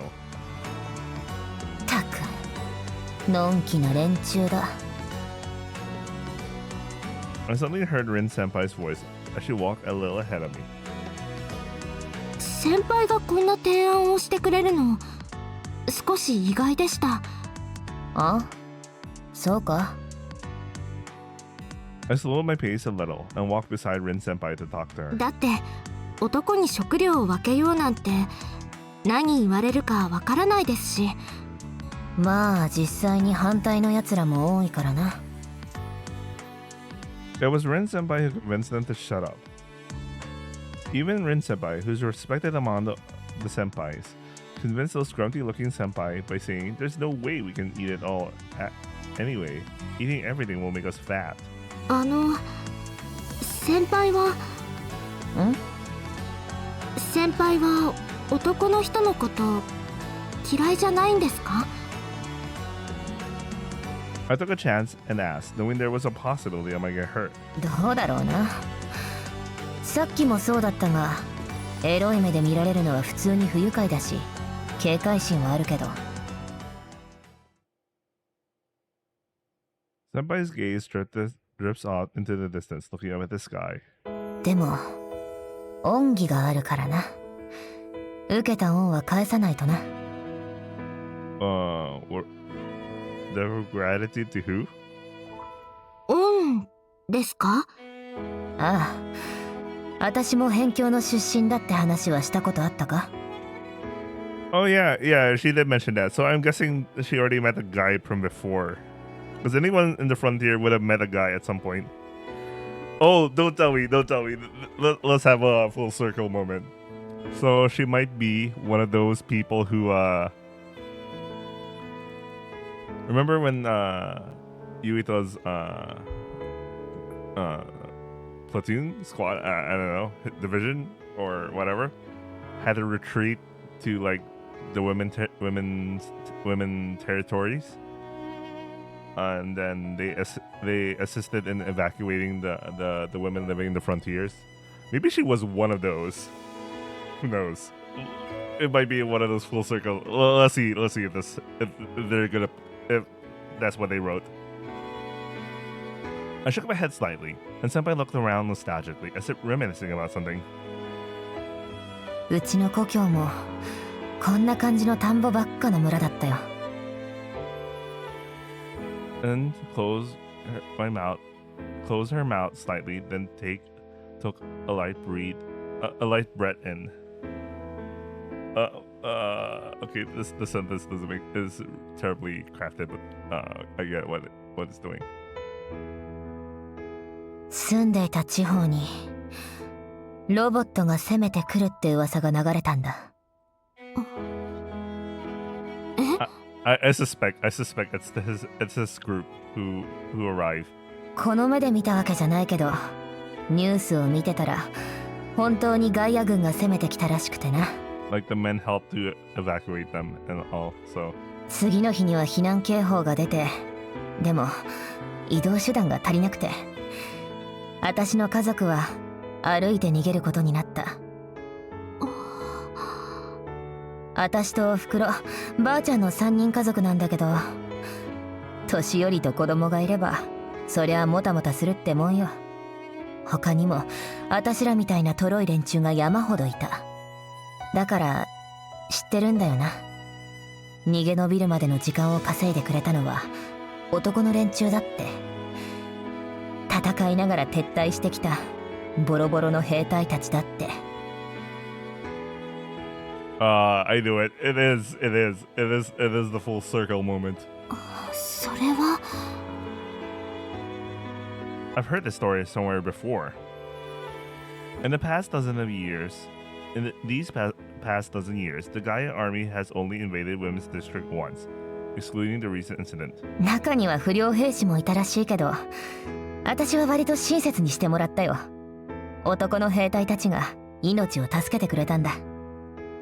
なのにそいつらはろくでもない結末になったらしい。 This is full circle. Thinking about it makes my chest tighten. I can't say anything at all. だからさ、あの時の連中じゃないってのは分かってるんだけど、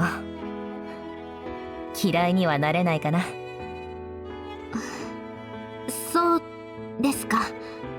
しかもあれだ、私逃げてる途中で食い物分けてもらったんだよな。同い年か少し年下くらいのガキだったけど、でっかい銃を抱えて一丁前に兵隊やっててさ。 Oh, it's literally him. It's literally him. そいつ親とはぐれて迷ってた私を避難民の列まで引っ張って行ってくれて、ベソ書いてたからか、これ食べて元気出せってチョコまでくれた。 I don't remember this story, so let's see if he reacts. Huh? 最後の一枚だったらしくて、めちゃくちゃ名残惜しそうに押し付けてくるんだよな。気が引けるっての。だからまあ、着せられた恩は返しとかないとな。Ah, soka. A lot happened after that, all shocking things. So I completely forgot about a trivial incident from just 10 or 15 minutes ago. I mean, the image in my memory, I think it's unavoidable if I couldn't remember it until now. その話だと、先輩の子供の頃っておしとやかでもじもじしてて可愛かったんでしょうね。 Oh, he's speaking as if he knew. It's kind of bullshit, that line, though. He was like, oh, I forgotten about that. Oh, I'm starting to remember. You know what? I really wish they went for the foreshadowing line rather than like the oh, I just remembered about this. But I think maybe one of the reasons, I don't know why. I'm trying to defend the writer here, thinking why it wasn't like a foreshadowed line or something like that. I mean, it could have been, but like, it would have put Rin Senpai into a much more important position, I guess, if it was foreshadowed early on that he met this girl while he was helping evacuate the people living in the frontier and all that. So, and so far it doesn't seem like there's something going on between these two other than like a senpai kohai relationship. So, you know. うるせえな。別にいいだろ。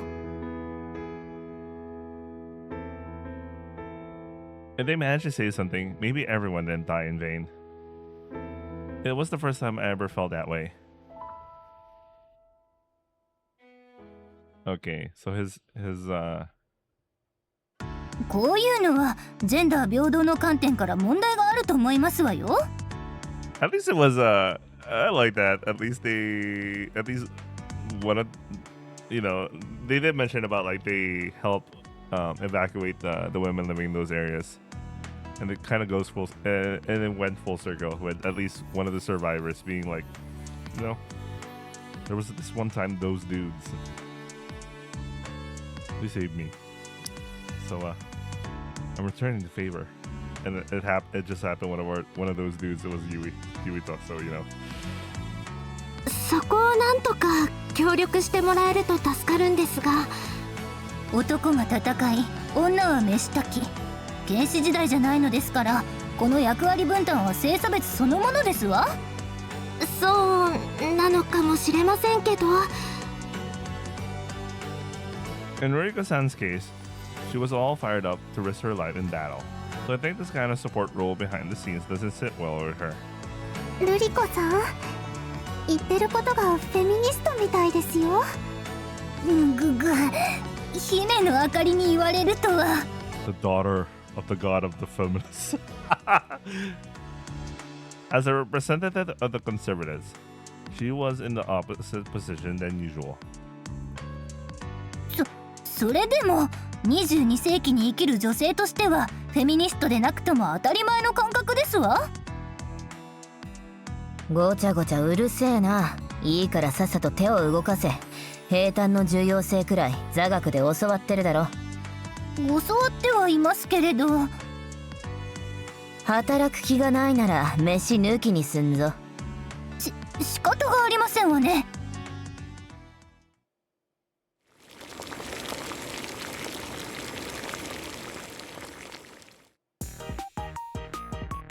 Even though she'd given a whole speech about it, Ruriko-san surprisingly listened to Rin Senpai and put on the apron.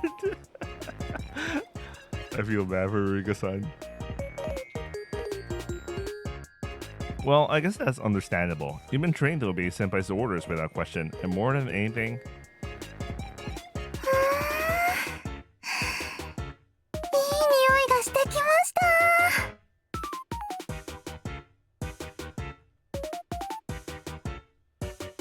やっぱカレーしか勝たんっしょ。匂い部門最強だし。この香り嗅がされながらご飯抜きとか言われたら降参するしかなくなっちゃうよね。そんなんじゃありませんわ。人を食いしん坊みたいに言わないでくださいまし。姫のあかりとは違いますわ。一緒でいいじゃないですか。食いしん坊万歳です。ぐぬぬ、お腹が鳴りそうだから意地を張れませんわ。We're using our surplus emergency rations as planned to make curry right now. With instructor's approval, it became an official event for the student squad. So of course, not just us, but the other squads are mass producing using all their cooking utensils. お皿足りるかな。何人来てくれるかわかんないし、どうだろう。持参してきてもらうのはおもてなししてる感じがなくなってよくないかな。そんなの足りなくなってから考えりゃいいじゃん。それよりカレーにじゃがいもっていらなくない？ Yes, it needs chaga. いるよ。じゃがいも入れないことってあるの？ I can't remember the last time I ate curry without potatoes. Oh wait, yes, not. I only talk about Japanese curry. Of course, the other kinds of curry, you can just go with this, the sauce and the meat. No veggies required. But for Japanese curry, you need potatoes. 片桐家のカレーには入ってなかった。お母さんに入れるなって言われてたし。What's her problem? でもカレールーのレシピには入れろって。うちの母さん一度にいっぱい作って冷凍してたから、じゃがいもは冷凍に向かないらしいよ。Okay, if you put it in that perspective, okay, I get it. Yeah, that is correct. Potatoes are so shit if you freeze them, you know? if you eat them, if you eat like frozen curry with the moment you get to the potatoes, it's so mush. It's basically releasing so much moisture. But you know, if you're doing like bulk eating anyway, you might as well just eat it. It's not that bad, man. It's not that bad. I don't know, man. The other way is that you could bulk the fucking meat, you know. Then you could probably just when you're about to eat, you know, you just microwave the potatoes and carrots. Actually, veggies don't. Yeah, veggies don't go. They don't. When you freeze them, they don't turn out well when you thaw them. So, if I was thinking about that, I'm just gonna microwave microwave the potatoes. Or if you really want to spend time actually boiling them, once they're done, you just place them in the curry, because curry, the curry roux, for some reason, just completely eliminates it just completely eliminates the taste of anything before that. Like, let's say you're making curry, you know, you put the beef broth, you put the meat, you know, you sear the meat, you put some, you cut them up, sear the meat, then you, since I use the Instant Pot, you know, you put that in. You don't forget the glaze with red wine. You know, you put the beef broth, you put the garlic and ginger and the fucking onions. Of course, the onions are the most important part. Make sure you cook them in another pan and you just dump them in on top of the beef chunks, because you know you don't. Since I'm using Instant Pot, I don't want them to burn. You know, after like the pressure cooking stage, you know, try tasting the soup. It tastes like your normal beef stew without like. Oh yeah, so you could also. I usually put the tomato paste at the end, but like it tastes like, you know, just like a beef soup. And then you put the curry roux. Everything before that is eliminated. The taste is eliminated. Anyway, let's go. I don't know, man. I'm thinking about curry again. I should make curry next week or some shit. Oh no. No. I recently started what do you call this? A meal prep thing, a Japanese meal prep thing. So I'll get a lot of Japanese food every 2 weeks. Nice. Anyway. そうなんだ。あと、とろみがつくから好みの問題もあるかも。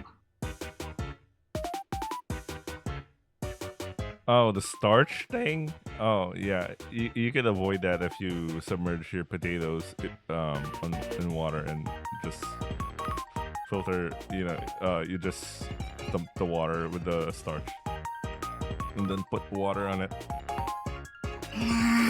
確かにうちのカレーってサバサバだった。隠し味いくつか入れてたし、こだわりあったのかも。片桐さんちのカレー気になります。でも今日はかさ増ししておきたいから入れておこうね。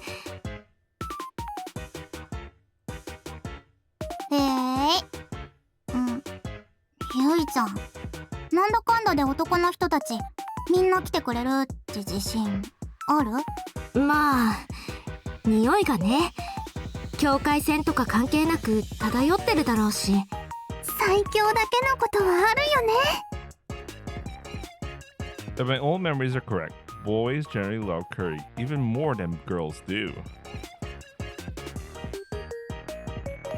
I have no I have no comment to that, but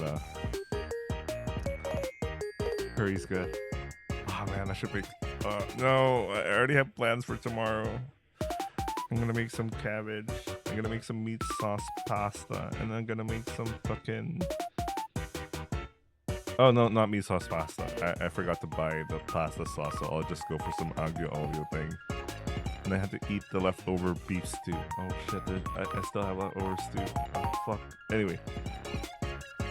ところってルリコさんはなんでさっきから黙ってるの？なんでもありませんわ。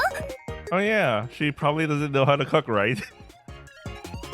Rika-san was supposed to be in charge of cooking the rice, but she's been standing there frozen with the rice cooker lid open for a while now, and she visibly flinched whenever someone spoke to her. 取り返しがつかなくなる前に白状してくださいね。わかりましたわ。 With a cheerful smile, I urged her on, and for some reason she started explaining the situation while looking extremely frightened. She doesn't know how to cook. お米が硬いですか？ちゃんと時間通りに炊きましたわよ。なのにすごくモソモソしてて芯も残ってて。 She doesn't know how to cook rice! Oh, she doesn't know how to cook rice! 水加減を間違えたとか？やっぱりそうですわよね。どうしましょう。お湯を足してもう少し炊いてみましょう。リカバリーできるかもしれません。 It might not be fluffy and glossy, the ideal rice, but still. お米美味しくないんですか？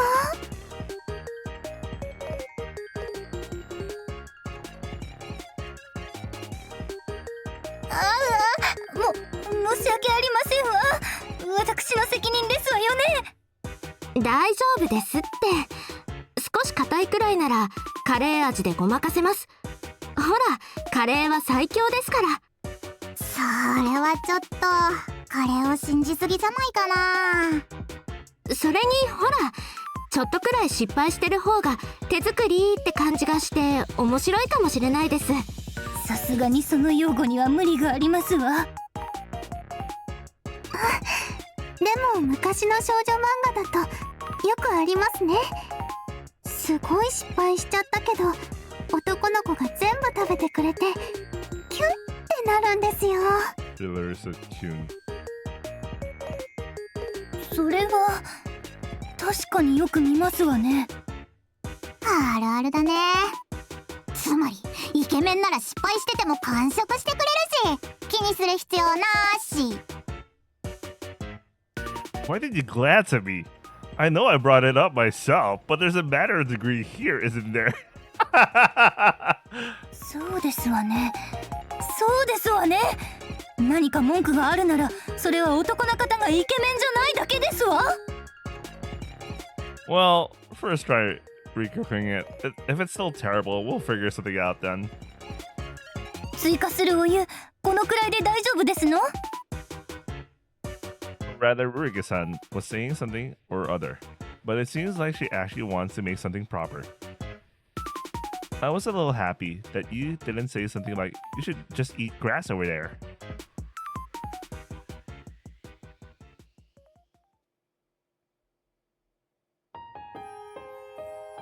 And by sunset, both dinner and curry were ready, and it was time to keep our promise.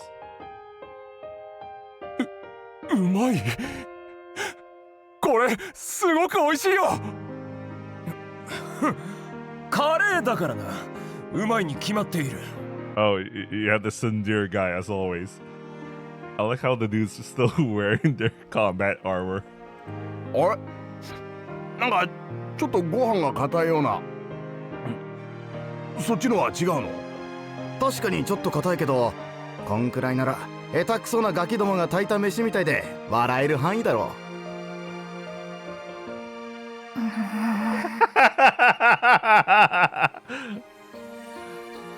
It was as if he wanted to say, sorry for being such a clumsy kid. いや、ちょっと待て。それってつまり大量生産の給食とは違うってことか。そりゃあそうなるだろうけど。つまりこのカレーは女の子たちが俺らのために慣れない手つきで頑張って作ってくれたってこと？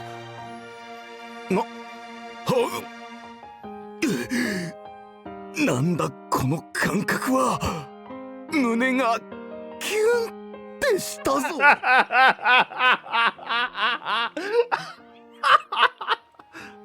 It went cute. Matter idiots. Even I was looking I think so. Looking at that as one of their own, probably all the girls think that too. あ、もうなくなっちゃった。いい食べっぷりじゃん。おかわりあるけど。いいのか？ Wait, no, seriously, this voice is so familiar. I really heard this before. のあ、美味しそうに食べてくれたからもっと食わせちゃる。たくさん作りましたから他の皆さんも。おかわり！おかわり! Now, I'm craving for curry. Holy shit, Japanese curry. But you know what? Japanese curry is so expensive here if you order it from outside, so it's better just to get it home. No, next week. Not this week. I already have a lot of cooking plans for tomorrow. I mean later. It's already 1:21 a.m. I wasn't that worried, but my concern about whether the guys would actually come was completely unfounded. When I opened it up, there were a bunch of male soldiers waiting for me. They were happily eating my slightly clumsy curry. Kare. Well, it's not like there are so many people that would run out of plates, so I guess most folks who aren't approaching me are just being cautious. うわー、男ってみんな揃ってよく食うな。ちょっと意地汚いけど、もしかして飢えてたのかな。ブロックのレーションばっからしって話聞いたぞ。だとしたら私らだいぶ優遇されてたんだろうし、ちょっと申し訳ないような。まあその分ちゃんとこだわりのカレー作ったし。こんなに美味しそうに食べてもらえると作った甲斐があるね。どんどん男の人のお腹に消えてくのちょっと面白いかも。女だから飯炊きとか古臭い差別じゃんって思ったけど、意外と悪くはないかもな。私ちょっと話しかけてみようかな。I wish the translations were better, but it is what it is. The female students serving the kare to the male soldiers were all acting differently, but surprisingly friendly and smiling. Some of them cautiously started talking to each other. 何かいいことがありましたか？ミク先輩。ゆいさんがとても優しい顔をしていました。私が？そうですか？ Been watching him. はい。カレーが好評なのが原因ですか？まあそんなところです。It's hard to explain, but I was happy that everyone accepted it so well. So, just subtly gloss over the real thing. あとはこのまま問題なく終わるといいんですが、揉め事の確率は低いと思われます。男女ともに互いの性別に反発的な人物はこの場には来ていないと思われますので。やっぱりそれはそうですよね。I'm not trying to say something grand like people can understand each other just by looking at the scene before them. Even so, I should be allowed to hold on to a little hope, shouldn't I? 訂正します。思想や感情を抜きにこの場に来ないわけにはいかない方もいました。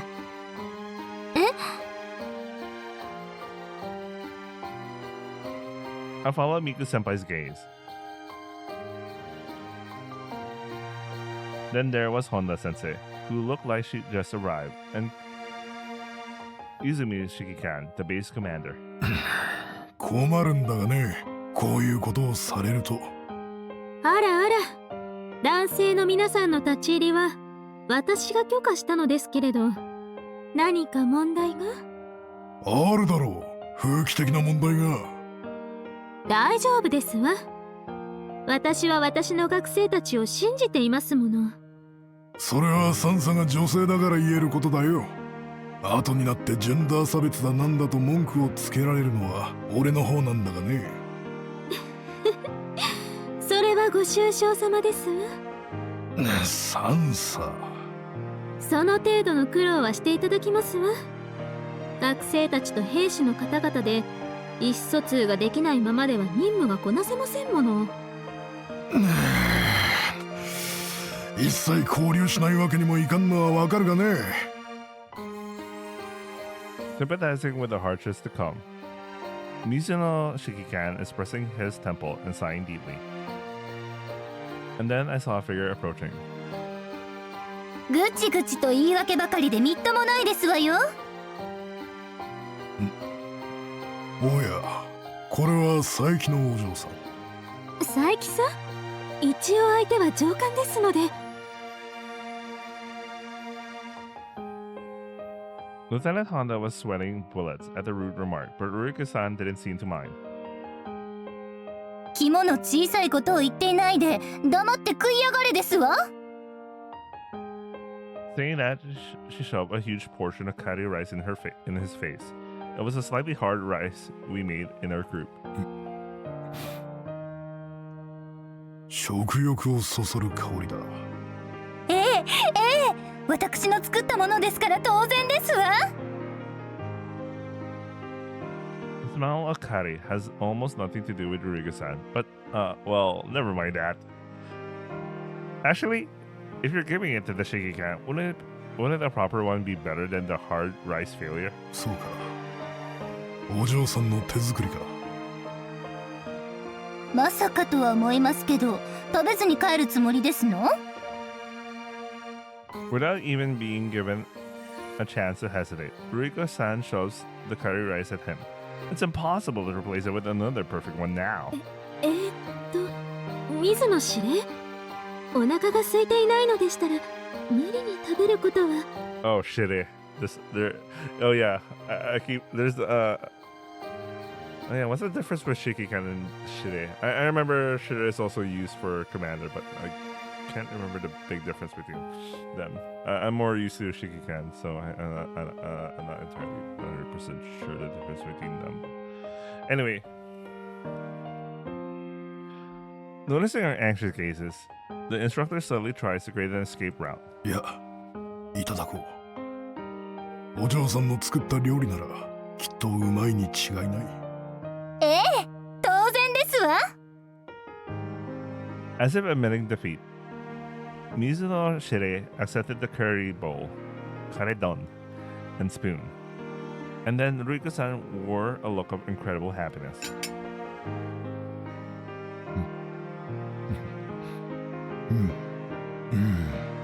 これは。私はお米を炊きましたのよ。そうか。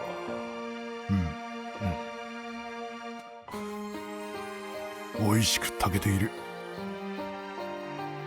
It was obviously just flattery. ああ、これはごちそうだ。Something felt off about it. Watching that scene gave me a strange feeling.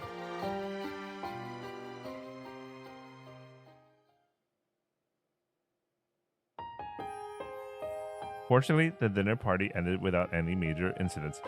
Wait, what's up? Yeah, he made that strange remark just now? What was that about? 本日はごちそうさまでした。サラレイは自分たちがやりますので。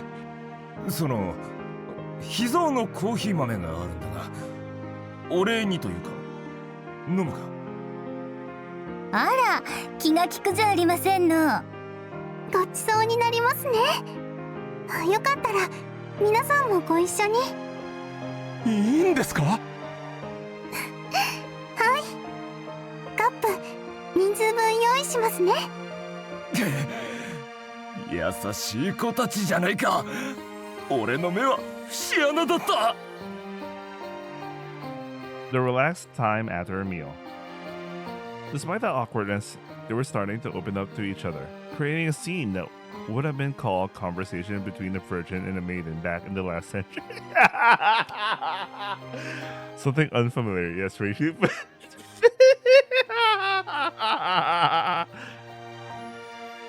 Well, except for the very last part.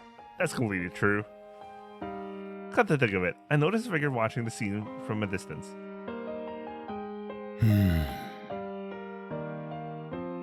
I was wondering if it was even okay to speak to, given our vast difference in status. ジョーちゃん、俺に何か言いたいことでも？すみません。ジロジロ見ちゃって。Apparently, I was noticed because Mizuno Shire turned towards me and started talking to me. で、どうした？いえ、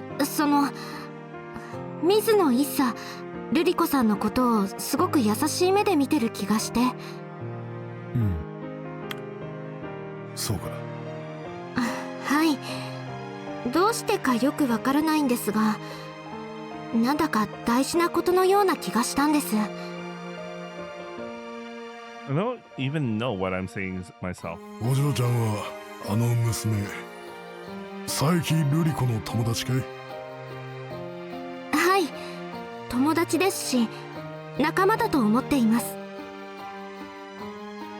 At first, I thought of you as an enemy after that rival declaration. But before I knew it, it didn't feel that way anymore. At all. そうか。仲間か。Oh, is he talking about Akari and Ruriko, I guess?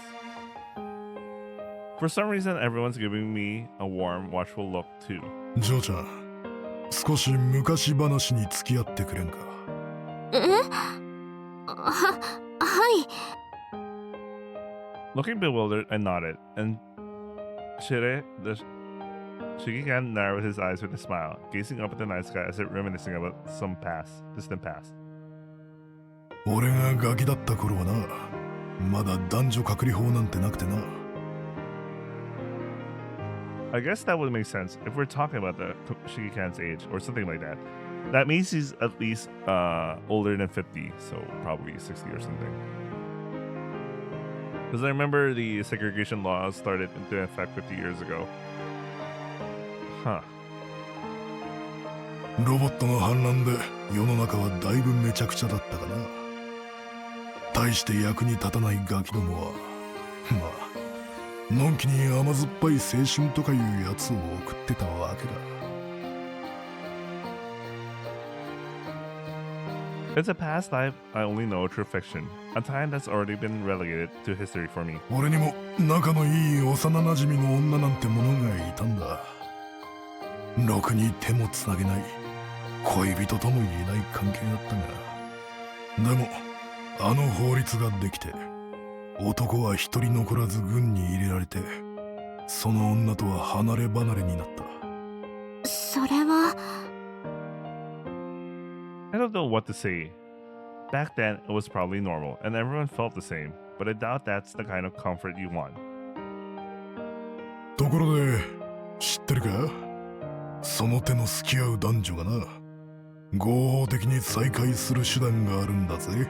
Oh, isn't that the way they, yeah, when they need to make children or some shit like that? Remember, it was mentioned in class. そうなんですか？女の方が望めば子作りの相手は指名できるんだ。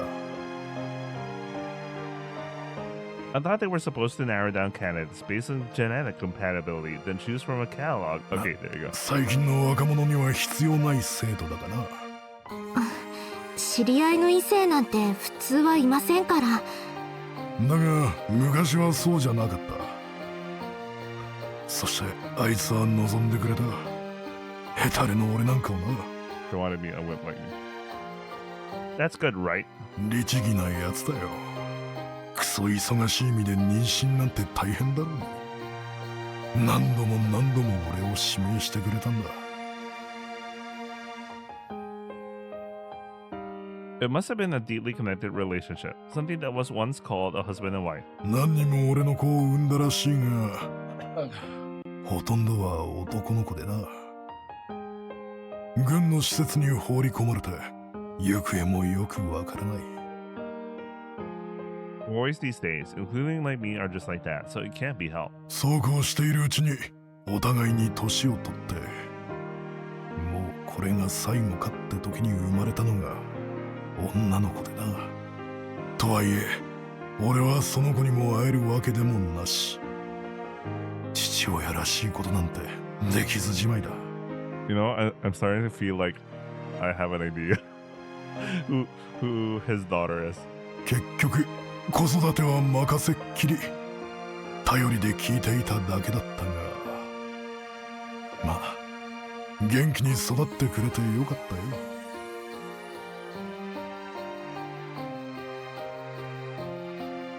I knew it. I fucking knew it. Ruriko is his daughter. Isn't it? If this wasn't a clue. Misuda Shirei spoke as if to himself, watching Ruriko-san. 世が世なら家族ってやつに慣れてたのかね。きっと離れていても家族ですよ。そうかい。そうだといいなって思います。そうか。Oops. I don't know anything about my chichue or who my honto no hahawa for that matter. I guess all young guys are like that these days. I could probably find out if I check the records, but I don't care to know. お嬢さんには関係のないつまらない話をしちまった。付き合わせて悪かったな。今のは忘れてくれ。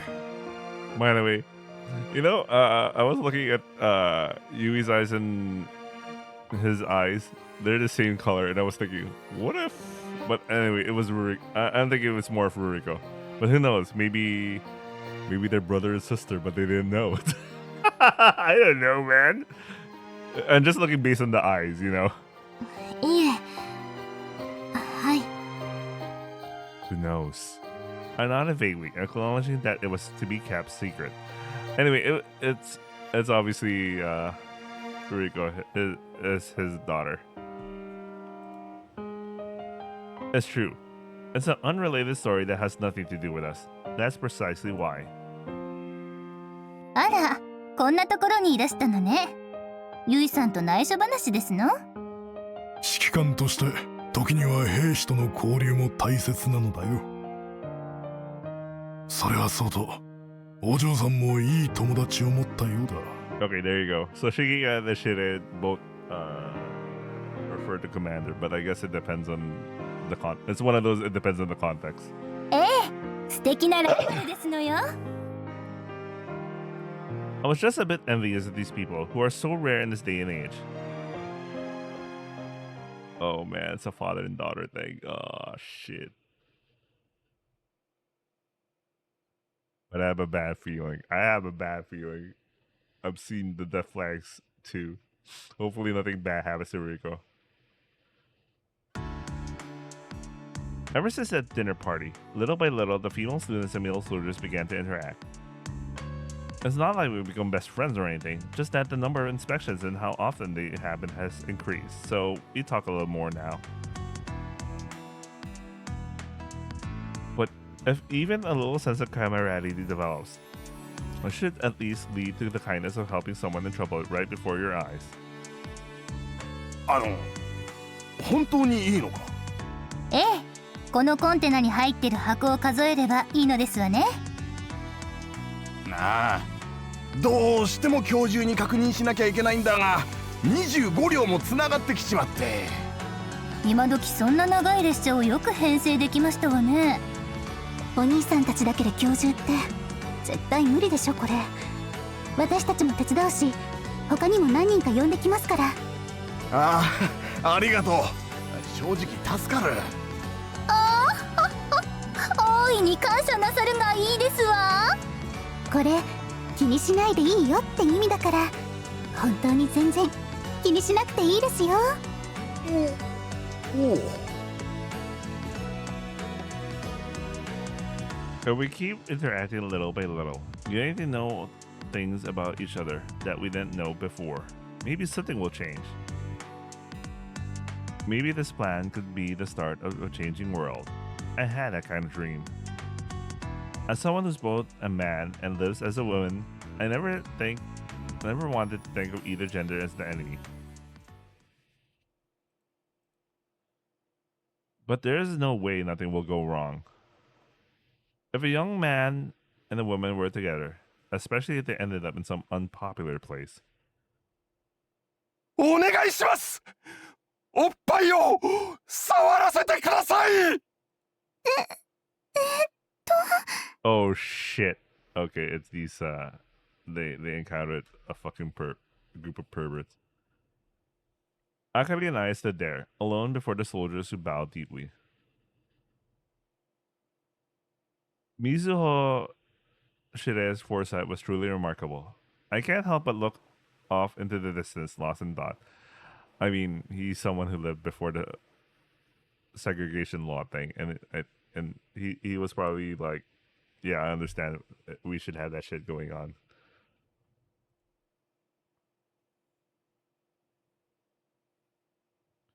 It all started with a mission that was assigned by my instructor. 東堂さんたちにはちゃんとした視察をお願いしたいんですよ。はあ、それは建前ではなくという意味で。建前。はい。陣地構築のやり方や人員装備の管理など国防軍のいろいろなノウハウを参考にしたくて。もう少し具体的な調査項目があると助かります。重点的に見てほしい部分は後でリストを渡しますね。他にも気づいたことがあればどんなことでもという感じですね。先輩たちはともかく私もですか？はい、片桐さんは優秀ですからやれますよね。どうでしょう。 I'm just a freshman who's only been here for a few months. 今のところ物おじせずに男性の皆さんと接していけるのはあなたたちくらいなのでよろしくお願いしますね。了解しました。 Even though she said please, it was essentially an order, so I saluted and accepted the mission.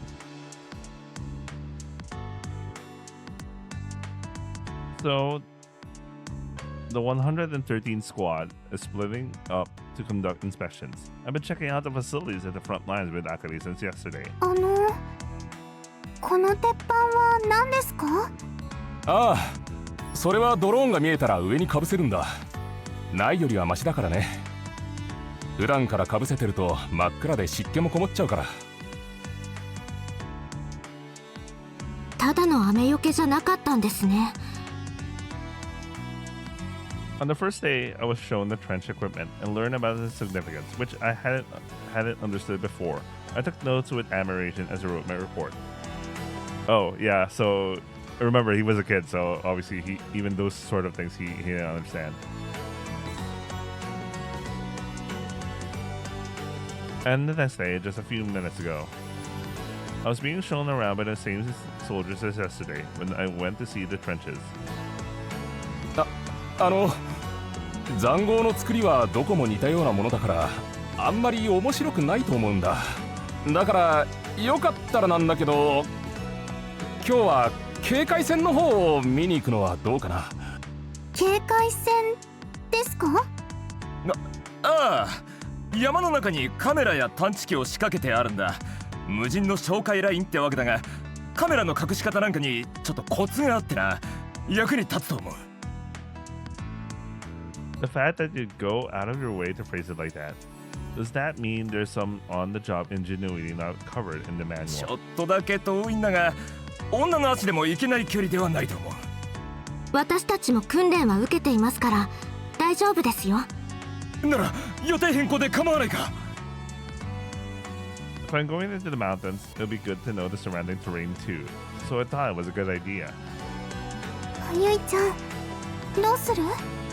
じゃあ案内をお願いします。Basically, I think I was way too careless.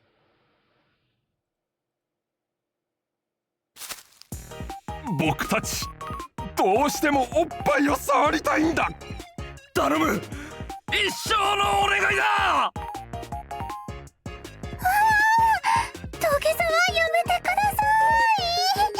さい。Wait, no, it's not. It's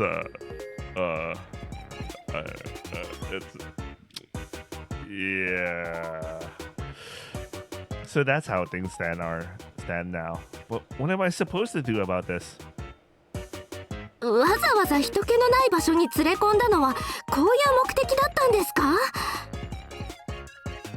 I figured I should protest first, so I looked down at the two men kneeling before me. ごめん騙すみたいな形になっちゃって。でも警戒線があるのは本当なんだ。ちゃんと有意義なレポートが書けるように案内できるからな。でも本当の目的は？いやらしいことをしてみたかったからです。 Bowing their head onto the ground, they confessed very honestly.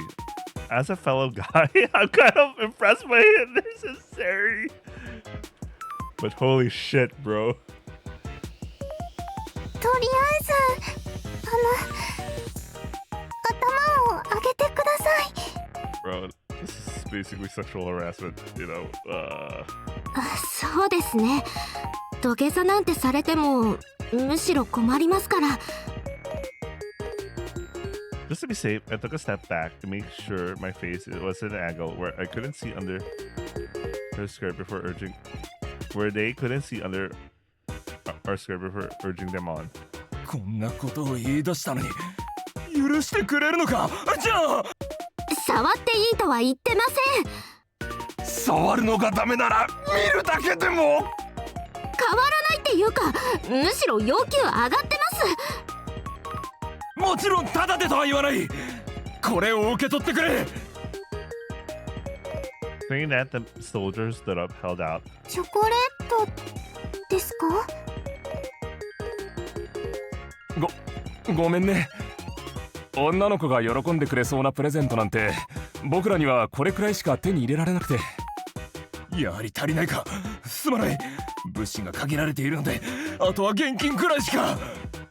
それかなりアウトですよ。いや違う。金で買おうというわけではなく。 Military personnel also frantically shake their heads to deny it because commodifying sex is a serious crime. Still, in the male-dominated area, chocolate should be pretty rare, so it's definitely a generous gift. It's better than forcing themselves on someone, I guess. Or rather, they're probably quite honest and sincere. But still, it's definitely out of bounds. これって立派なセクハラになると思うんですが。 It is serious sexual harassment. わかってる。本当に分かってます？もしもバレたら死刑だってありえるんですよ。 An eye for an eye. That's not even the point anymore. The world today is crazy with feminism when it comes to women's rights. 分かっているとも。それでも俺はおっぱいを触りたいんだ。なんでそこまで。 I was unintentionally intimidated by his soulful shout. 命は大切にするべきかと。生まれてきた意味っていうのを考えたことはないかい？ Jesus Christ, he's really gonna try to do 100. He's gonna try to do a 100%, a 100 speech check right now. I don't think that's happening, bro. I mean, you know, even it's already like grayed out to start with, man. 生物学上、男っていうのは女の子に奉仕するために存在しているんだと思うんだ。でも僕は別にイケメンとかじゃないし、きっとこのまま一生女の子に触れる機会なんてないと思う。Man. 俺もだ。正直童貞のまま死ぬのはもう諦めている。だが Wait, this is obviously a mistranslation. He should be like saying, I pretty much give it up by dying as a virgin or some shit. せめておっぱいの感触くらいは知ってから死にたいじゃないか。男として生まれたからには。嫌なんだ。絶対に嫌だ。俺はおっぱいも知らずに死にたくない。頼むよ。おっぱいのためなら何でもするから。 They were practically crying. They were begging while they begged, while tears streamed down their face.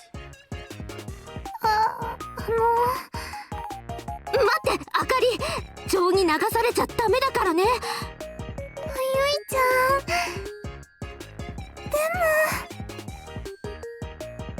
も I can see why someone would be swayed with such sincerity. Hell, I even get this guy's inspiration.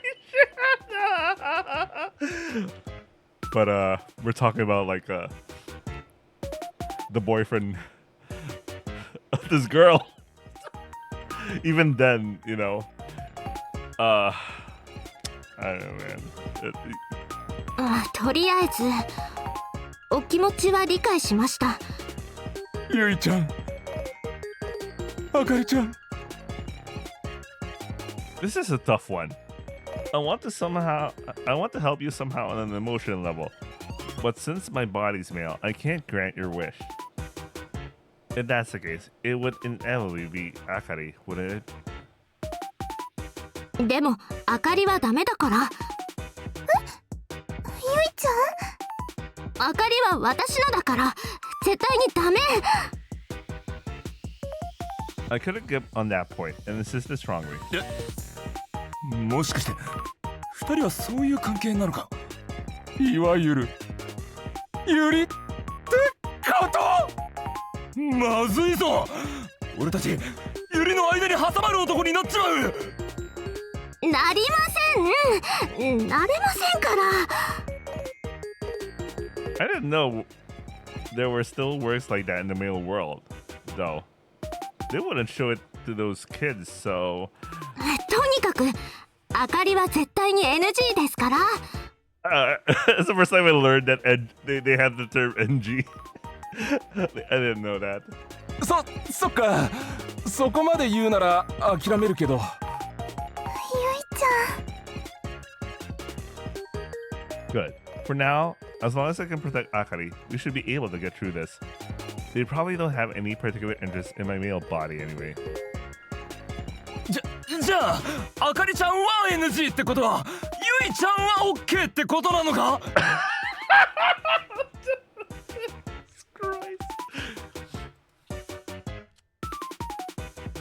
Well, they don't know he's a dude, so やっぱ僕むしろゆいちゃんの方が好みなんだよね。Oh. なんでってそりゃ。ゆいちゃん、男の兵隊さんたちからすっごく人気あるの知らなかったの？ Yeah, he's popular to the male soldiers.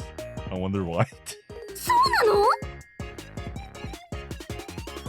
多分一番人気。一番人気。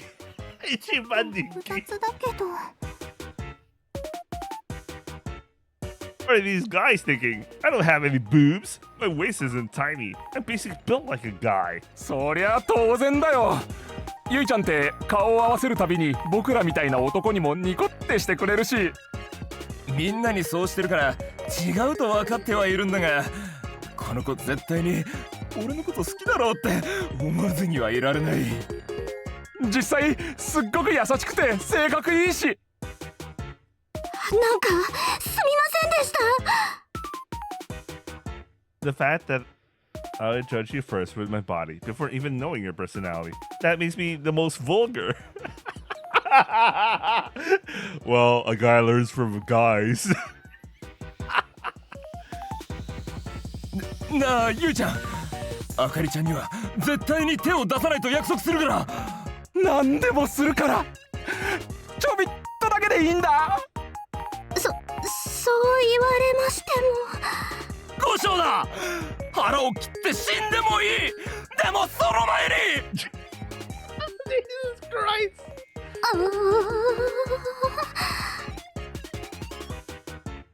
I stumbled backward, overwhelmed by the unexpected pressure and feeling confused. I can't exactly come out and say I'm actually a guy, but I also can't just casually say he's creepy, so I don't want to. あかり、どうしよう。Feeling lost and desperate, I look around for help. 兵隊さんたちかけるゆいちゃん、すごくありかも。Oh yeah, she's into the BL shit. the bullshit. Crap. She's a fujoshi. No more Robbie. ゆいちゃん、ちょっとだけ、本当にちょっとだけで構わないから。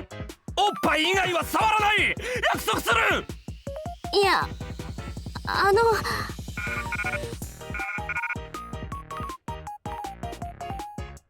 It's okay if they're flat, and as long as it's true clothes. I almost nodded like a lunatic. 通信だ。ちょっとだけなら。って私は何を。He agreed. ミク先輩から連絡だよ。I was saved by Akari handing me her communication terminal.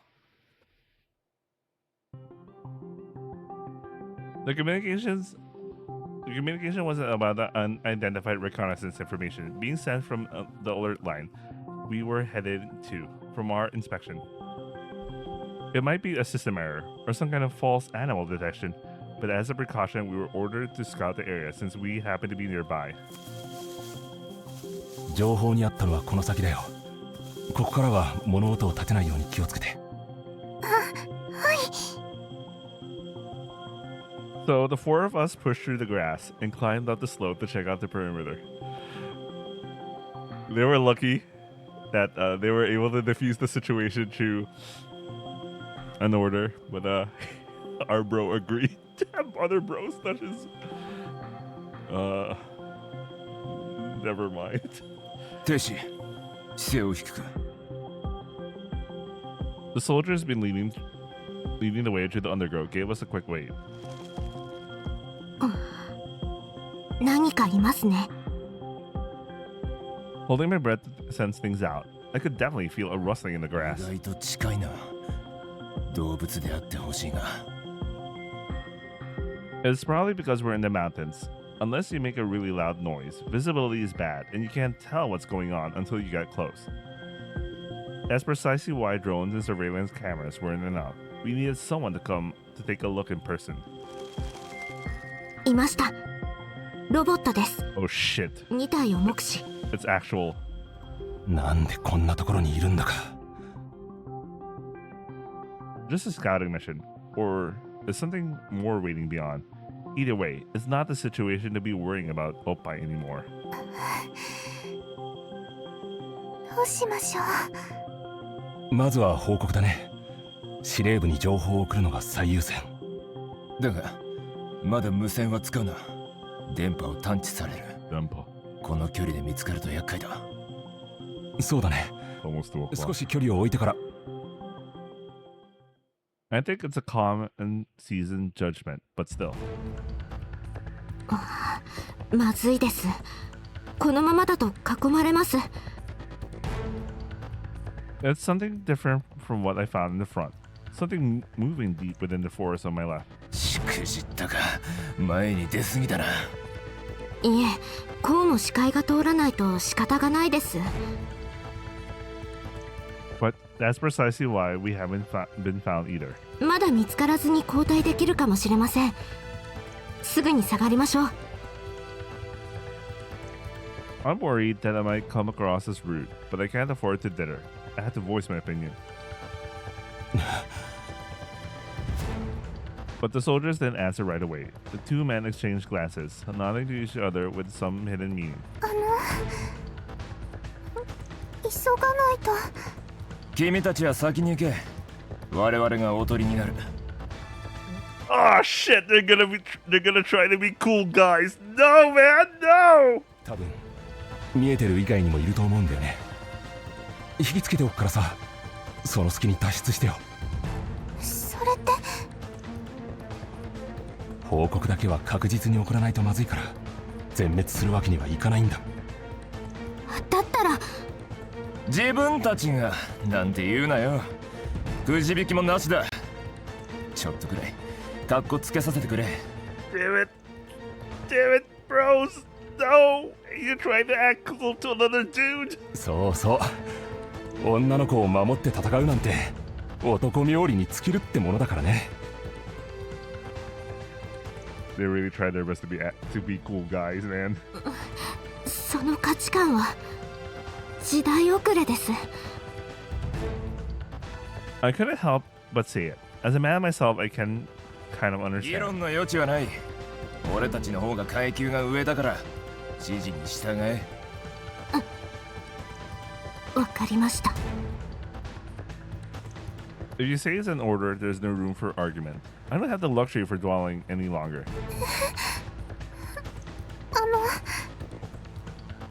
本当に俺たちなら心配いらんぞ。後から追いかける。ねえゆいちゃん、はい。また会えたらおっぱい揉ませてね。Dying words! Dying words! Those dying words! Your last words, my bro! No! はい。胸でもお尻でも好きにしていいです。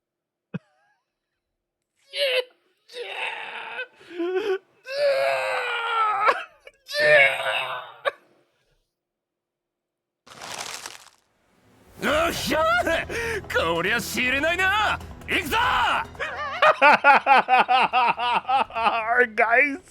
おうよ、ゆいちゃん、あかりちゃん、走って。The soldiers jumped to their feet and ran off at full speed, of course towards the robots. The surrounding robots start emitting warning waves, moving in unison. There's no sign of anything below on the slope where I am now. こっちだ、この野郎。あかり、行くよ。 I feel bad for that guy. Hope born from the wish to touch another man's.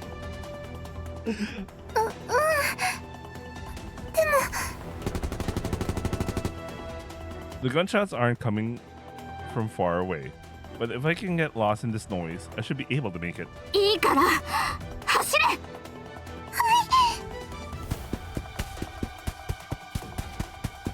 I grabbed Akari's hand, her eyes brimming with tears, and ran away from there. I couldn't let their courage be for nothing. I ran down the hill at full speed, even as something held me back. As I kept running, the gunshots gradually faded away. Oh man. あかり、通信をお願い。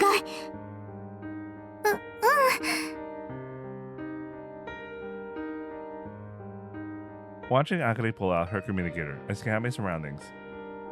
There's no sign of robots, the gunfire has stopped, and there aren't any approaching sounds either. なんとか逃げ切ったみたい。何も聞こえないね。そうだね。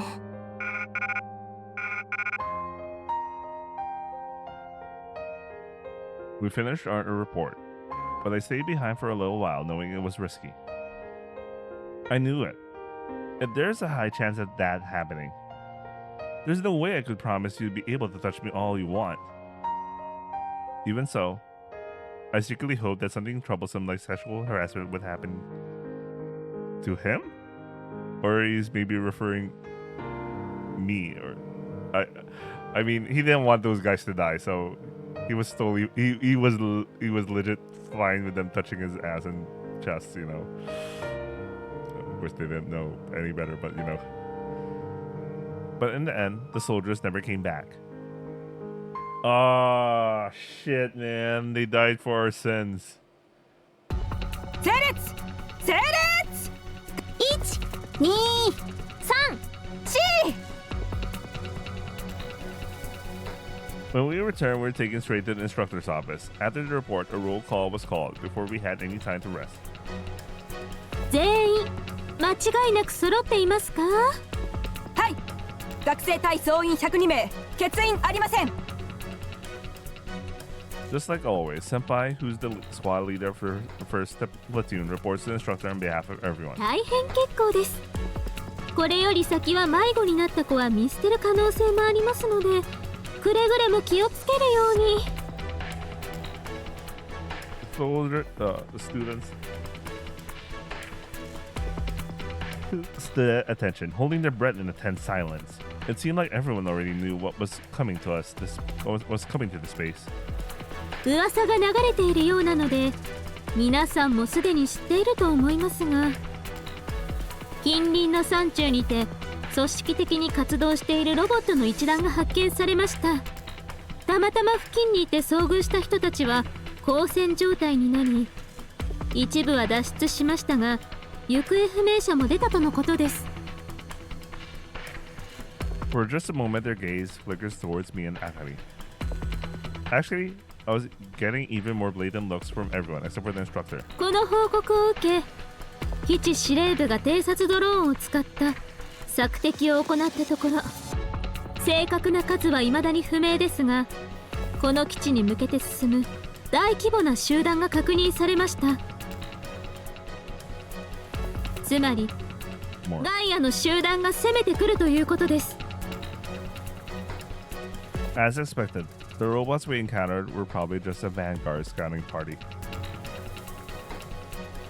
If I'd been thinking about hiding there to get through it, I probably would have ended up isolated in the enemy horde and wouldn't be able to escape. 予想設敵時刻は約1時間後。現在確認されている範囲では対処不可能なほどの大軍というわけではないですが、だからといって気を抜いていられるわけではありません。この地区は進軍中の味方へ補給される物資の全てを中継している作戦の要です。集積された物資を破壊されると大変なことになります。決して敵を通すわけにはいきません。I had a bad feeling about it, but I'm still amazed they came up with such a strategy that exposes their weaknesses like this. I guess that's why the male soldiers were able to dig such sturdy trenches. They must have been prepared for it all along. Bro, did you forget? They're so used to being on the front line that they always expect any place is the front line. こういう状況ですから、無論皆さんにも戦闘に参加してもらいます。そのために来たのですから、命を捧げてもらいます。A tense atmosphere cracked through the air around the girls. They all have experience, but that doesn't mean they get used to it so easily.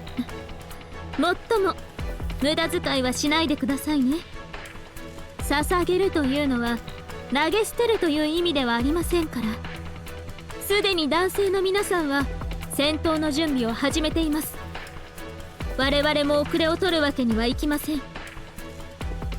各分隊の配置は追って戦術端末に送信されますので、それまでに武器の整備点検を済ませておくように。では各員の奮励努力を期待します。かかれ。 Everyone saluted at once, and the instructor returned the salute. Bro, it's 2 a.m. But I'm feeling it. Let's go. It's Sunday morning anyway. The section of the freight yard assigned to our 1st Battalion, Company C, was where the tracks converge. よかった。リーちゃんも一緒なら100人力だね。よろしくね、リネットちゃん。Akira gave a slightly forced smile, and Lynette, having caught up to her, returned the gesture in a greeting with her usual energy. It's actually a relief that Automata doesn't read the room. お前ら少し休まなくて大丈夫か？姫野学生と片桐学生は交戦状況から帰還したばかりです。短時間なら休息を取っても構いませんが。いえ、大丈夫です。先に陣地構築を済ませましょう。わかった。だがどうすっかな。敵はどっちから来る？そもそもここまで突破される確率は低いかと。The thing is, this area is pretty far from the defensive trenches that they call a safe zone. Call it a safe zone. どうも未だに気を使われているらしいな。同意します。学生隊は全てが貨物車両や倉庫の警備に配置されているようですので。私たちが女の子だから。 Akari understands that better than anyone right now. That's just how men are. 男の人たちって結構感覚が古いっていうか、守ってあげなきゃとか、ちょっと上から目線だよね。まあ前の世紀と変わっていないよね。 Maybe it's just biological instinct. I mean, even I feel like I have to protect the girls I'm close to, and he does that a lot for Akari. 一応列車を守る形で土のうだけでも積んでおくか。 Everyone nodded and got to work, but 何の音？ a sound like something exploding echoed from far away. By the way, I really wish they had more tracks in this VN, because their combat tracks right as of now is basically this. It's not a bad track, but like it's you know, even like really old games have like a couple more tracks. I don't know. 砲撃音です。制圧射撃でしょう。もう始まったか。 And then came a gut-wrenching vibration and explosion. The ground and air trembled violently.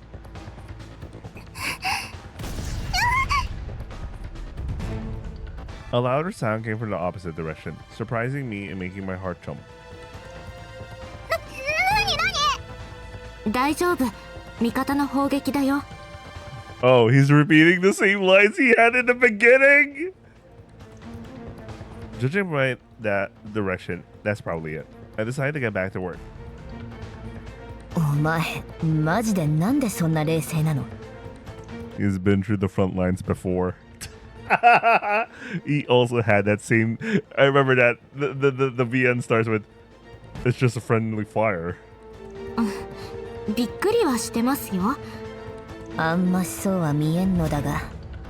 あれ、もしかして先輩もビビってる？私だってでかい大砲は初体験だよ。 The security force's main mission is maintaining order in urban areas, so they don't handle heavy weapons like multi-legged tanks, and they aren't trained to deal with that kind of thing. Rin-senpai, you're used to fighting with small arms as a freedom of expression warrior, but this is probably outside of your area of expertise. 敵砲兵からの反撃はないようです。大砲レーダーはモニターしていますので、退避の用ありと認める場合には警告します。敵の方から聞こえた音、ロケットと迫撃砲だけですよね。皇帝、今のところ銃砲は確認されていません。大口径砲は山越えが困難だったものと推測されます。なら弾薬も限られてるかもしれませんし、砲撃戦で勝てるなら前線も楽になりますね。同意します。ただし味方の弾薬にも使用制限が課せられていることに注意が必要です。マジでこの二人何なの？ They're just straight up working. 頼もしいですよね。 Come to think of it, Rin-senpai might be more of a scaredy cat than I thought. I mean, we're talking about someone. You literally just mentioned it's literally her first time to deal with this kind of warfare. I mean, there was a time when she seemed like a quiet girl, so people can be unpredictable. それよりミク先輩、その見てるデータ見ちゃっていいやつですか？バレない自信があります。 As usual, she's hacking. ダメなやつじゃん。まあそういうのは今更だから。It was a squad of troublemakers, including myself. I hope Rin-senpai doesn't get a stomachache. どこの部隊も使用していないドローンがありました。バレない自信がありますので、一機借りてみます。本当に大丈夫です？ミクの仕事は完璧だし、大丈夫だろう。どうせ言ってもこっそりやるんだろうし。You're surprisingly stubborn sometimes, Mika senpai. 前線の様子も気になりますし。ミクは戦況を見ててくれ。私たちは先に陣地作りだ。了解。ドローンを向かわせます。Right above us, as we get back to work, a drone buzzes by, probably operated by Mika senpai. I'll watch it go, praying that nothing terrible would happen. I really like how when the artillery barrage started, the girls, one of the girls got afraid, and he replied as if it was in the beginning of the VN, man. It's just friendly fire. Anyway, now that's some Bravo Nolan moment. Anyway, the bombardment finally stopped in the trenches. No, it's more like poetry. It rhymes, not a Bravo Nolan moment. The men who had been crouching there cautiously raised their heads and began to stand up. 生きてる。俺たちは運がいいね。隣の区画は直撃したらしい。全滅だってさ。Damn, man. Just like that. そんな。どうしたガキども、しょんべん漏らしたか？ Think about it. This guy been surviving war for the longest time, man. And he's in the trenches. 司令？ダメですよ。こんな前線に来ちゃ。そう固いことを言うなよ。俺は司令部よりこっちの空気の方が性に合うんだな。だからって司令官としての仕事がありますよね。そっちは優秀な参謀どもがちゃんとやるさ。一応連絡も取れるようにしてあるしな。そういう問題かな。んなことより次はロボットどもが来るぞ。全員銃を取れ。はい。みんな悪いが今日ばっかりはヤバくても死守だ。撤退は許可できない。いつもみたいに命を大事にとは言ってやるん。I can tell. Well, you obviously know why he's so motivated today to fight. His daughter is here. 分かってます。みんな最初からそのつもりです。物資もだけど姉ちゃんたちを守らないと。ああ、そうだな。お前ら気に入った子はいるか？自分はあかりさんですかね。ちょっと抜けてるところが守りたくなるっていうか。俺はゆい姉ちゃんかな。僕も初恋しちゃったかも。お、ガチ恋勢がいたぜ。やっぱゆいちゃんが一番人気。俺らにも優しいもんな。おっぱいないけど。お前それセクハラだぞ。自分はその物好きかもしれませんが、大統領令嬢だっていうルリコさんに。Oh no. よし、お前は生き残ったら覚えてろよ。Oh, he just like I'm just gonna ignore that shit. 来ました。ゴブリンどもです。総員第一戦闘配置、確保を決めろ。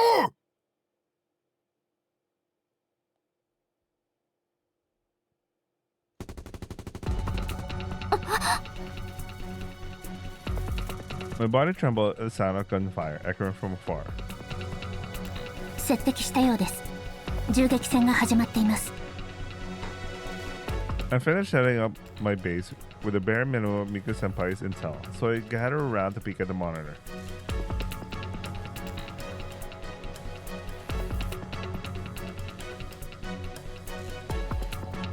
What I can't stop remembering is the scene etched into my memory from that trench. Are those soldiers and boys I've become friends with also being exposed to the same terror? 上空から見る限り突撃の阻止には成功しているようです。勝てそうってこと？今のところは。It's true that the number of robots attacking doesn't seem to be as huge as a swarm as it was back then. 皆さん大丈夫でしょうか？どうかな。Just because it looks like we can win doesn't mean everyone on the battlefield is safe. It's only natural to be scared when facing bullets that can take your life. And if you get hit, it'll hurt like hell. In the worst case, you'll just die on the spot. なるべく無事でいてほしいです。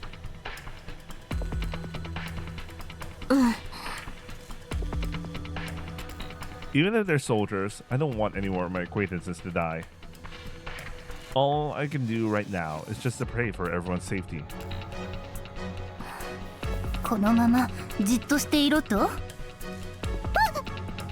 さん、いつの間に？小隊長に言われてこっちに加勢することになりましたわ。そうか、確かにこっち方向が少し手薄に見えるからな。大して変わりませんわよ。戦場はずっと向こうですもの。I bit my lip as they're intently in the direction of the gunfire. ルリコさん、怒ってます？当然ですわ。女は全員まとめて後方配置だなんてバカにしてますわ。男にしか戦場に立つ資格がないとでも？落ち着いてください。こんな差別待遇で落ち着いてなど。心配ならそう言ってもいいんですよ。別に心配だなんて。Looks like I hit a nerve. Rurika-san fell silent after that. ミク先輩、司令部の通信で水野司令が最前線にいるみたいなことを言ってましたけど。はい、上空からも司令官の姿は確認しています。映像を拡大しますか？別にいりませんわ。くだらない男が死ぬところなんて見ていても仕方がありませんもの。Even though you must have been bursting to tell me, you were really not a straightforward person. とにかくここで待機しているのだって大切な私たちの役割ですよ。役割とおっしゃいましても。なんだ、戦術論で予備兵力の重要性を習わなかったか？ちょっと記憶にございませんわね。じゃあ予習だ。もしも何かのアクシデントでどこかが突破されたらどうなる？連中の目的はここの物資だから、私たちが最後の希望になるんだぞ。それははい。まあ男どもから守る対象にされてるのは事実だろうけど、それでも多少なりとも戦力として期待されていないとこんな重要な配置を任せたりはしないだろう。 Thanks, Rin Senpai. I really like how you think. そうですわね。Though she didn't look convinced, Riko-san nodded. But what is this feeling of unease? ゆいちゃん、どうかした？なんか胸騒ぎがして。胸騒ぎ？何か大切なことを忘れているような。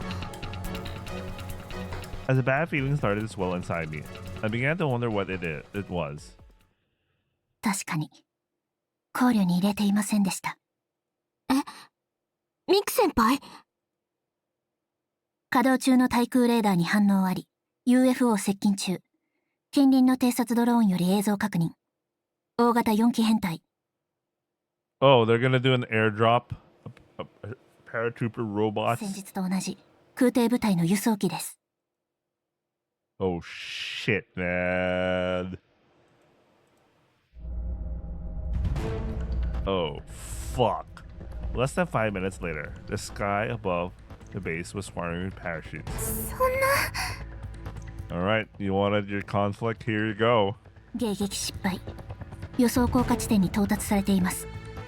見りゃわかる。人類防空能力低いな。今時飛行機自体がそんなに飛んでないですし。どうしても後回しになるのですわね。Even so, I saw a few portable anti-air missiles fired, but unfortunately none of them hit. Robots are jumping out of the transport plane one after another. どうすんのこれ、すごい数だけど。落ち着いて。この辺りをめがけて降下してるから多いように見えるだけ。I muttered to myself as if trying to convince myself, but いやいや、こっちに来るなら僕らが一番大ピンチってことじゃん。確かに。降下中の敵ロボット約80体です。先日の立川事件よりはかなり少数と判定。 we're still talking about 80. 損耗を回復させないまま突っ込ませてきた感じか。That means there's a high chance they won't send reinforcements. 80 units are plenty threatening, but if that's all they have. 森谷さん、お仕事をお願いできますか？はい、指示をどうぞ。あなたが適任ですので、一時的に多脚戦車前期の指揮を委任します。対空射撃を統制して降下中の敵ロボットを1体でも多く破壊してください。了解。多脚戦車前期の指揮権異常を確認。使用兵装、重機関銃全門正射、弾薬使用制限なし。 Man, make this place so cool. 対空レーダーおよび偵察ドローンとのデータリンクを構築解析中。各機に目標個体を割り当て、ターゲットロック、統制射撃開始します。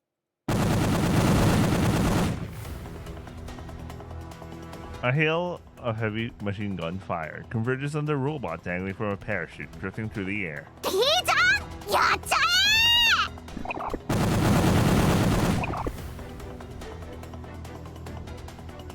Lynette swung her machine gun around, spraying bullets into the air. She dutifully moved her manipulator to acknowledge Yaika's encouragement, but I wish she'd focus on shooting right now. 命中弾多数、効果ありと認められます。Since it was a shot at an opponent who couldn't move while falling. With no cover, it seemed like a pretty effective 観 attack. 測中の目標、大破と判定。各機目標変更、射撃継続。やっつけたってこと？一部のみですが、現状での戦果を判定中。確定ではありませんが、12体が沈黙と推測されます。この調子なら。But this perfect opportunity won't last forever. Looking up, the robots are already descending to a much lower altitude. 全目標の破壊は火力不足により不可能。半数には何らかの損傷を与える目論見みですが。上出来だ。全員戦闘準備。動いたまま落ちてくるやつはこっちで対処するぞ。了解。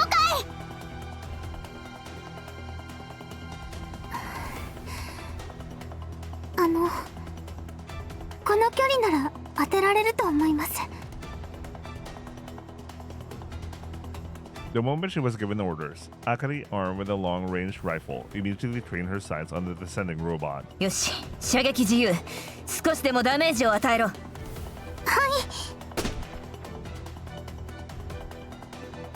Akari pulled the trigger, and I saw sparks fly from the robot's head in the distance. 相変わらず射撃だけはうまいですわね。でも今のはまぐれ。あかりちゃん、頑張れ。あかり、周りは気にしなくていいから。そこ。Akari kept sniping until her magazine was empty. The bullets either hit or missed, but two of them fell to the ground and didn't get up. As the remaining enemies lowered the altitude, they lost their firing range, and Lynette's group stopped shooting abruptly. 結構減ったとは思うが、まあまあ残ってるな。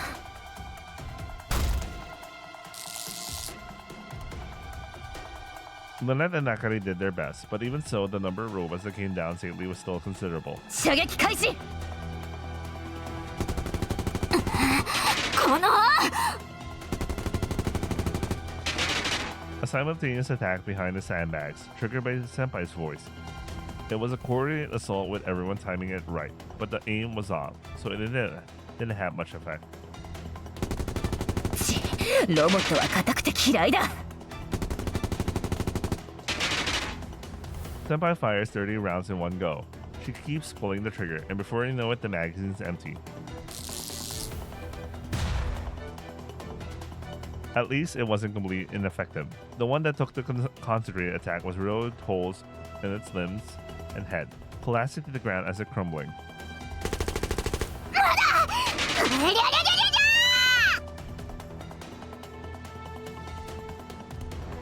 Yaika with her high-capacity SMG is covering our reloads by spraying bullets, but... Oh, she's giving covering fire. Yeah. You need a higher caliber for that. ロボット相手にそんなおもちゃを持ってくるからですわ。もっと近づけば弱いとこ当てられるし。とりあえず手榴弾投げちゃダメ。ダメに決まってますわ。貨車とコンテナが壊れるじゃありませんの。That's precisely why I can't just point Lynette's... That's precisely why we can't just point Lynette's heavy weapons at them. We can't afford to wipe them all out. And even a disruption in the supply lines would be a major problem for the operation. 結局これしかない。 Finishing reloading, I grit my teeth to keep from making a rude sound as I pull the trigger. Just keep reloading and firing like crazy together.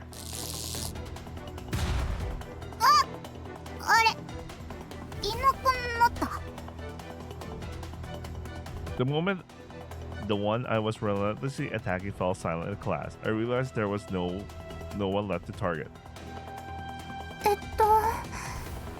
もっといたよね。退いていきましたわね。行ってほしくない方に。陣地の外側に降りてくれたわけじゃないからな。しかしまずいな。コンテナの間に入り込まれた。倉庫外にもすでに浸透されています。迎撃失敗です。しょうがないさ。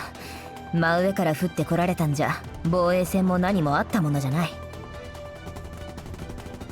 あ、向こうで誰か戦ってます。あっちにいるの第二小隊のみんなだったはず。 Oh shit.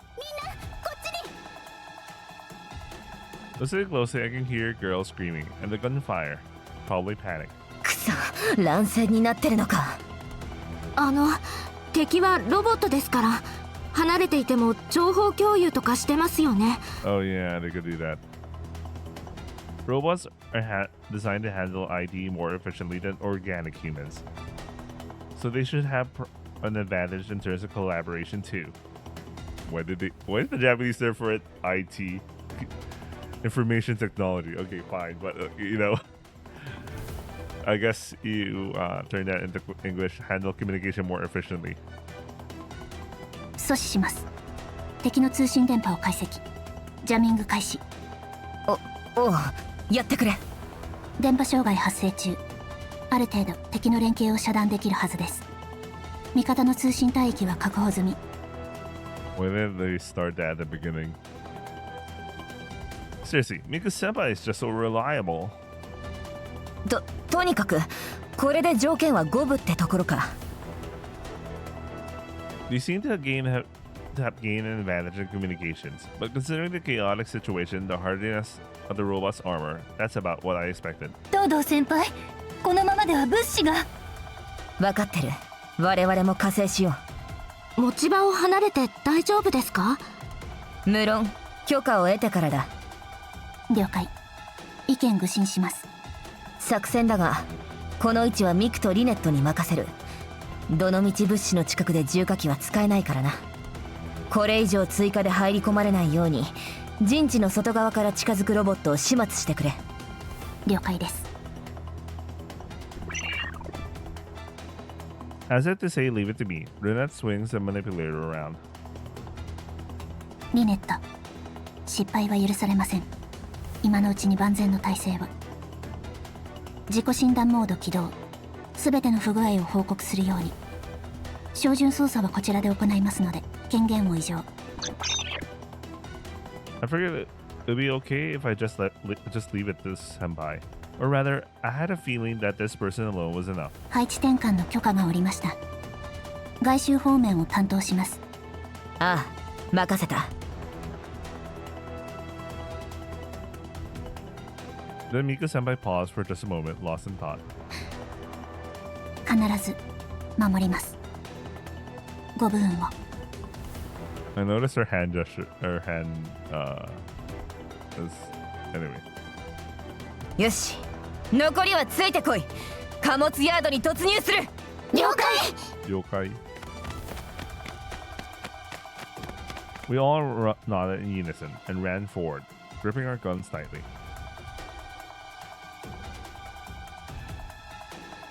I slipped between the rows of containers lined up in a row.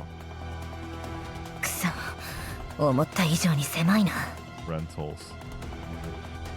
The gap between the containers was narrow, not a space suitable for running or swinging guns around. Plus, since it can't spread out sideways, attacking everyone at once is probably difficult too.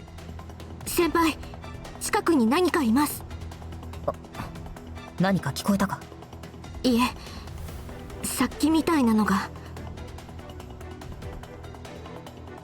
Basically, it's a gut feeling, but I choose to trust mine. ロボットにもそういうのあるのか？ Of course, Senpai looks suspicious, but 上空より監視中。前方の角、左方向にタイプゴブリン1体。クリスに背中を向けています。マジか。先輩、僕がやります。よし、任せた。Yaika, who has a gun that's easy to handle, takes Rin Senpai's place at the front. Stopping just before the corner, I leaned my back against the container wall and removed the safety catch. マジで嬉しい。 She bursts out, fires a bullet at point-blank range, locking onto her target. この距離なら。 Eventually, a heavy thud echoed as Yaika's figure disappeared around the corner. クリア。よくやった。日頃から鍛えておいた甲斐があったな。だからって感謝なんてしませんからね。 She kept her gun trained on the robot's remains, cracking jokes all the while. 大丈夫だよ。完全に壊れてるっぽい。ミクも助かった。いえ、死角が多く確実な索敵ではありませんので、警戒しながら進んでください。了解。そっちもリネットの指揮が優先だからな。承知しています。 Listening to Mika Senpai's voice over the comms, I sharpened my senses and scanned my surroundings again. 銃声？近いですね。 The sound echoes off the steel of the container, so I can't really tell where it's coming from. 無理無理。あっちで。ごめん。足引っ張って。怪我人は黙ってなさい。撤退よ。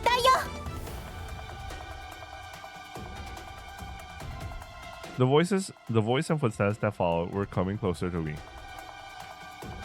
茶道部の斉藤先輩ですね。負傷者がいるみたいですわ。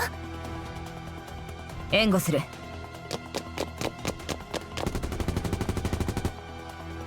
I ran toward the sound and turned a few corners before finding some girls fighting in a slightly open area.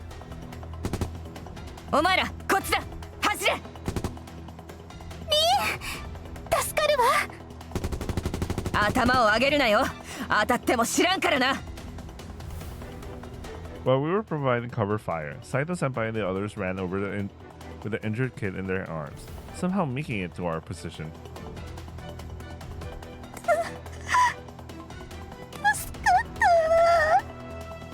た。怪我は大丈夫ですか？かすり傷。あのロボット、こっちには来ないみたいです。追ってこない。どういうことだ？それがよくわからないけど、あいつどこかに向かってるみたいなの。こっちから攻撃仕掛けると反撃してきたんだけど、あの方向だと西側のコンテナホームだと思います。西のホーム？確か今朝新しい列車が入ったところだよね。まずいですわ。ルリコさん、俺の積み荷って確か。その列車弾薬が満載ですわよ。あれが爆発でもしたら何もかも終わり。ダメですわ。 Oh shit. ルリコさん、おい待て、くそ、追うぞ。 Oh no no no no no. We let the injured to Saito Senpai and the others. Then we started running too. We chased after Ruriko-san, who ran off without listening to our protests, and emerged from the mouth of the stacked containers. いましたわ。バカ、ちゃんと隠れろ。そんなことを言ってる場合では。 The single Gaia military robot, indicated by Ruriko-san, is heading towards the train station, said to be carrying ammunition. 落ち着け、弾薬って言ってもそう簡単には爆発しない。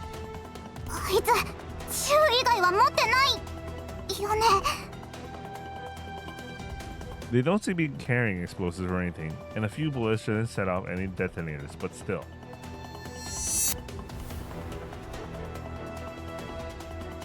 Flashback. After Akari chased after that cannon. Suicide. As if they reached the same conclusion at the same time, Akari hurriedly warns.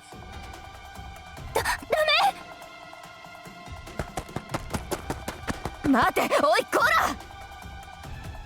Bro, she has a death wish. Ruriko-san aims her rifle and charges forward. It wasn't necessarily a wrong decision.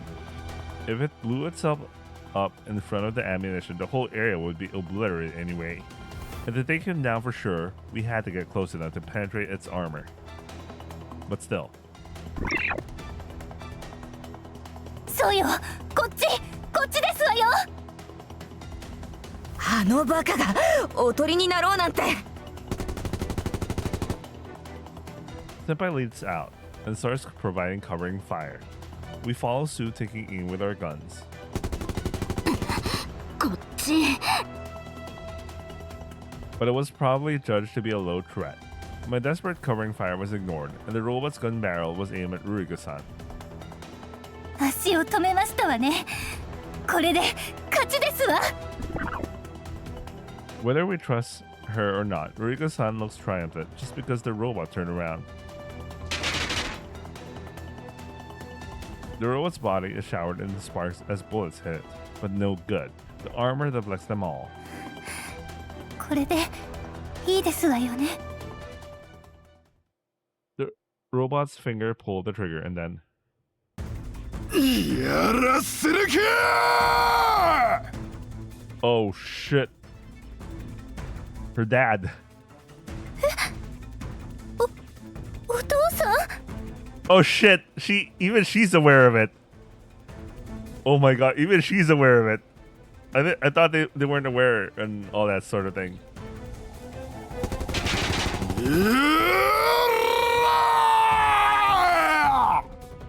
Oh shit, man. This guy's gonna die.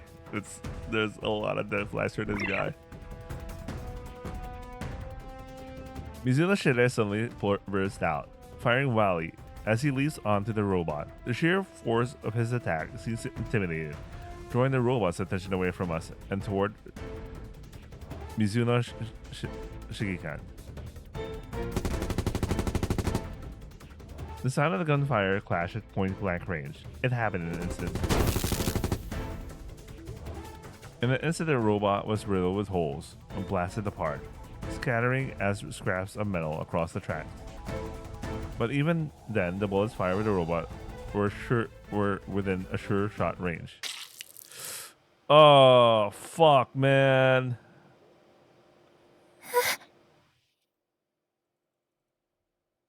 It's a dead flag. It's an obvious dead flag, man. I've seen this. The blood splatter rained down on the Ruriko-san.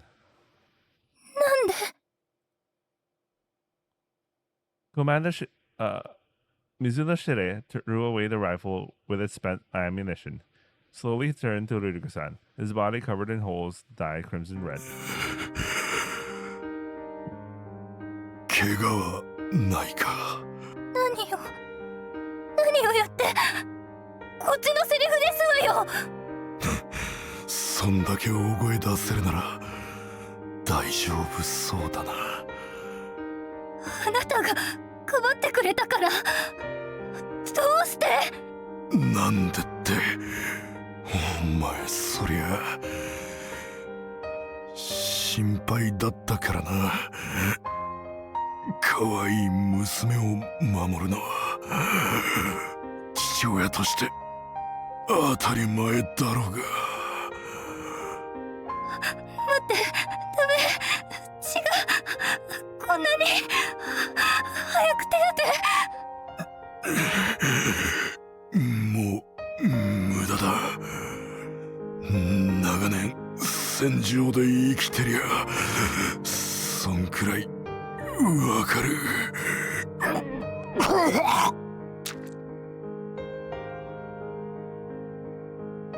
The Shikikan coughed up a torrent of red blood, which dripped heavily on the ground. 嘘。 Mizuno Shiraya knelt in the pool of red blood. Even to an untrained eye, it was clearly a fatal wound. いや、お父さん。父さんと呼んでくれるのか。何度でも呼ぶわよ。お父さん、お父さん。 God damn it, man. もっとちゃんと親子ってやつをやりたかったな。 And then the Shikikan's body collapsed onto the track.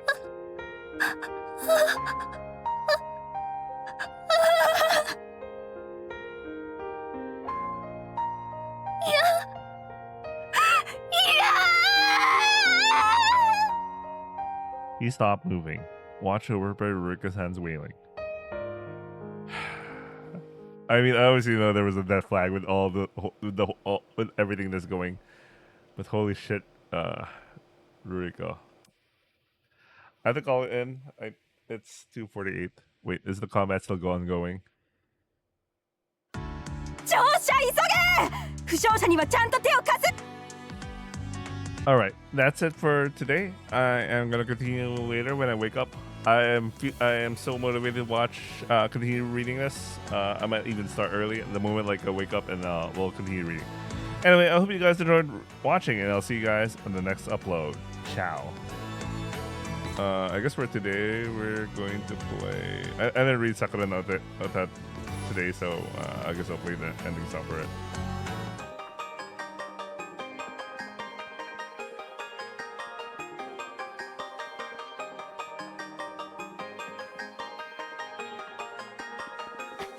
Sekai